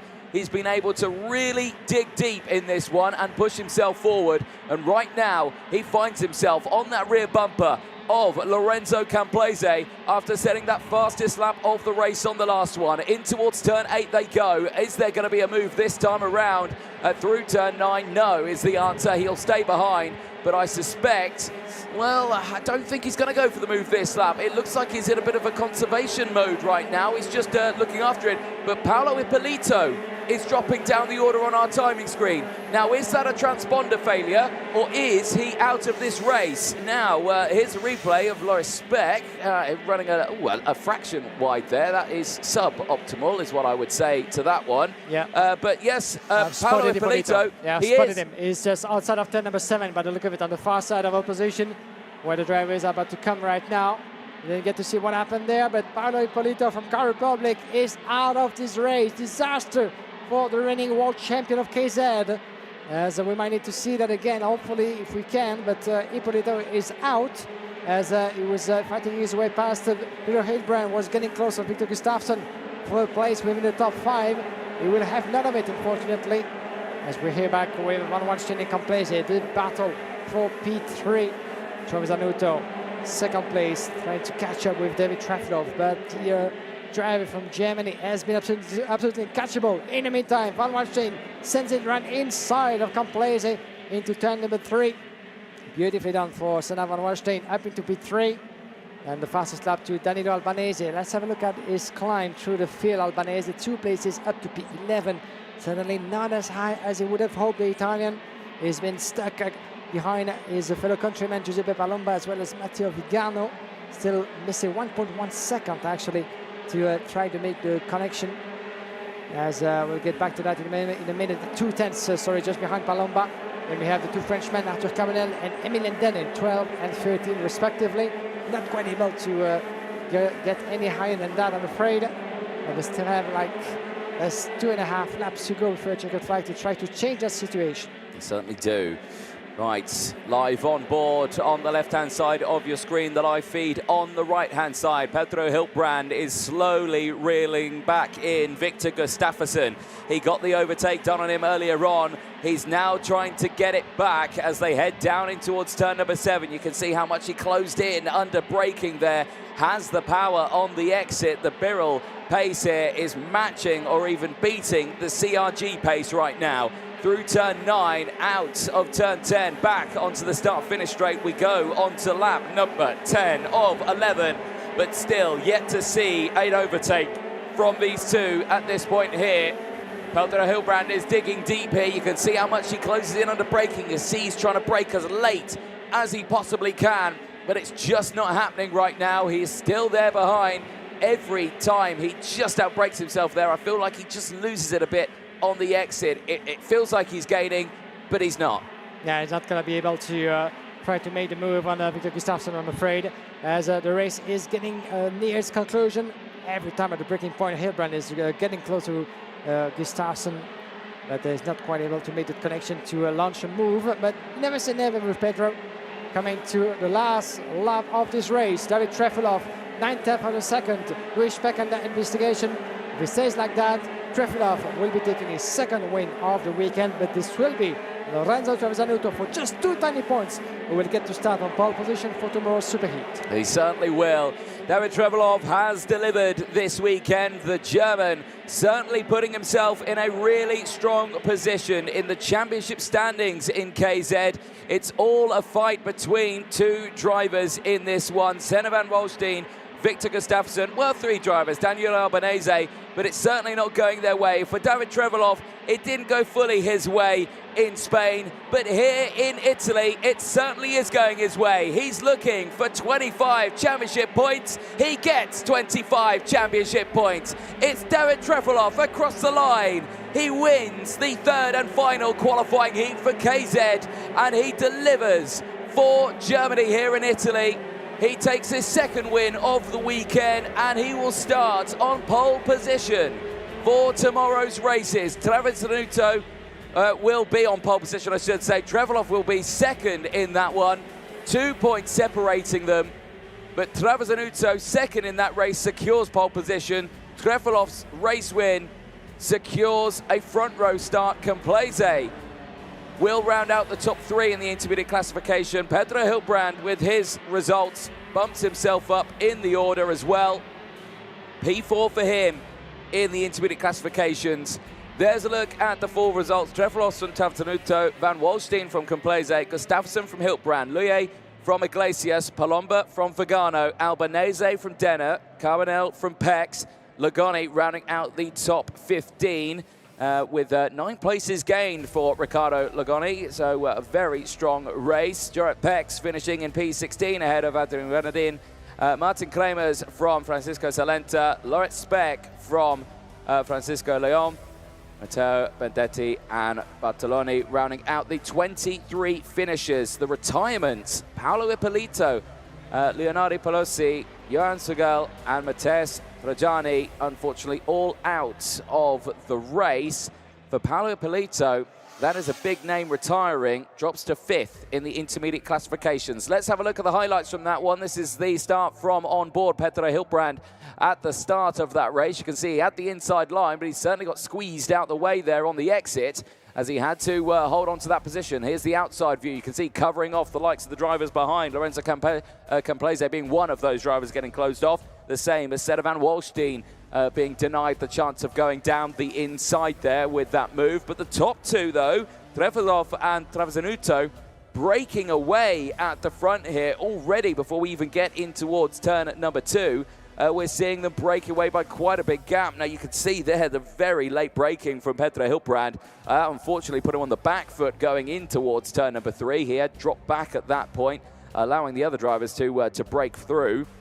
Seta van Walstein certainly had to deliver, and unfortunately, at the back of the field, going no further, was the 95 and would not continue in that one. Leonardo Pelosi would be the first retirement in the KZ race. Well, after we saw Torangiani not even starting the race by the looks of it.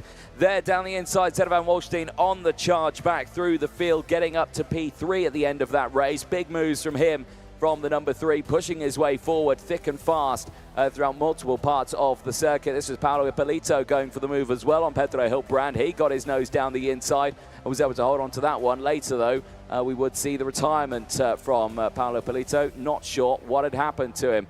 There you can see Victor Gustafsson on the charge down the inside as well of Petter Hilbrand. He would push himself up another position. The driver, the number 45, who is in that championship fight, certainly looking to capitalise in this qualifying heat. There was Lewis Speck getting squeezed out onto the grass. Certainly not the way he wanted his last qualifying heat of the weekend to go. As we see Tom Luye as well gaining those positions. He ended up finishing the race in P7. There was Van Walstein on Lorenzo Camplese. He would push himself up to 3rd place, but it would be David Trevelov across the line. The German would take 2 qualifying heat wins out of 3, but it would be Lorenzo Travasanuto who will be starting on pole position for tomorrow's racing. So make sure that you do stay tuned for that one. That is the end of KZ, but don't go anywhere because we will be hearing from one of our KZ drivers in a few moments' time, so do stay for that one. But for Lorenzo Travasanuto, his weekend gets even better with those 25 championship points. Let's head down to Parc Fermé, and it's over to you, Guillaume Alvarez. Yes, indeed. Thank you very much, Anthony. We're here with David Trefilov. David, what a day it has been. Under the sun of Val Vibrata. Perfect day at the office for you. Another win, a 2nd out of 3 races. So what did you make of your experience so far on track? It was a job well done for you. Yeah, that track is nice. I like it. We have the speed. Missed the pole by 2 points, so started 2nd tomorrow. Yeah, we got the speed, and we'll see tomorrow how it's going. Yeah, the competition is tight, so would have been pole position at, as you said, you're missing for 2 points, or the front row of the grid where you will be starting. Still, that's going to be quite a close call, as we have one of the Charles Leclerc. This is Matteo Vigano actually trying to screw up your interview, so you'll thank him later. But competition is very tight, so this will be a close call for you, but still happy so far about the pace and confident for tomorrow? Yeah, we are confident. We got the pace. Yeah, of course, it's a very difficult grid, but yeah, this is KZ1 and that's where we want to be. Fantastic. Thank you very much for talking to us. Let's take it cool now. Let's have a good night of rest and we'll see you tomorrow. Thank you very much, David Trefilov. As you're going to leave your place to Lorenzo Travasanuto quickly, if we can have a word with you, Trevi. Thanks for joining us, because the reason we're having you now is that, of course, you're one of the contenders, but you will be starting on pole position for the Superheat tomorrow. What do you think of that? It's better than starting 2nd or 3rd, so no, it's okay. It's decent point for the championship, although I think Senna is recovering well, so will be honestly hard. He's really, really quick, and we'll see tomorrow. I try to do my best. We try to score as many points as we can, and then let's see who's going to be stronger is going to win. Yeah, it seems like your only 3 days of preparation are once again paying off. No, well, this time we came also here to Val Vibrata, so it's a tad more, but I'm also starting to get a little bit better at the starts compared to the first couple, so I don't know if I got lucky or got better, but let's see. I feel okay. I feel good. So we'll see if we can find some extra speed for tomorrow and then let the best win. With the competition being that tight between you guys, you are the best in the world, where can you make a difference? Where can you find a little bit of extra confidence and pace coming to the biggest of days? You try everywhere, pretty much. Anything that you can find, from tire pressure, chassis setup, you as a driver, engine, sprocket, carburation, whatever you can find, you look for everything. So balance the tires, whatever. So anything that we can really find, we'll try to do. Fantastic, and a good night of sleep on that. Thank you very much, grazie mille, Lorenzo Trevisanuto. Your pole sitter, ladies and gentlemen, for tomorrow, the Superheat. Back to you, Anthony, and back to some more racing as we have the last round of races for the KZ2 and then the KZ2 Masters to run things up for today. Thank you very much, Guillaume, down there in Parc Ferme. Yes, indeed, 3 more qualifying heats to go for KZ2. And we end the day with KZ2 Masters for their super heat. So make sure that you do stay tuned for that one. But KZ2 qualifying heat A versus C, that is coming up next. And all the way throughout this one, we have seen some brilliant results in the KZ2 races. But again, a reminder of the intermediate classifications. It is Maxim Orlov who leads the points at the moment with 200 intermediate classification points to his name against Marcus Kayak, Spergel from Scrivan, Pacini from Morgato, Nuccioni from Pertuca, Schleimer and Vasile, who round out the top 10 in the intermediate classification in KZ2. But this last racing of the day for the category will decide who is starting on pole position. For Maxim Orlov, it's all his to lose in this one as he starts on the front row of the grid. But it's Alessio Pacini who started on pole position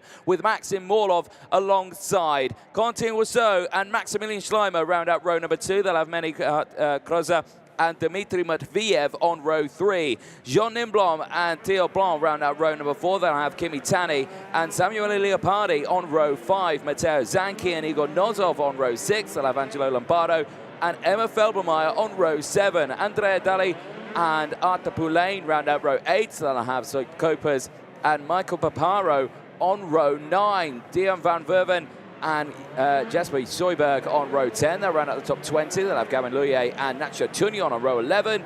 Simon Billman and Darius Babianoa on row 12. Marcel Gonzalez and Patrick Janssen on row 13. Eduardo Mormorelli and Christian Alou round out the 28 kart field that is heading out onto the circuit. So, again, those intermediate classification positions are as they stand. Orlov with the maximum points. A win here gives him maximum points. He'll be fine and clear. He will go to start on pole position for Superheat A tomorrow.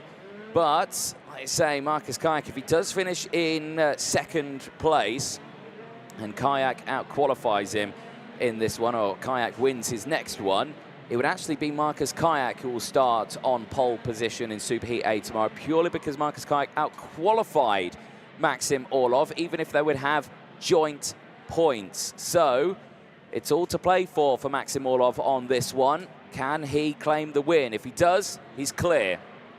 And he starts on pole. A reminder of the championship standings going into this one for KZ2. It's Matteo Spergel who leads it with 94 championship points. Daniel Vasile with 88. Kasper Schormans with 52. And then from there, it gets lower. Artem Sevrukin with 44. Then it's Merrick Scrivan with 40. So we're looking effectively here at a two-way battle between Matteo Spergel and Daniel Vasile. But again, the outsider chance is still possible. But again, they need the maximum points, and they need, of course, Spergel and Vasile not to have the best weekends. But like we were saying in the intermediate classifications, they are having good weekends, because Spergel's third in the intermediate classification, and Vasile is 10th in the intermediate classification. So they're in the top 10. They've got the points. They're in the position. That's exactly where they need to be. So for the rest of the drivers, they just need to dig deeper than what they currently are to see if they can close that gap. But that is easier said than done. Front of the grid is lined up, ready to go. Back of the grid is still coming around turn number 8, which means the drivers at the front here have got quite a lengthy wait before the green flags will wave at the back of the grid. We are moments away from getting this one started. You can see the start procedure is far from over, But we wait for that green flag to wave at the back, which we are now going to see. So, for the last time today, for qualifying groups A versus C in KZ2, the lights will go out and we will be racing in KZ2. It's a lightning start from the inside row, and Pacini holds on to the lead. Can he hold off Maxim Orlov? And if Maxim Orlov wins this race, he definitely starts on pole position.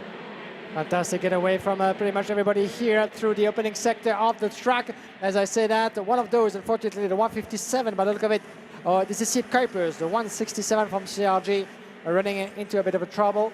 Certainly the result of a contact. He seemed to be okay, even though he's going very slowly. I think he's got mechanical gremlins on board that CRG. So to do with that, yeah. Yeah, indeed. So I don't think he's going any further.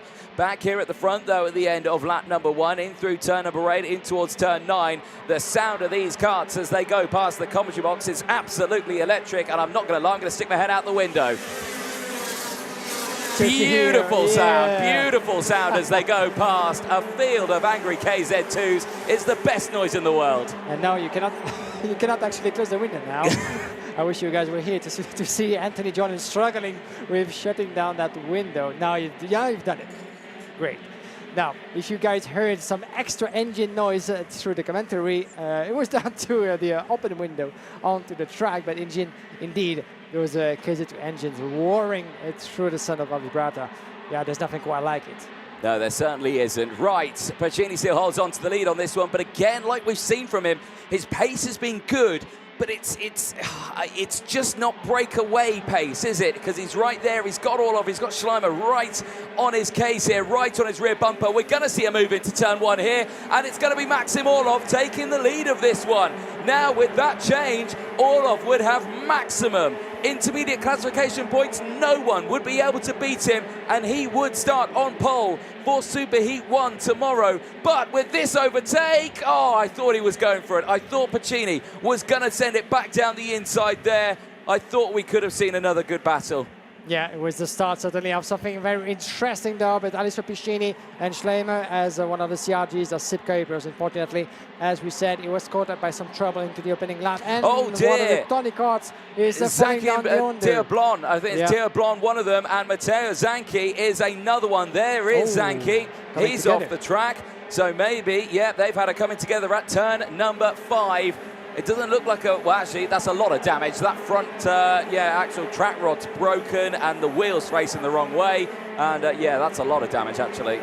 Yeah, so a lot of damage, as we've seen yesterday. You might have seen some pictures online as he goes back to the pits. Not happy at all, and we can easily understand why Theo Blin getting together with Matteo Zanchi. We might need to see that again, that heavy damage on the Tonica chassis of Theo Blin. So did pick Emilian Denner yesterday in KZ. You might have seen some pictures on social media going around after his big crash. It was on Friday, actually, after hitting the wall in turn number 1. His Tonica chassis was completely destroyed. They were able to do a tremendous job to get him back onto the track with a new chassis. But that's part of the game sometimes, and racing at this level can be brutal. And so it was for Theo Blin, for Matteo Zanchi. Back with the contenders as lap number 5 is underway. Maxim Orlov, 6/10 of a second now from Alistair Pacini, as we're here on board with the 142 of Clément Rousseau in front of Crozer. Clément Rousseau at the wheel of the Charles Leclerc machine, as into turn number 3. The 122, this is Rousseau, Crosser, Matviv, Tanning, as well as Andrea Dale, Jean Noblo, your top 10 at the moment. But as you specifically said, Anthony, with that win potentially in the bag, that would be 5 out of 5 for Maxim Orlov and a secured pole position for the first Superheat. Because at this point, the other contender who could steal that first pole position would be Marcus Kayak. But if he stays like that, it would be more than 50 points adrift from Maxim Orlov, considering that each of those races is worth 50 points. There you have it. Calculation is simple. But Marcus Kayak and the others might still have a go at the other pole position at stake for qualifying heat B, for Superheat B, shall I say, tomorrow morning. So we're not there yet, but Orlov absolutely impeccable this weekend. Yeah, certainly so. You can't beat it. And look at that, still setting fastest laps of the race. 48.8. Really quick pace there, especially at the end of the day. you know, these drivers do have 1.5 sets to use over the course of the qualifying heats and the Superheat tank qualifying. So again, they can deploy a fresh set of tyres at this point. Maybe we've seen that already, or maybe not, of course, because a lot of those drivers want to save that set for tomorrow to use in the Superheat to see if they can gain or maintain their position. Back here with this one, though, Schleimer's on the rear bumper of Pacini, but again, not going for the move here. Alessio Pacini certainly is delivering some good results this weekend, has really pushed himself forward here in Italy. But like we're saying, right now, it's just, I feel, on the back foot here from the other drivers, because Schleimer has not dropped off the back at all. He is still right there, and he's looking like he could go for an overtake in the next couple of laps or so. I'm really impressed by the pace of Orlov and the Parlin squad, actually, because we've just heard about from Lorenzo Travazanuto in KZ starting on pole position. Then we have Orlov starting on pole position, very much likely so in KZ2. These are not the only ones for Parolin doing an incredible job here on home soil. And when it comes to competing in Italy, you always have to expect the biggest of Italian factories, you know, playing the game and fighting at the front. But Parolin has been absolutely impressive. But all the others, including Birelart, of course, Car Republic, Sodicat from France, still have something to say into that battle. So we haven't seen anything yet when it comes to the big finale of the European Championship. So if you've been liking what you've seen so far, you've picked up the right event to stay with, as we still have a couple of races for today. But tomorrow is the big day, the biggest of the three, with the Superheat and the finals on Sunday afternoon. And all the information that you can find on schedule and results on fiakarting.com as always. Indeed, we're on to lap 8 of 11. We'll be going on to lap 9 at the end of this one as the drivers exit out of turn number 10 back over the start-finish line. It's still Orlov from Pacini, Schleimer still there in P3, Leopardi from Croza, Rousseau from Tani, Matviev, Dario and Nomblon rounding out the top 10. Eyes fixated on the second place battle, Schleimer and Pacini, but still no change. Pacini's pace has picked up now, hasn't it? And well, I'd like to say that he's closed in a bit on Orlov, because the gap was over a second. It's back down now to 0.7 of a second. Orlov's really bringing it back now, so much so that I think he may have a problem, because he's taken out 0.3 of a second on him alone on this lap. Now, I don't know if he's just holding back to preserve tyres. I'm looking back at his sector times here, and he is drastically slower. That's another 10th that Pacini's taken out of him. Maxim Orlov here might have pushed those tyres just a little bit too hard. Yeah, it's fair to say that those tyres are being put under intense pressure. 1.5 set for each of those drivers from qualifying all the way to the Superheat included. But only when they get to the final, they can have a fresher set of 4 new wheels.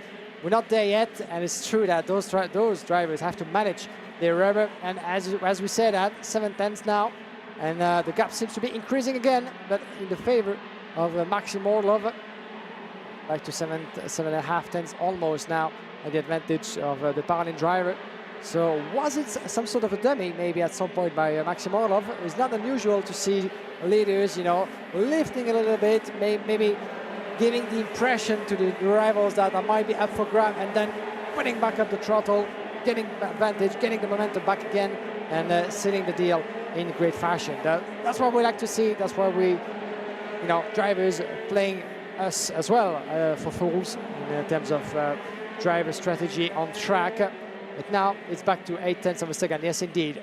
Alessio Pacini, don't forget, is under pressure from Maximilian Schleimer. So at some point, maybe the Italian in second place had given himself a little bit of a breather to attack more on Maxim Orlov, but now he's having to go defensive. Maximilian Schleimer in third place is very much on his tail.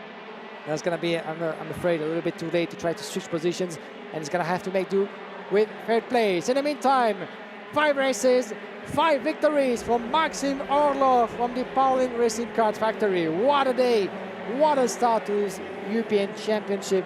Maxim Orlov, 250 points, the maximum any driver could dream of at the end of qualifying heats, and 25 points for the championship. For Maxim Orlov, who had made a sensational debut to this European campaign in Motorland Aragon in Spain with a third place finish. on this track of Alcaniz. He had climbed, as we have some trouble at the back end of the track, on the start-finish straight. The 170 having to step out of this race and step out of his car. Edoardo Mormorelli, unfortunately, just before coming across the start-finish line, is out of this race, is not classified. So that's quite unusual and quite unfortunate for him.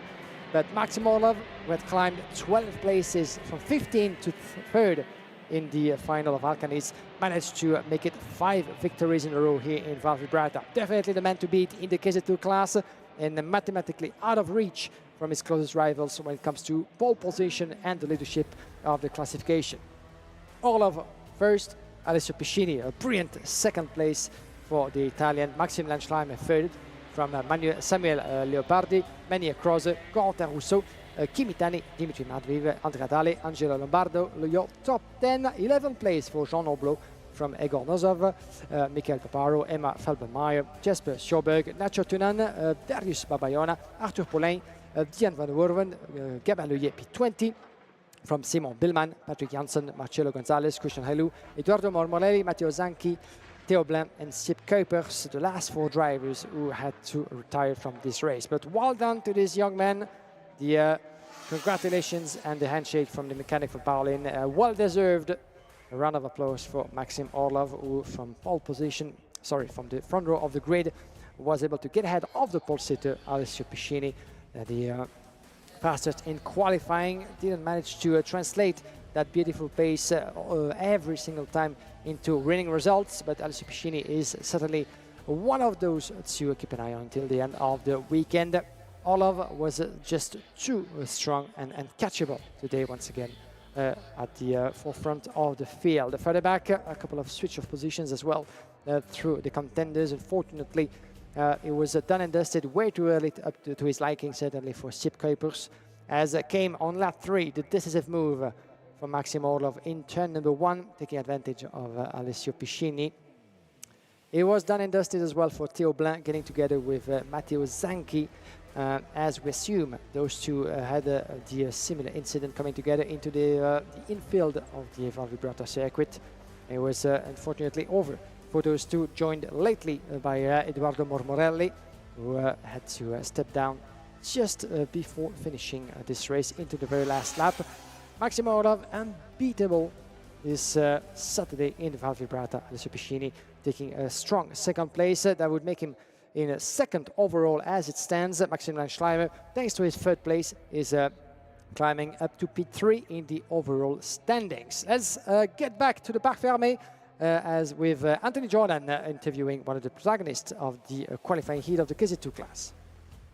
Thank you very much, Guillaume. Down here in Parc Fermé with not only our race winner, but our pole sitter for Superheat 1 tomorrow, Maxim Orlov. That is how you do it, I think. 5 out of 5, superb result. You must be feeling like on top of the world right now. Yeah, I'm so happy about this result. So yeah, just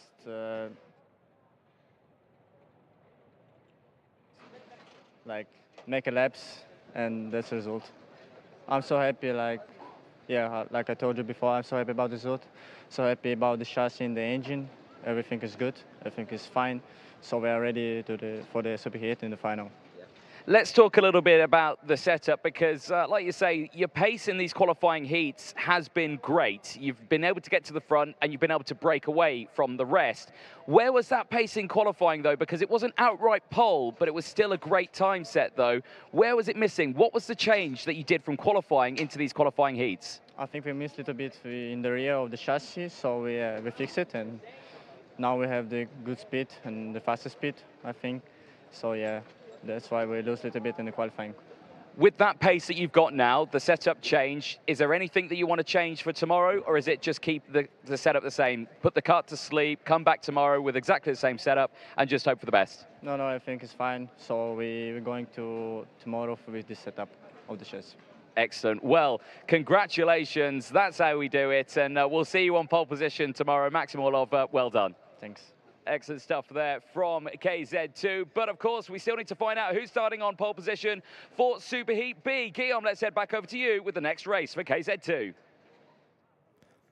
Yes, indeed. Thanks very much, Anthony Jordan, as we have a couple of more races left on the clock. KZ2 still coming next. Qualifying heat, D versus F, 11 laps, 14 kilometer through that beautiful layout of Val Vibrata. One pole position is been given. Maxim Orlov, our first pole sitter, coming to the Superheat tomorrow. Superheat A of the KZ2 class will get us started tomorrow at 9:30 local time. 9:25 we will be live on FIAKarting.com. Then we'll have the Superheat B for the same class and the Superheat for the KZ category. Now, 2 more races for the KZ2, D versus F and B versus E, following one another. And then an extra race, something new for this weekend that we didn't have back in Alcaniz, the Superheat, the first of the Superheats for the KZ2 Masters. And the result of this race will determine the starting order for the big finale of the category that will decide who will get its hands on the European title for this category. When it comes to the 2 other classes, we'll have to wait until tomorrow. So make sure to tune in and join us for plenty of exciting action here live from the Adriatic coast of Italy, the Kartodromo Val Vibrata.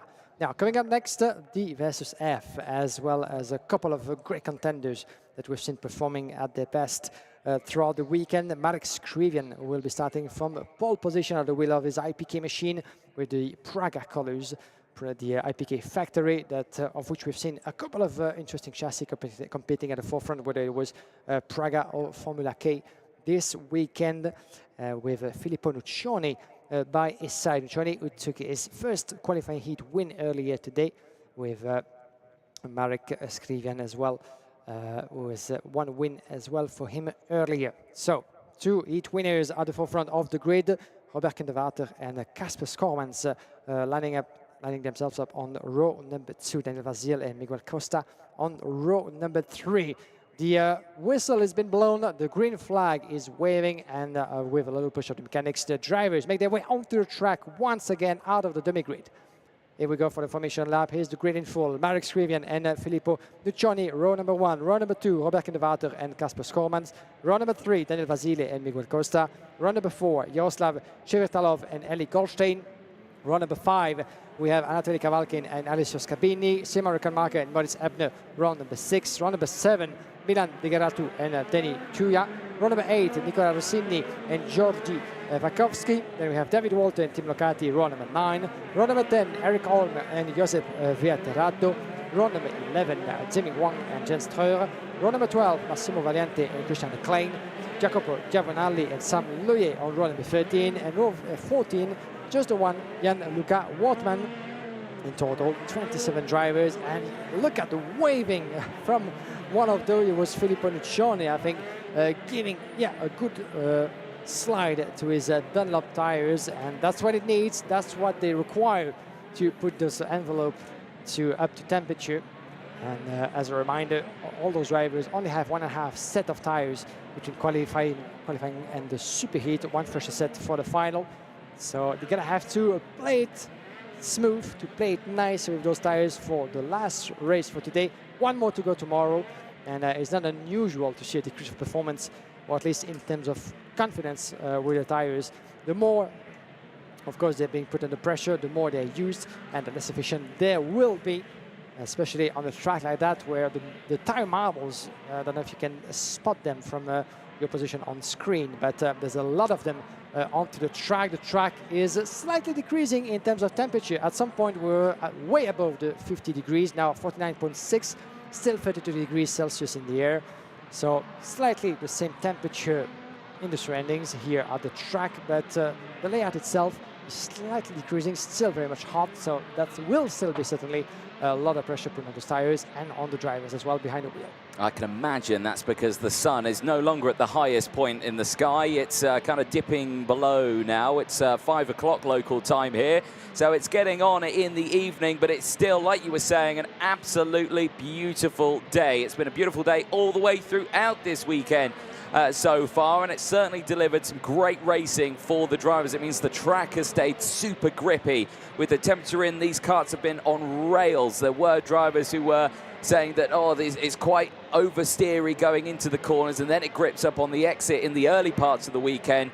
But as the weekend's gone on, there has been no such talk behind the scenes. It's all been a case of these karts are on rails right now.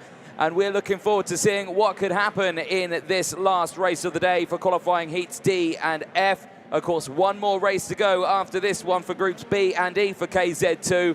But we're going to find out where these drivers will be starting. We're live on board with Miguel Costa for the Medea Kart team, who starts this one on the third row of the grid in P6. What can he do? Because he starts alongside Daniel Vasili, who's in that championship fight on that third row of the grid. The green flag waves at the back, and we get ready to start the lights procedure. Nigel Edwards gets them ready with 3, 4 red lights. Lights go out, and we're racing in KZ2 as they head down in towards turn 1. Keep an eye on the Sodi of Kasper Schulmans. He gets up into P2, but it is Mark Scrivan who leads the way down in towards turn 2. Yeah, fantastic getaway from both. Oh, a contact. Ali Goldstein moving around and avoiding slightly, that getting together. With the 118 is in there. It's well. Kindervatter from the second row of the grid. He's out of this race. He's going to try and get it restarted, but the 168 is also out, and that's Filippo Nuccioni. Filippo Nuccioni, who we spoke to earlier on, who was looking so enthusiastic of starting well. He's out of this race, and as well, Simon Reckenmacher, I think, is also out of this race. The 175 is also getting unceremoniously pulled off the circuit. But that's a very dramatic start as we see a change there for third place. You can see the 151 getting up, and that is going to be the likes of Anatoly Kavalkin up to third place. 6 places gained. Wow. Battle for the lead. Yeah. Here comes Schulmans down the inside at turn number 2. It's Kasper Schulmans for Sodi, who leads the way in the last qualifying heat for groups D and F. Yeah, what a send that was. Kasper Schulmans up into second place, and we saw something exploding somehow into turn number 3. I don't know if it was a debris or something onto the track, like a tire marbles big like the hand. But we might need to see that again, as well as the move from Anatoly Kavalkin, because I think the young Paralympic driver just went on the inside into the last turn, that right-hander in turn number 9. Might need to see that again. Yes, indeed. So what look is at it? that. It's I think one of the big. drivers actually just picked it up as on the racing line. Ah, now that to me, is that a tyre pressure gauge or something? I don't know what that is. I don't know what that is. Who did it come off? Keep an eye. It came off Scriven's car. Oh, is that the brake calipers? No, surely it's not. That would have been a disaster already. It comes out the back. Yeah, from the engine side, by the look of it, from the radiator or something, or maybe it's the protection. There's 2 of them. There's 2 of them on the circuit. I've no idea what they were. It's obviously not his. Oh dear, and that's gone wrong off the track. The 169, that's not gone well at all. It's Vakovsky who will go no further. He's going to try and get it restarted. He has got one attempt to do that. If he can keep the momentum up, jump in it, slot it into gear and go, and he will do that. He's back in the race. Yeah, don't forget to jump in if the kart is going on his own. Exactly. That would be quite dangerous, but he's done so brilliantly. And now back onto the karting track. Schulmans in the meantime, 4/10 of a second. You can see it in the leaders coming to turn number 2. Scriven still in P2. No pressure at all coming from behind as Kavalkin is way back in 3rd place. Shivitalov done in 4th. Then we have Vasile, Costa, Goldstein, and the immense pressure for the back from Scavini and Hebner. You can see the Belgian driver with the green livery in the middle, then stuck behind Shivitalov and Vasile, Costa as well just in front of him. There's going to be a great battle between those 4, 5, 6 drivers pretty much in the same picture, as Daniel Vasile was able to get himself out of that train, fighting with Yaroslav Shivitalov, trying to get ahead of the driver for P4. You can see them now into the never-handing right-hander of turn number 9. Let's have a look at the gaps. Coming to turn number 1, this is Daniel Vasile on Shivitalov. Kavalkin is way in front in 3rd place as Makovsky. Let's see what happened with him. Coming together with one of the Sodis. By the look of it, no, it was another driver. My apologies. It's a 225, I can tell you that, and that is Massimo Valente for the Birla. That's who he had contact with, and yeah, certainly that's not the way you want to be doing your last race of the day. No, definitely not. And you can feel, we've seen that plenty of times, that when it comes to the last race, some of those drivers, you know, will go more likely for desperate moves in order to get more points, to get that position, sometimes to get themselves out of the bin, outside of the qualifying spot for the Superheat. Remember, there's 82 drivers in the KZ2 class starting this weekend, but only 72 will make it past the qualifying for the Superheat tomorrow, split into 36 each for the starting grid, and then splitting them again to 36 best coming to the final. Run inside goes Vasily, the 102, beautifully made on Shivertalov. That's the move we had been expecting, and the Birla driver just made it stick beautifully. Turn number 2, not that many occasions we've seen that beautifully made like that, but Daniel Vasil, one of the title contenders, just did that beautifully, and taking P4, that is, trying at the pursuit of Anatoly Kavalkin, and you could feel that the Vasily was not happy at all. He was losing too much time, and as a result, he found himself third, but 1.7 seconds down from Anatoly Kavalkin. So at this point, unless something happens in front of him, I doubt that Daniel Vasily will be able, on regular pace, to catch up with the top 3. Well, so far he's put himself up to 6th in the intermediate classification with that overtake. He is joint now with Marcus Kayak on 194 intermediate classification points. So any more overtakes might help him out, but yeah, like you say, that gap he's got between himself and Anatoly Kavalkin is quite extensive at the moment. The gap around, 2 seconds or so at the moment, so we'll have to keep a close eye on that one.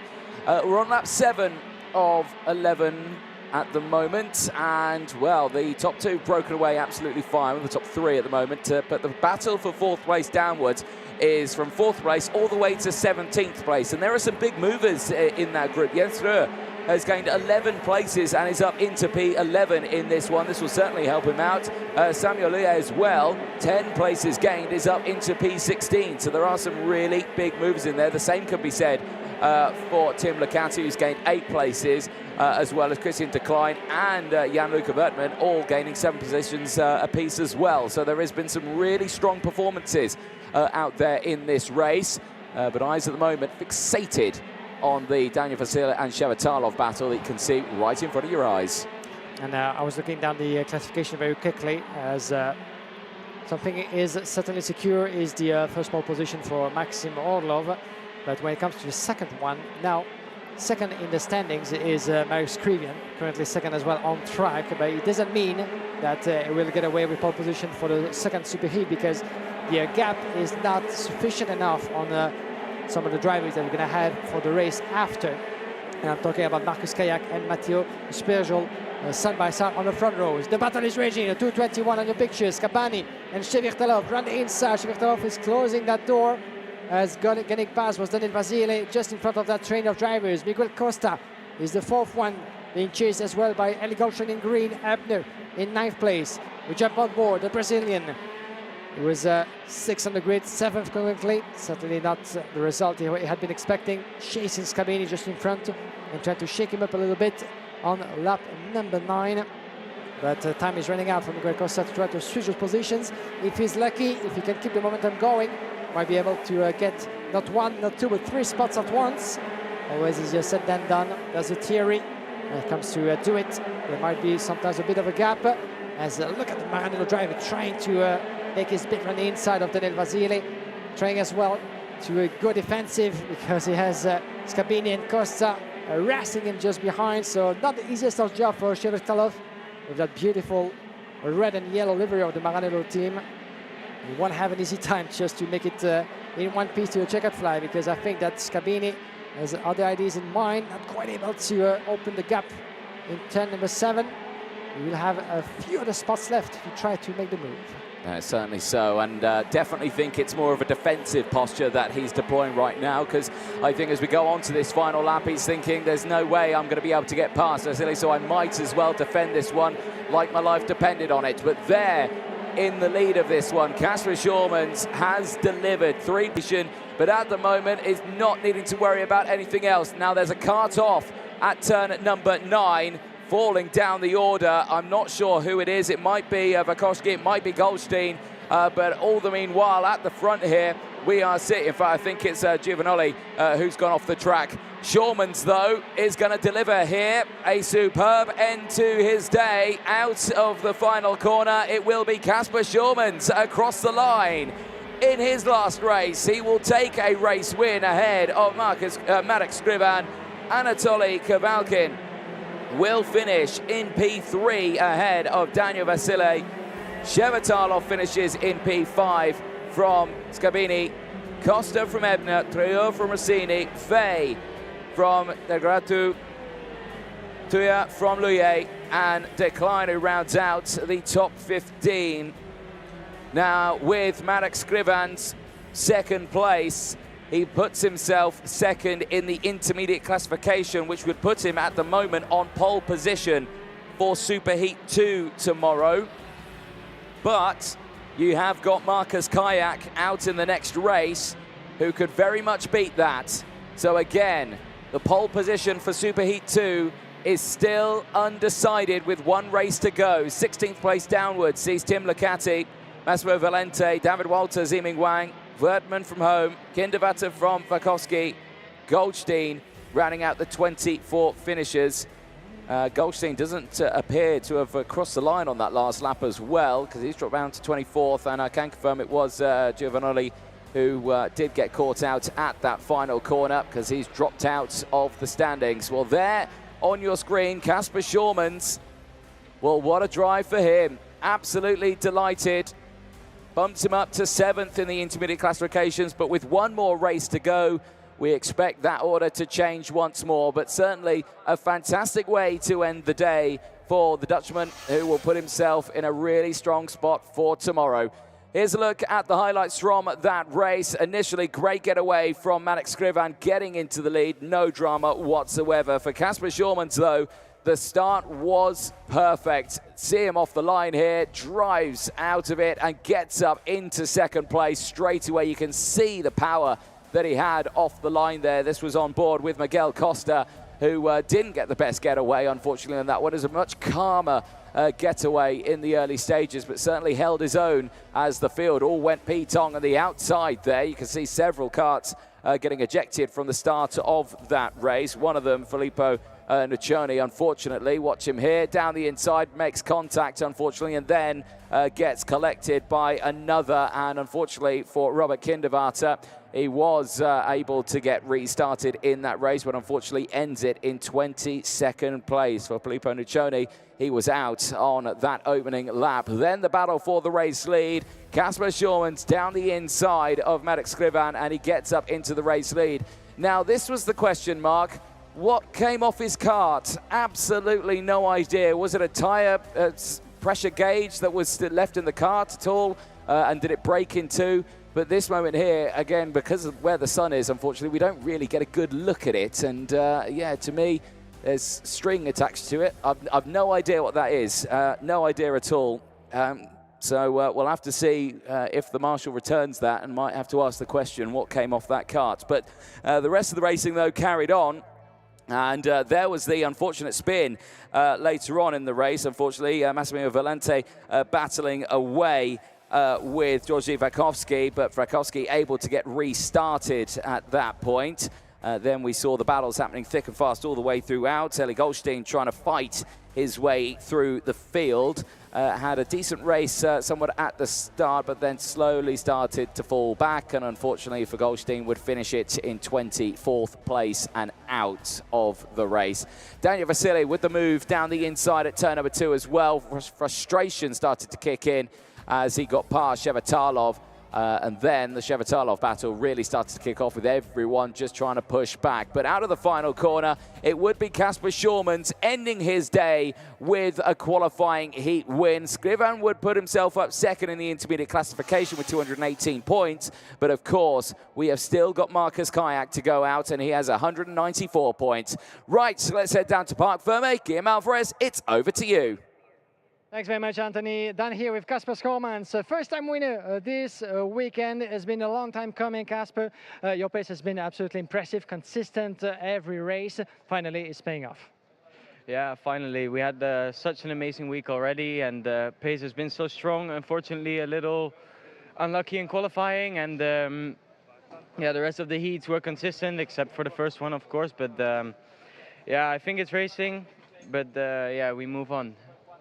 Yeah, for those of you guys listening who were not with us on location on Friday, can you maybe put us back into context of what happened on the first race? A little bit of misunderstanding, shall we say, with one of your teammates. Yeah, it was not my intention to to have happened what happened, but I mean, I wanted to go for the gap. Maybe I was a bit optimistic. It was my mistake 100%, and I just feel really sorry for Matteo, but I was happy he could continue the race. That's a good spirit. Thank you very much for that. Despite that little bit of issue to start your weekend with, you've been absolutely, on pace every time. Confidence is there. You certainly on it to seal the deal tomorrow. Yeah, for sure. I think we can, especially the pace we've been showing the whole week, and also in Alcaniz, it's incredible. Yeah, especially considering that you guys are, the French factory against all the Italian giants in Italy. That must mean something to you guys. Yeah, for sure. It does mean a lot to the team that we're on it and consistent. And yeah, it's just a really good result for me and for the team, and also for my confidence. Fantastic. Thank you very much for talking to us. Best of luck to you, Casper Schoormans. Hartelijk bedankt. As the first-time winner for Casper with the Saudi kart factory from CPB Sport. The French army against the Italian giants on home soil. There's going to be a battle for the ages, as we'll have to see about that tomorrow. Well, thank you very much, Guillaume, who's down there in Parc Fermé, bracing in the sunshine. Next race is coming up next. It's the last qualifying heat of the day for all the categories, but especially for KZ2. It's qualifying heat B versus E that is heading out onto the circuit next. And again, Marcus Kayak, who had a very dominant performance in the early stages, now puts himself in a position where he can claim pole position for Superheat 2 tomorrow. But right now, we need to see what will happen in this race. But so far, we just don't know, because he starts on the front row, but he's got Matteo Spergel for company alongside. And Spergel, again, is a driver who is fighting in that championship. He needs to be gaining those positions in this one. He needs to win it to really help himself out, because right now he sits 9th in the intermediate classification. That will change going into this one. But let's see, as the engines fire up and the drivers make their way out onto the circuit, let's take you through the full starting lineup. It is Marcus Kayak, who is set to start on pole position for Superheat 2 tomorrow. What can he do from this front row start? Matteo Spergel joins him on that front row. Christian Bertuca and Zoe Florescu round out row number 2. They'll have Vladimir Verkalantsev and Matthias Morgato on row 3. Hermano Quinteri and Kirill Kutskov go from row 4, with Nicholas Roos and Artem Sevrukin on row 5. Jean Louillet and Timo Jungling go from the 6th row of the grid. They'll have Matis Bruce and Alvar Simasvara on row 7. Maurizio Rosati and Pavo Tonteri round out row number 8. They'll have Leonardo Liuzzi and Javier Abramides on row 9. Kerpis Yusa and Karl Lukaszewski round out row number 10. They'll have Albin Strösen and Erik Hanecki on row 11. Alexandre Glashtin and Christian Ferracci on row 12. Yanis Savico and Alfredino Ibiapina on row 13. Francisco Paredes from Ecuador rounds out the 27 kart grid in this race. It's the last KZ2 race of the day. Only KZ2 Masters Superheat comes up after this one. It is the penultimate race of the day on track. It has been a tense one for the drivers. Maxim Orlov cannot be beaten. He secures pole position for Superheat 1 tomorrow. We will see that tomorrow. Marek Skrivan at the moment currently sits 2nd, but with Marcus Kayak 5th in the standings with 194 points, he right now is in position to take that pole position in Superheat 2 tomorrow. Guillaume Alvarez joins me back in the commentary box. Guillaume, it's a lovely day. You're psyching yourself up. It's all built down to this one, isn't it? Always. This is one of the certainly most important times of every FIA Karting weekend, of any karting weekend basically, on the same format. Coming to the last qualifying heat, this is when the tension is certainly building to its maximum. Because at this point, there's no more room for error. There's no more room for any mistake.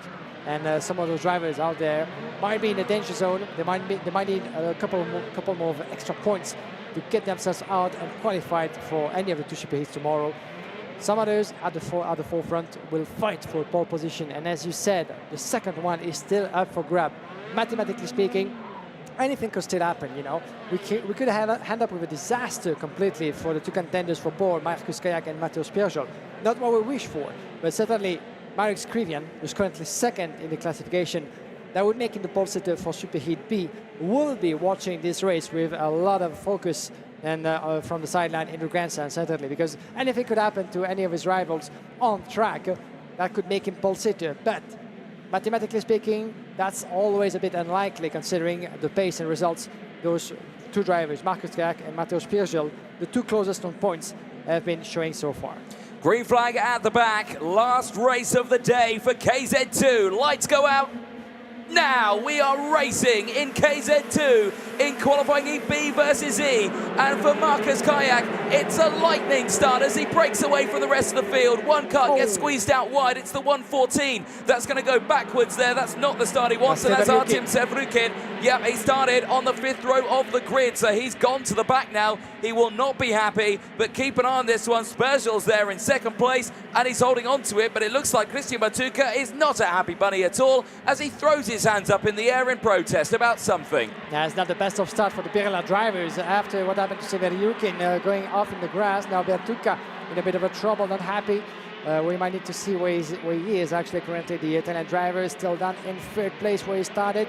By the look of it, as they come across after 1 lap completed with Marcus Kayak. What a start at the launch into that opening lap. Look at the gap he's been building as for 2nd place. Spirgel, Bertucca, the Italian driver trying to go around the outside of the Frenchman. Spirgel is fighting his way off. He's going defensive. Bertucca is furious and is showing it. He's giving him a little push. What a little push from Bertucca. We haven't seen yet.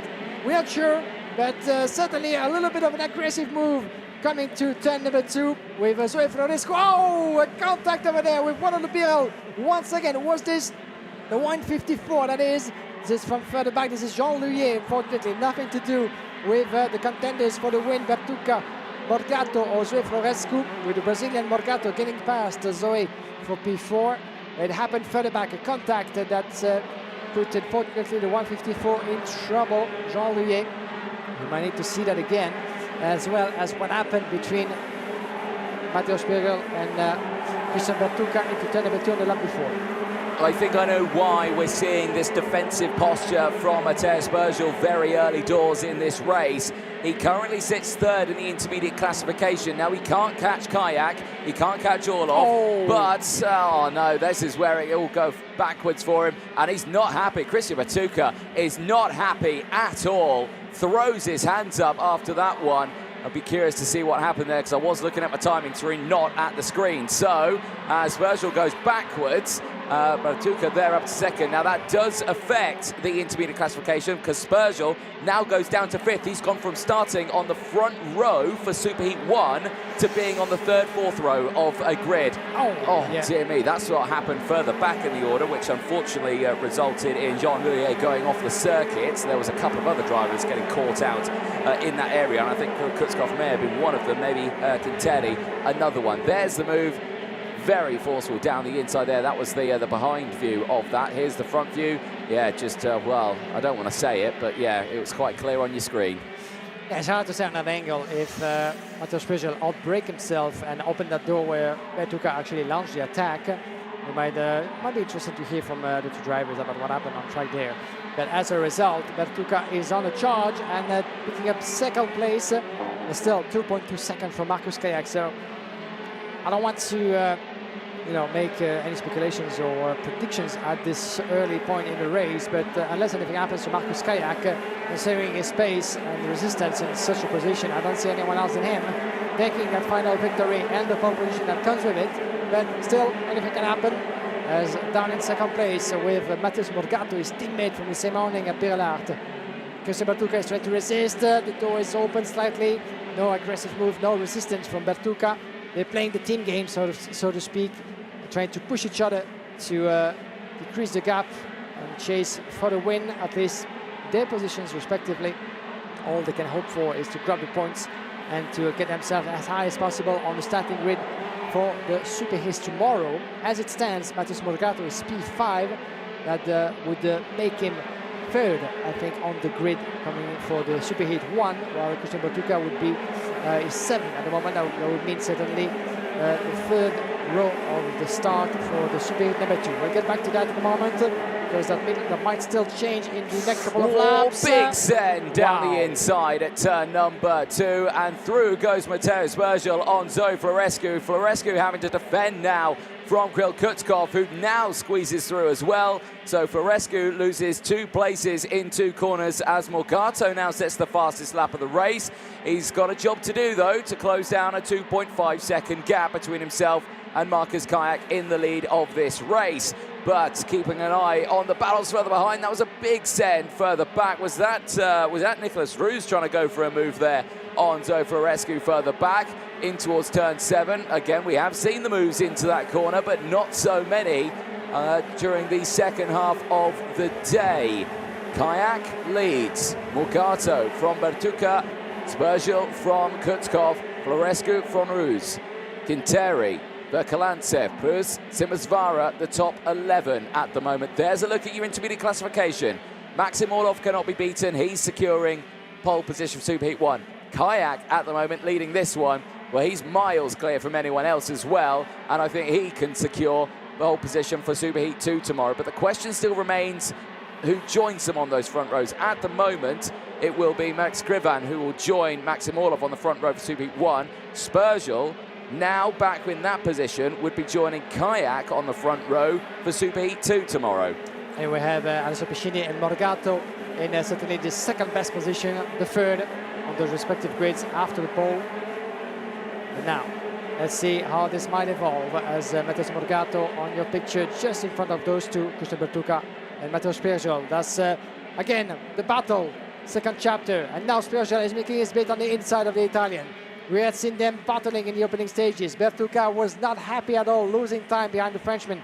He was furious not to be able to catch up with Marcus Kayak and let the leader get away.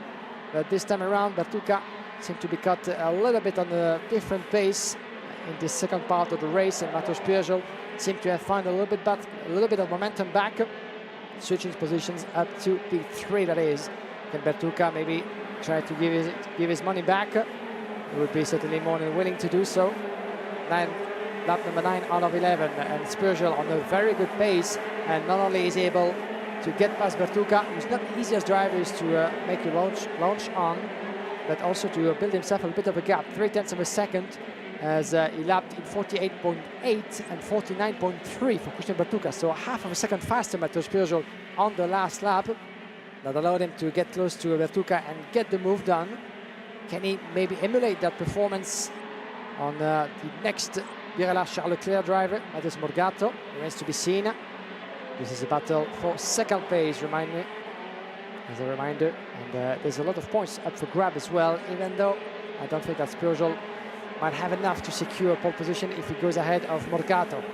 It was quite a while ago. I've only just spotted it. Unfortunately, Timo Jungling is out of the race. Unfortunately, the British driver who has had, well, a pretty dismal day. That would be his second retirement in this one. And he actually puts himself in a real danger here of putting himself on the back foot and maybe not even making the final. Now, of course, he'll get into the Superheat, but yeah, if he doesn't have a good Superheat, he really does put himself on the back foot for that final, if he can even get into it. Now, onto this one. The gap is down to 1.6 seconds between Morgato and Marcus Kayak, but we are on lap 10 of 11 right now. I suspect with this gap that we can see right here, Kayak could be clear. Now, I was seeing a mechanic pointing, doing the think moment there. Are we saying to any of the drivers behind, saying, don't push the tyres, you've got to use them tomorrow, save them. We're on to the last lap. There we go, final lap. Matteo Spergel just behind Matteo Morgato. Calculations being made, even though he gets ahead for second place in front of Matteo Morgato. This won't be enough, unfortunately, for Matteo Spergel to secure pole position. He will fall into the hands of Marcus Kayak as it stands. He's sitting in the third place as it is. He's missing 7 points. He's 7 points shy from a winning position. That's 50 points. He's currently at 41, so that's 9 points. But even with the victory in the bag, it would be a little bit too close, a little bit too shy, unfortunately, to switch positions for pole position. Anyway, checkered flag is waving. Marcus Kayak is taking his final victory into the qualifying heats. This is victory number 3 for Marcus Kayak from the Maranello SRP Racing Team. What a beautiful performance for Marcus Kayak, taking another win. A long string of fantastic performances for Marcus Kayak, securing pole position number 2, that is, as he's currently second and should stay second in the classification at 244 points, just 6 points shy of pole position for the first Superheat and the 25 points for the championship. He will still take a good batch of points when it comes to the overall classification. 22 points in the bag if he stays second for Marcus Kayak, 25 for Maxim Orlov, your leader at the end of the qualifying heats of the KZ2 class. But such was the performance of Maxim Orlov, sorry. Well, Marcus Kayak was pretty much unbeatable and pretty much a clean sheet at the end of the qualifying heats, as he will finish second of the classification. Marcus Kayak takes the win from Mateusz Morgato, Mateusz Peugeot down in third, from Christian Bertucca, Kirill Kuskov, Zoe Florescu, Nicolas Roux 7th, from Kim Thierry down in P8, Vladimir Verkolantsev P9, Alvasis Mevara P10, from Pavel Tonteri, Leonardo Liuzzi, Matej Prus, Xavier Avramidis, Artem Severyukin down in P15 after the trouble he went through in the opening stages. We're going to see that again. Jean Luyet down in 16 from Fabio Rosati, Albin Sturesen, Alexander Klatstein, as well as Karl Lukaczewski, Eric Christian Enake, Kipras Jurse, Jenny Civico Espana, Alfredino Ibiapina, Francisco Perades, Christian Fibia Bracci, and one driver out of this race, Timo Jungling, as we had take a look at the replay of the starting procedure and some drivers going off. Unfortunately, this was the 114 of Artem Severyukin at the start on the outside of turn number 1. This is where his trouble started in just a few meters of that race. Christian Bertucca not particularly happy being stuck behind Mateusz Peugeot. You can see on lap number 2 the Italian gesturing to the Frenchman, going very defensive way before the breaking point of the second hairpin, and that contact that put one of the Birala drivers into a bit of a trouble. It was the 154 of Jean Luyet, the Swiss driver, who would end up in the end in P16. The battle would rage on as Bertucca would take Mateusz Morgato as well as his teammate Kirill Kuskov through Matteo Spirgel, before Spirgel would finally fight his way through. But Morgato on a very good pace for his last race of the day, on his way to second positions before Spirgel would find a bit of momentum back, leaving Zoe Florescu and Kirill Kuskov having an explanation on their own in turn number 3. Kirill Kuskov ahead of Zoe Florescu. Then was the charge, lap number 8 into turn number 3 again, with the switchback of Mateusz Peugeot and Christian Bertucca. But in the end, Marcus Kayak was pretty much unbeatable, unreachable from any rival on the field. 1.3 seconds almost on the line in front of Mateusz Morgato. Mateusz Peugeot down in 3. 5 races, 4 wins for Marcus Kayak, almost a clean sheet. And he takes pole position for Superheat number 2. Let's get down to the back fermé with you, Anthony Jordan.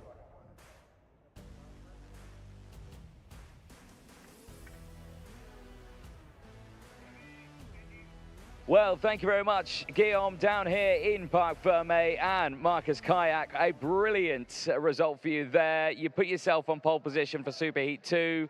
Perfect. Near perfect weekend. That's exactly what you needed. Yeah, we got off to a decent qualifying, P2 overall. Won all my heats except Orlov. But yeah, in the end, it's still a good result and can't wait for tomorrow. Yeah. What's the plan for tonight? Rest, relax? What do you think? Yeah, eat dinner and then off to sleep.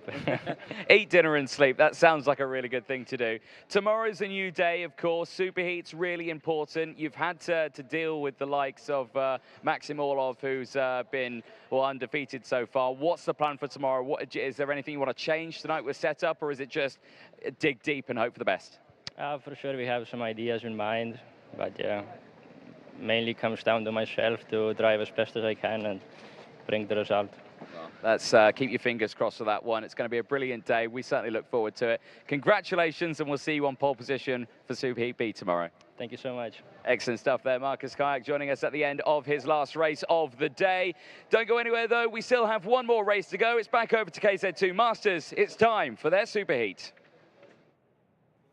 Yes, indeed. It is time. Anthony, thank you very much as well to Marcus Kijk for talking to us down in Parc Fermé in the zone of the scrutineering area and the scale where all the drivers have to go through after the races is done. KZ2 Masters up next, the Superheat for the drivers above 35 years of age. Superheat, what does that mean? Well, that means an extra 25 points in the championship for the winner at the end of this race, as well as other points for the classification. That means also a pole position awarded for the final coming tomorrow. The final of the KZ2 Masters that will be taking place at 20 minutes to 12 local time. 10 minutes to 12 local time, followed by the KZ2 and the KZ final at 10 minutes to 2 o'clock here in Val Vibrata. We're not there yet, but for a final, we need a starting order. And this is what this Superheat is all about as well. And starting from pole position for this KZ2 Master Superheat after the intermediate classification that is being led at the end of the qualifying races by Mirko Mizzoni, the Ital course driver from Italy. Is Joël Gaboriau, the popular photographer from France, working from different media outlets covering karting for a good number of years. Always nice to have Joël on location with us.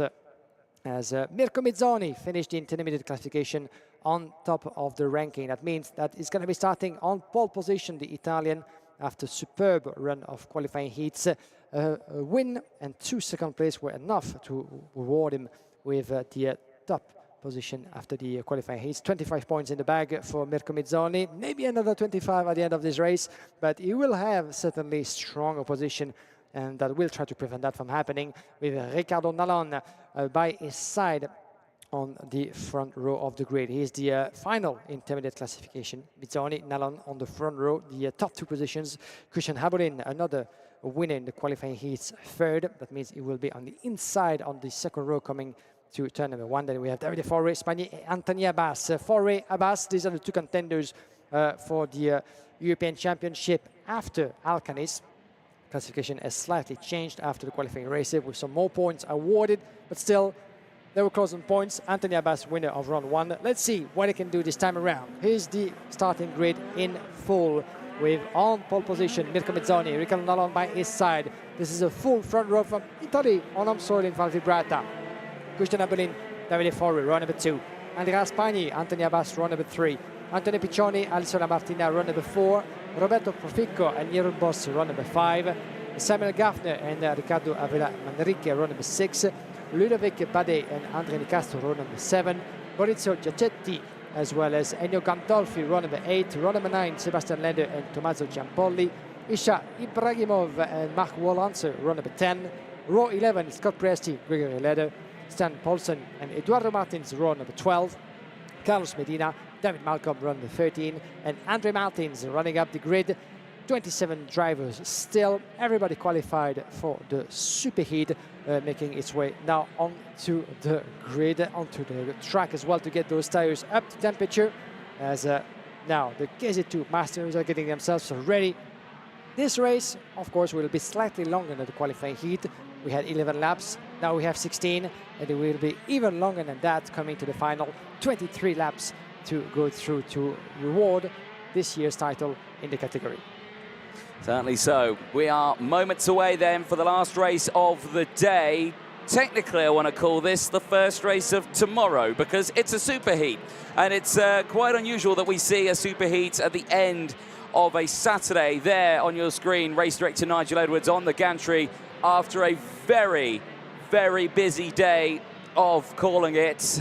We are at the final race of the day before we can all relax and simmer down for a long day tomorrow with the rest of the superheats and, of course, those all-important finals as we crown 3 champions in KZ, KZ2, and this category here on your screen, KZ2 Masters. The formation lap is over. The last drivers pulling into their grid slots as we get ready to go for this last race of the day. 16-lap race. As the drivers organize themselves, it looks like it's good to go at the back of the grid, but the front of the grid have been waiting for some time. Green flag at the back, lights at the ready. 4 red lights, lights go out, we're racing in KZ2 Masters in the Superheat, and it's been a brilliant start from Ricardo Nallon round the outside, but keep an eye on the TB card of Christian Halblin, who's had a superb getaway as he goes through, but there is a huge accident in the background, drivers involved, and one driver ejected from his kart. Samuel Gaffner and Ricardo Avila are 2 drivers involved in that incident. The 320 gets going again. That's Ricardo Avila, and there's more drivers. Red flags come out, understandably. Yep. So many drivers involved in multiple incidents on the circuit, but most importantly, what looks to be, or I can see, everyone is up and walking away. That is the most important thing we can see here. Now, other drivers involved in that one, Samuel Gaffner was one, Ricardo Avila was another. It looks to me like it's Sebastian Ladar and Tommaso Campioli is one, and Carlos Medina from Mexico is another, all involved. There you can see walking away, and back to his kart is Samuel Gaffner. Now, we saw him, a very scary moment for him, but clearly from that picture there, he is all fine and well, but of course you can imagine adrenaline is kicking in at this point. But red flag is out for the first time this weekend at Val Vibrata. Marshall's quickly on the scene to help secure the incident there at the exit of turn number 1. But I think the only thing we can take away from this one is what on earth happened? How did that unfold? How did we see so many drivers off at the start of that race? And you can see heavy damage to the Monster K kart. Yeah. And that is a big, scary one there. Tommaso Ciampoli, actually, that was involved into that incident. And hopefully we were able to pick everything that happened just to have a bit of understanding of that incident. And that's what we'll have to see as well. Some of the drivers onto the grid giving the thumbs up to those involved in that incident, just to make sure that everybody is safe and sound, and that's what we like to see. The drivers in good condition, able to walk away by themselves, even though it was a scary incident. That's something that we never want to see on any track in the world. But good to see as well that before being rivals on track, all those drivers know each other and are friends as well. Let's have a look at it. Let's have a look at it. Okay, so initially the start for Mazzoni, not the greatest. He got swamped, and through would go the likes of Ricardo Nallon. He would get up into the lead. But keep an eye further back. So does anyone run wide and back onto the circuit? No. So it's all fine there. There is a kart going off the track. Okay, so it looked like crossing the track on the inside. Samuel Gaffner went to the inside, so he crossed the curb. Then he went straight on into that barrier there. That's a horrible, horrible incident. But then there's another one that happens at the turn number 3 as well. You can see it here. It comes down, and there's more contact, and they'll come into the left of shot. You can see the damage that has happened, and there's the barriers.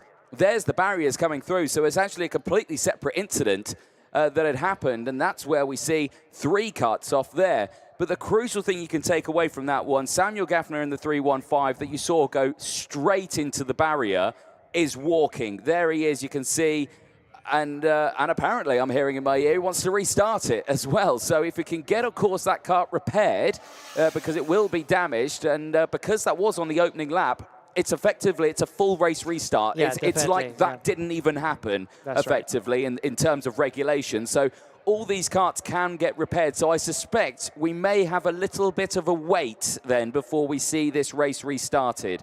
That's an interesting one. Yeah, we could see on the sideline as well the likes of the Birlaat factory. We had Jordan Lennox-Lamb as well as Pedro Hilbrand talking to some of the drivers from the Lissone team as we were there just to pick up the waiting time now for some of the drivers. The time for the track to be made clear, and especially for the karts of the unfortunate drivers to be brought back onto the grid, as we shall have indeed.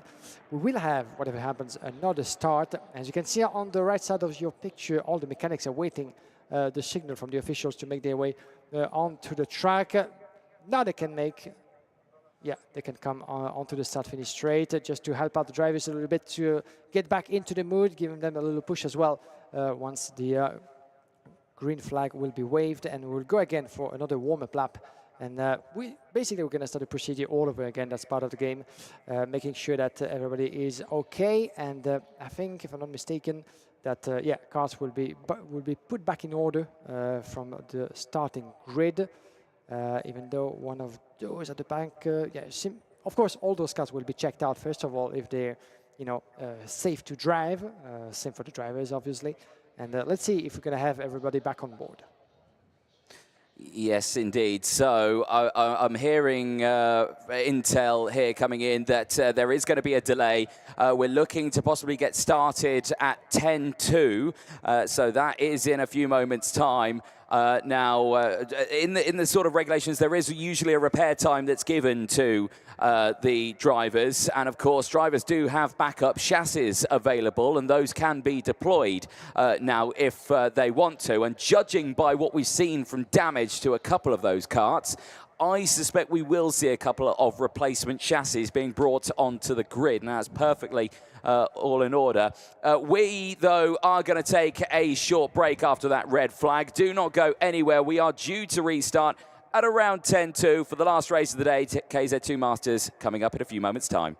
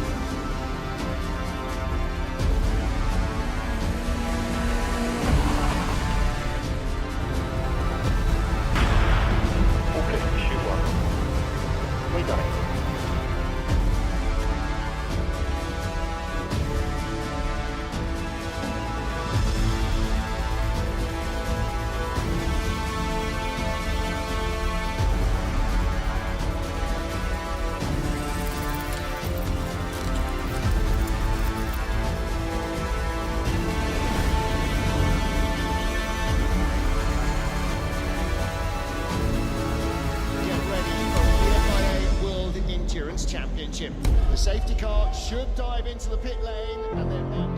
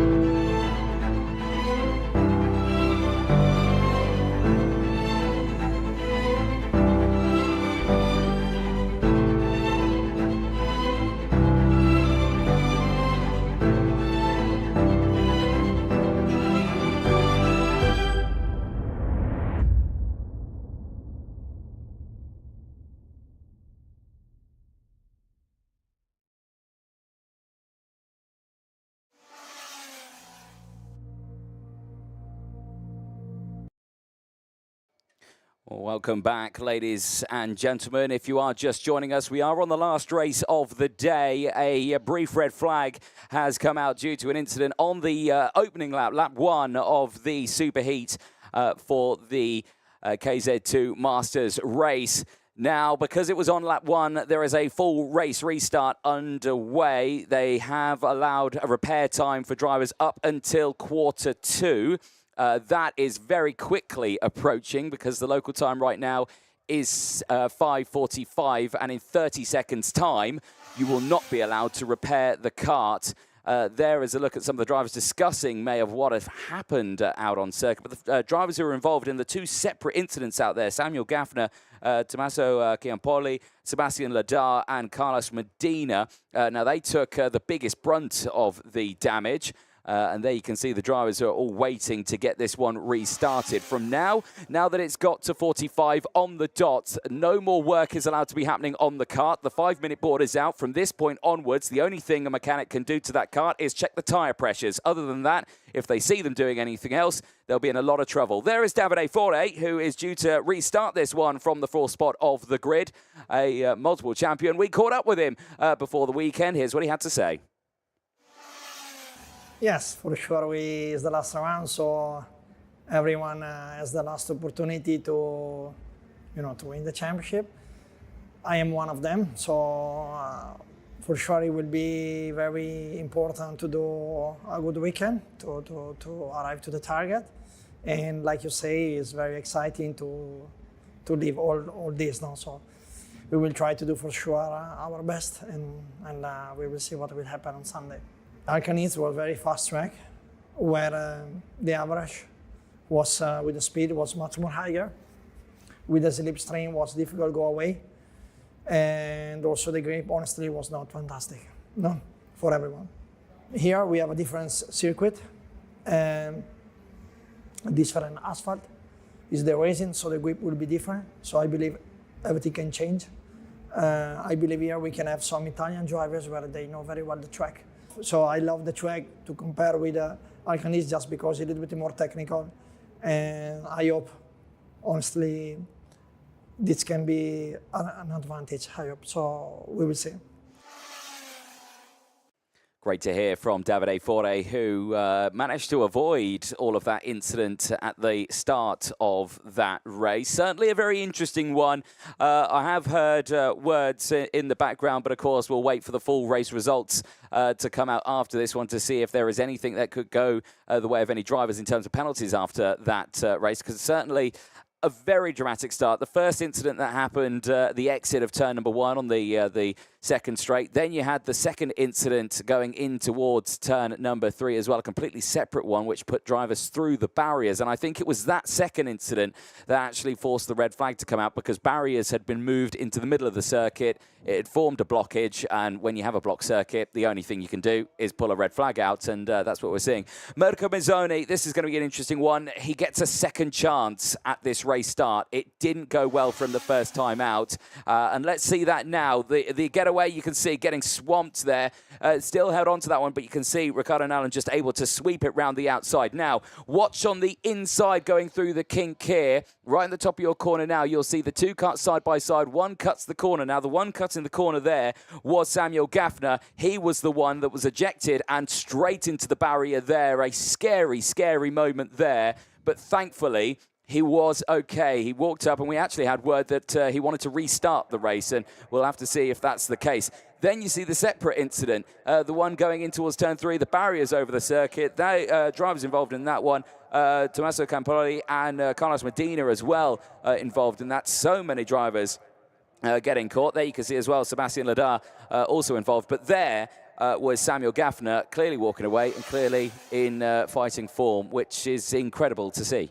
It is incredible to see, and as the sort of moment, the sort of unfortunate circumstances where the driver, just out of his car and telling the officials that they want to race again, that's what shows you that racing drivers, especially in karting, are really made of a different wood than normal people, normal human beings, because after an accident of that magnitude, after a bang like that, against a concrete wall, I mean concrete with tires, of course, but any one of us would be, quite shaken up and not willing certainly to put themselves again into that condition. But those drivers, this is what they do. This is what they've been doing all their life.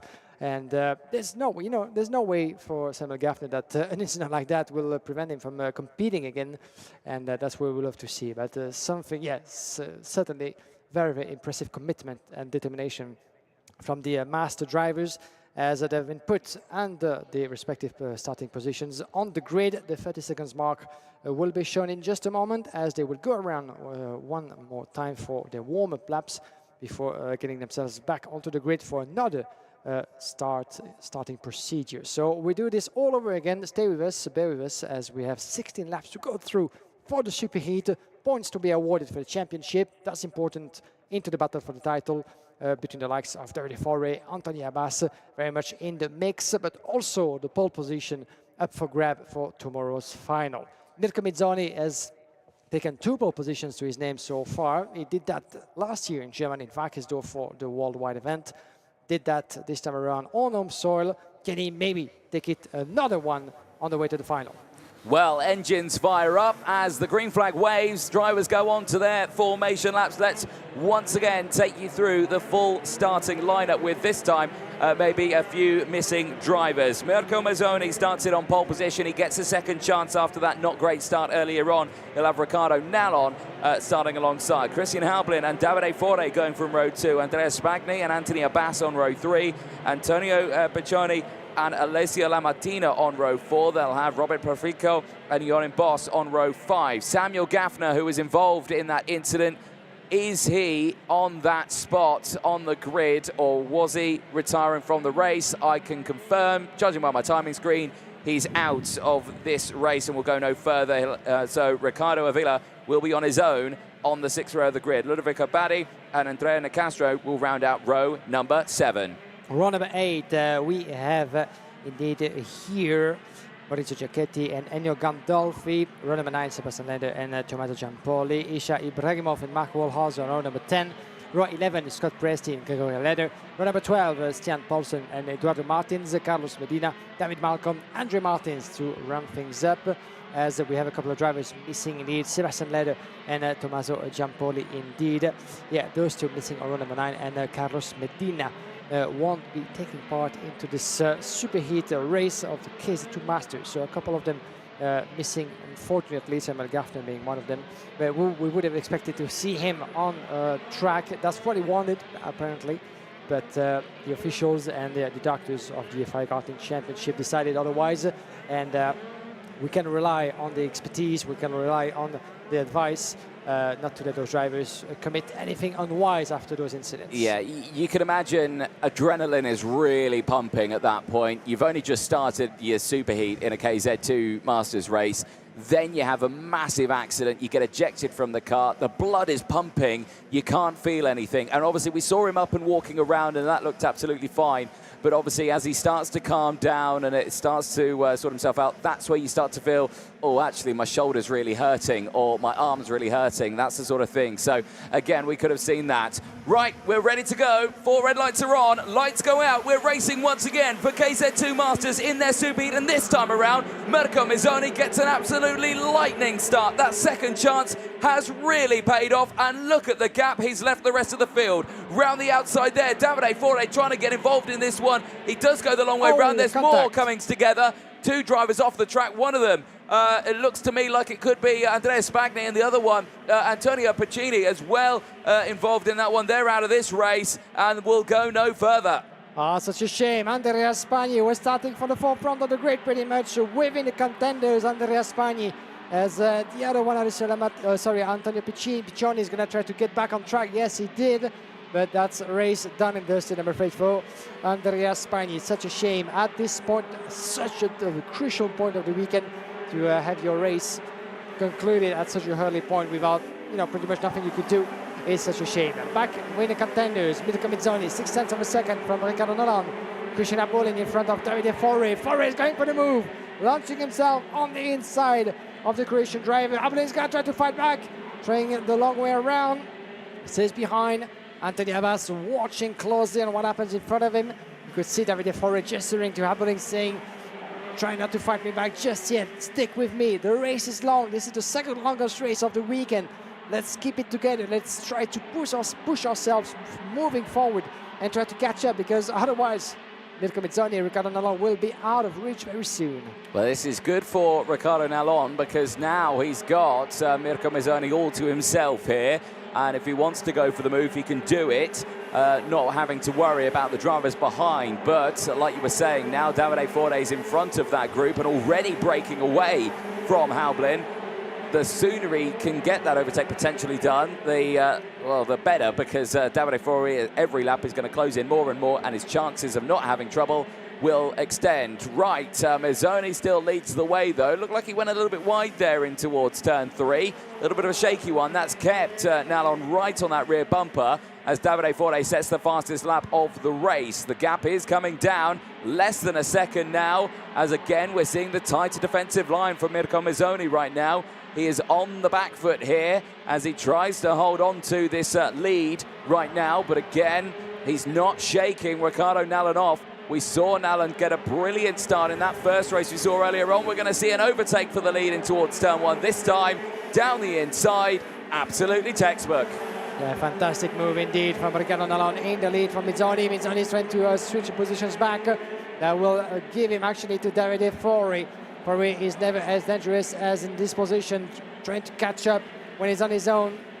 Being able to put qualifying lap after qualifying lap. Look at him. Oh, I thought for a second that he was going to be able to get himself onto the curve into that turn number 4. That would have been quite a ballsy move at such an early point in the race. But that was the first warning, or maybe another attempt to come. Look at those 5 leaders actually all coming together while battling with one another. They actually keep losing time corner after corner. That actually allows Christian Abulin and Anthony Abbas to stick with him and to get close. We're gonna get ourselves a 5-driver battle for the win and for pole position, potentially for the final tomorrow. Let's not forget that Christian Abulin came here third in the championship, quite a long distance, almost a victory distance of points from the leaders, as we have, is it Ennio Gandolfi? Yeah, I think it is Ennio Gandolfi who stepped away from his kart, as let's try to have confirmation of that. Or was it one of the Martins brothers? I think it was Andre Martins, my apologies, as Andre stepped out of his kart. Unfortunately, that's race done and dusted for him, as he was wearing, of course, the Tony Kart colors, so apologies for that. As in the meantime, the battle is still raging between the top 5 drivers at the advantage of Riccardo Nallon, Mizoni, Fore, Abulin, Abbas. Pick your name, pick your driver, and make your bet. Here we go, down the inside. Here comes Davide Fore. I can see it coming out of turn 10, but he's not got the exit and back through. Oh, that was near a carbon copy of what we saw that caused the red flag earlier on in this same race. But nothing happens this time around, and Davide Fore, he threw his hands up in protest there. He said to Mirko Mizoni, what was that? There was no way you were going to get through there. Well, he slammed the door closed on him. We'll have to see what happens, but Haublin's now there in 3rd place. Abbas is in 4th. Mirko Mizoni is back down to 5th. Yeah, such a disaster certainly for Mirko Mizzoni, something he didn't expect to come his way, as it's going to actually shake up the classification just a tiny bit. As for now, holding on the lead. Let's have a look back at Davide Foré. That brilliant move, the launch on the inside of turn number 1. We haven't seen that many in that first sector, that first corner of the track, and Mirko Mizzoni was trying to resist. Oh, that was a close goal, and look at how furious Davide Foré is. Understandable, of course, as you said, after that big coming together and incident into the previous opening lap. It's not something you want to see. At some point, if you're overtaken, you just got to admit defeat for now. You could have waited until the breaking point of turn number 2, turn number 3 to try to switch positions back. But for Mirko Mizzoni, he might want to think that again. Yeah, I think that frustration, very rare frustration that we don't usually see from Davide Foré was, you know, did you not just see what just happened right there on the track, and you near carbon copied it on this one? It's one of those, it's understandable frustration that you see here, but it's all worked out in his favour though still, as Davide Foré has now closed in on Riccardo Nallon. And Nallon here is on the back foot. Now, Nallon does lead the intermediate classifications at the moment. He's looking for 25 championship points. And, of course, that pole position start. But that lead change will affect it down the inside. Davide Foré leads this Superheat in KZ2 Masters at Val Vibrata. Now, this does help him out a little bit in the intermediate classifications. Now, when they cross the line now, it will help him out. It'll bump him up to 3rd in the intermediate classification. So Davide Foré would be starting on the 2nd row on the inside. Now that's a good place to start because of course going into turn 1 you want that inside line, but of course he's on the 2nd row. He doesn't want that right now, but he can't do any more. He can't do any more than this. Mirko Mizzoni could have a play in this. If Mizzoni goes back even further, if Profico gets past, if Avila gets past, if Gandolfi gets past, it would help out Davide Foré. But right now, he's sitting there all on his own. He's in a bit of a no man's land, is Mirko Mizzoni. Profico is a little further behind. So I think Davide Foré, at this moment in time, can only best 3rd. Certainly so. Let's not forget that there's more points awarded into the Superheat than in the qualifying heats. Yeah. That would be 75 points for Davide Foré if he stays where he is, taking P1, and 25 for the championship. So for something, so yeah, 2 different things, keep in mind. But there's 24 points between the P5 and P1. If I say that, it's because Mizzoni is sitting in 5th place at the moment. And while being there, if he takes 1st position back into that race, which seems very unlikely considering the opposition, he might find himself back in P1 and taking pole position. That's for the Thierry. Here it comes. He just heard me and just launching his first move of the race. Fighting back against Anthony Abbas. Abbas is trying to fight back and give certainly a little bit of his money back, but it's not quite happening just yet for the Frenchman. Anthony Abbas has been a little bit on the back foot for the past 2 races. We've seen him concurrent, we've seen him fast as he showed us in Alcaniz, as he won the opening round obviously in Spain, but this time around it seems to me that the local drivers, the Italian favorites, have been really putting himself in an uncomfortable position, giving us a show for our money obviously. But Anthony Abbas slightly on the back foot, still in a strong position coming to tomorrow's final. P5 on the grid. It all comes down to the most important of races, but it remains to be seen in terms of classification where Anthony will fall, as it stands P5 at the moment for today's classification, not the championship, keep in mind. That overtake from Mirko Mizzoni helped him out in more than one way. It puts him back at the top of the intermediate classification, which means pole position for the final and another 25 championship points. Big send down the inside there. That was outrageous from Bade, who sends it down the inside. The no liveried kart going through. That is a technique that I have seen deployed by other drivers. It's weight saving effectively. So you don't put a sticker kit on it, you take it off because it can save a fair few grams if you're a little bit over the weight category. Yeah, well, does that mean his diet must not have been certainly as strict as some others, as he's trying to reduce weight on some other ways, but very interesting technique indeed.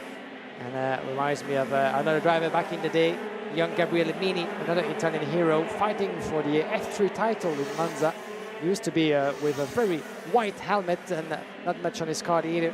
Has run the inside. Committed. Another move, yeah, committed indeed with that fully black helmet from Bade. Another beautiful move on the inside. And another karting driver from the past who did not have a lot on his helmet and kart back in the day in the 1990s and early 2000s was a certain Robert Kubica before making his way up to a single-seater in Formula 1 in a way of showing, you know, sometimes some drivers coming into the world of karting with bit less budget and opportunities, but still doesn't prevent them from shining and fighting and sometimes beating the best out there. So interesting different liveries that we get to see in the master category. So we're on lap 13 of 16 right now. This is Ennio Gandolfi trying to get a move done further down in the order. They're battling away at the moment in P7 and 8. La Mattina has just managed to squeeze through and has got up into P7 now. So Gandolfi on the back foot though, but trying to regain these positions. And is still in a really good spot right now with that gain of 7 places. So we'll keep an eye on Gandolfi as this race continues. Back here though, down in towards turn 7.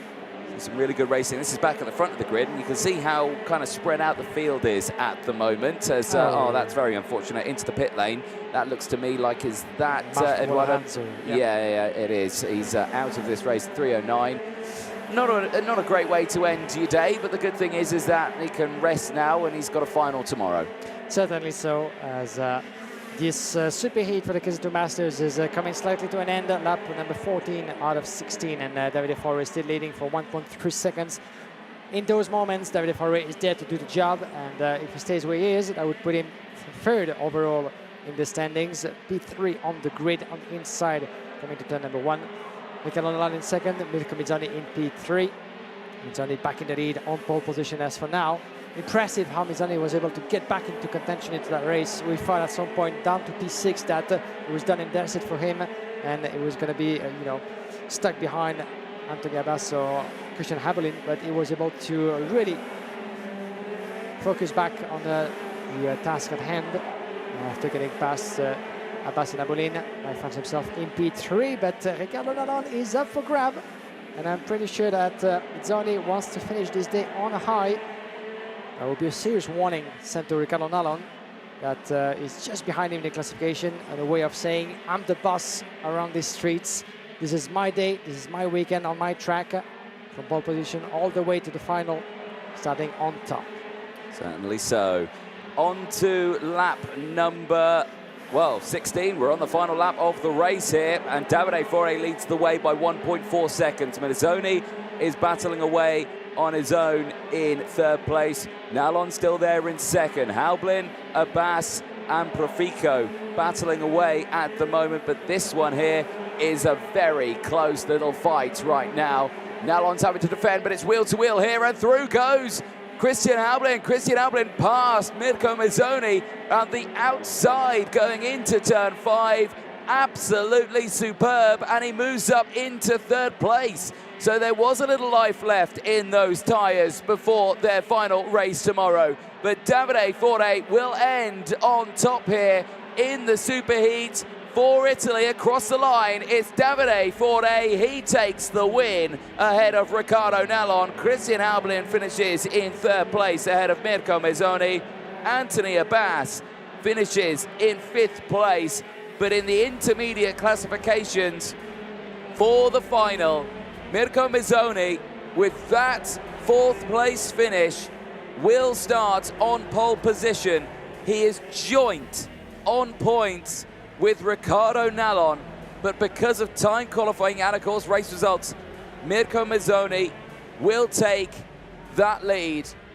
Joint on 195 points apiece. Davide Forre will finish 3rd in the intermediate classification, and he will start 3rd for the final tomorrow. Haublin will start P4 ahead of Anthony Abbas. La Mattina from Profico, Piccioni from Spagni, and Joris Bosch, who round out the top 10 in the intermediate classification. But the full results there on your screen.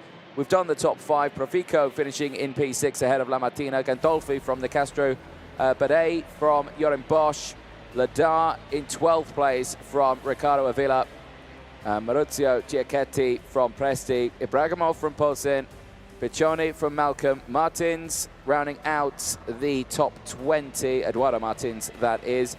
And the plethora of retirements, Mark Volhauser, Andrea Martins, and Andrea Spagni were the drivers in this race that unfortunately didn't get to see the end of it. But the drivers who retired from the first start, Gaffner, Ladar, Camplosi, and Medina, were the drivers who didn't manage to get away in the early stages.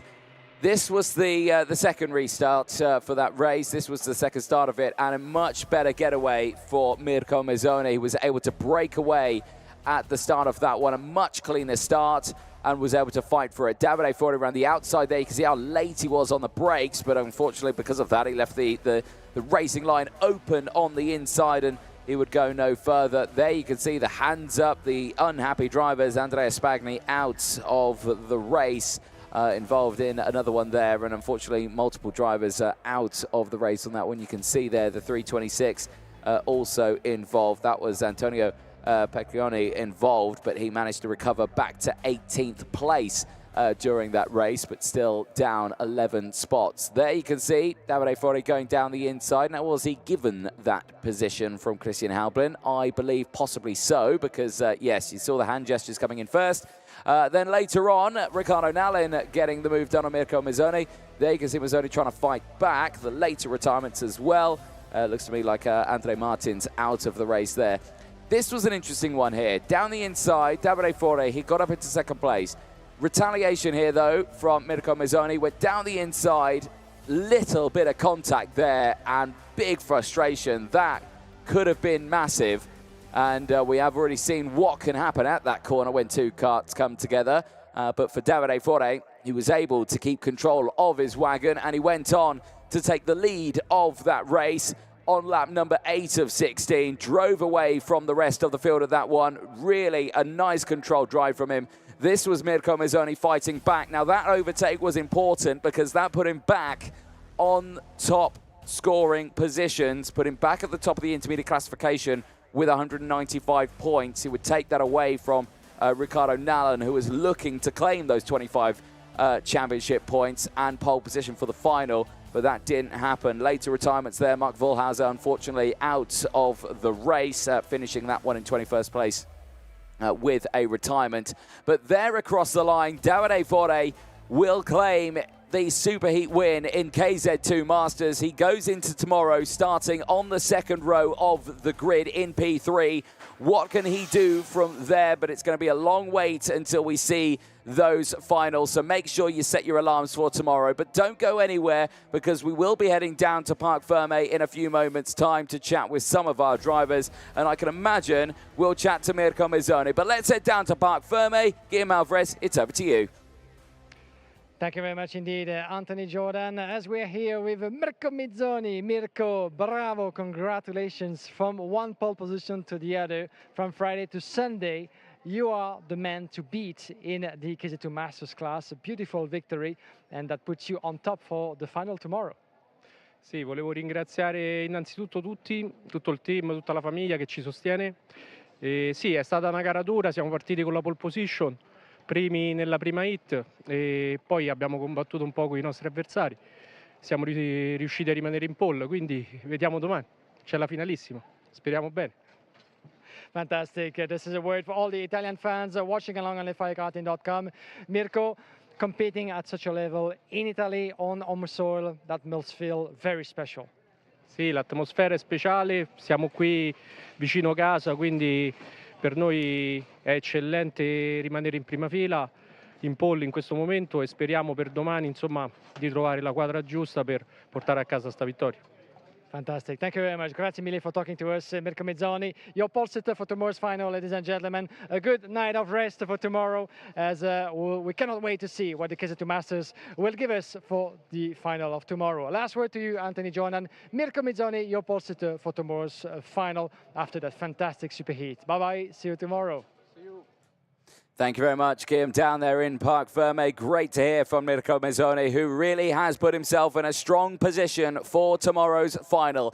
Here's a look at what you can expect to see tomorrow in around 15 hours' time. KZ2 Superheat A and B will be kickstarting the day very early on at 9:30 in the morning, so do make sure you set your alarms. No laying in. I know it's a Sunday, but we've got racing to do. And then after those, we then have the KZ Superheat, and then we go into the finals. KZ2 final, the KZ final, and of course the KZ2 Masters final that will be taking place to start them at around 12 o'clock, at 10 past 12 for the KZ2 Masters final. It's going to be a very busy day tomorrow to end the season here. We're going to crown some champions for the FIA Karting European Championships for KZ, KZ2 and KZ2 Masters. From myself, Anthony Jordan and Guillaume Alvarez, the whole of the RJMC team, it's been a brilliant day. We'll see you live tomorrow for the finale of the MondoKart.com FIA Karting European Championship.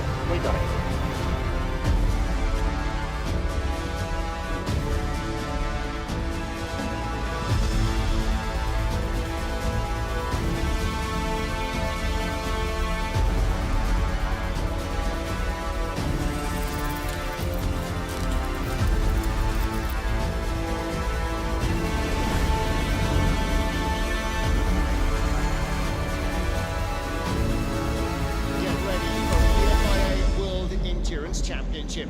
The safety car should dive into the pit lane and then might come.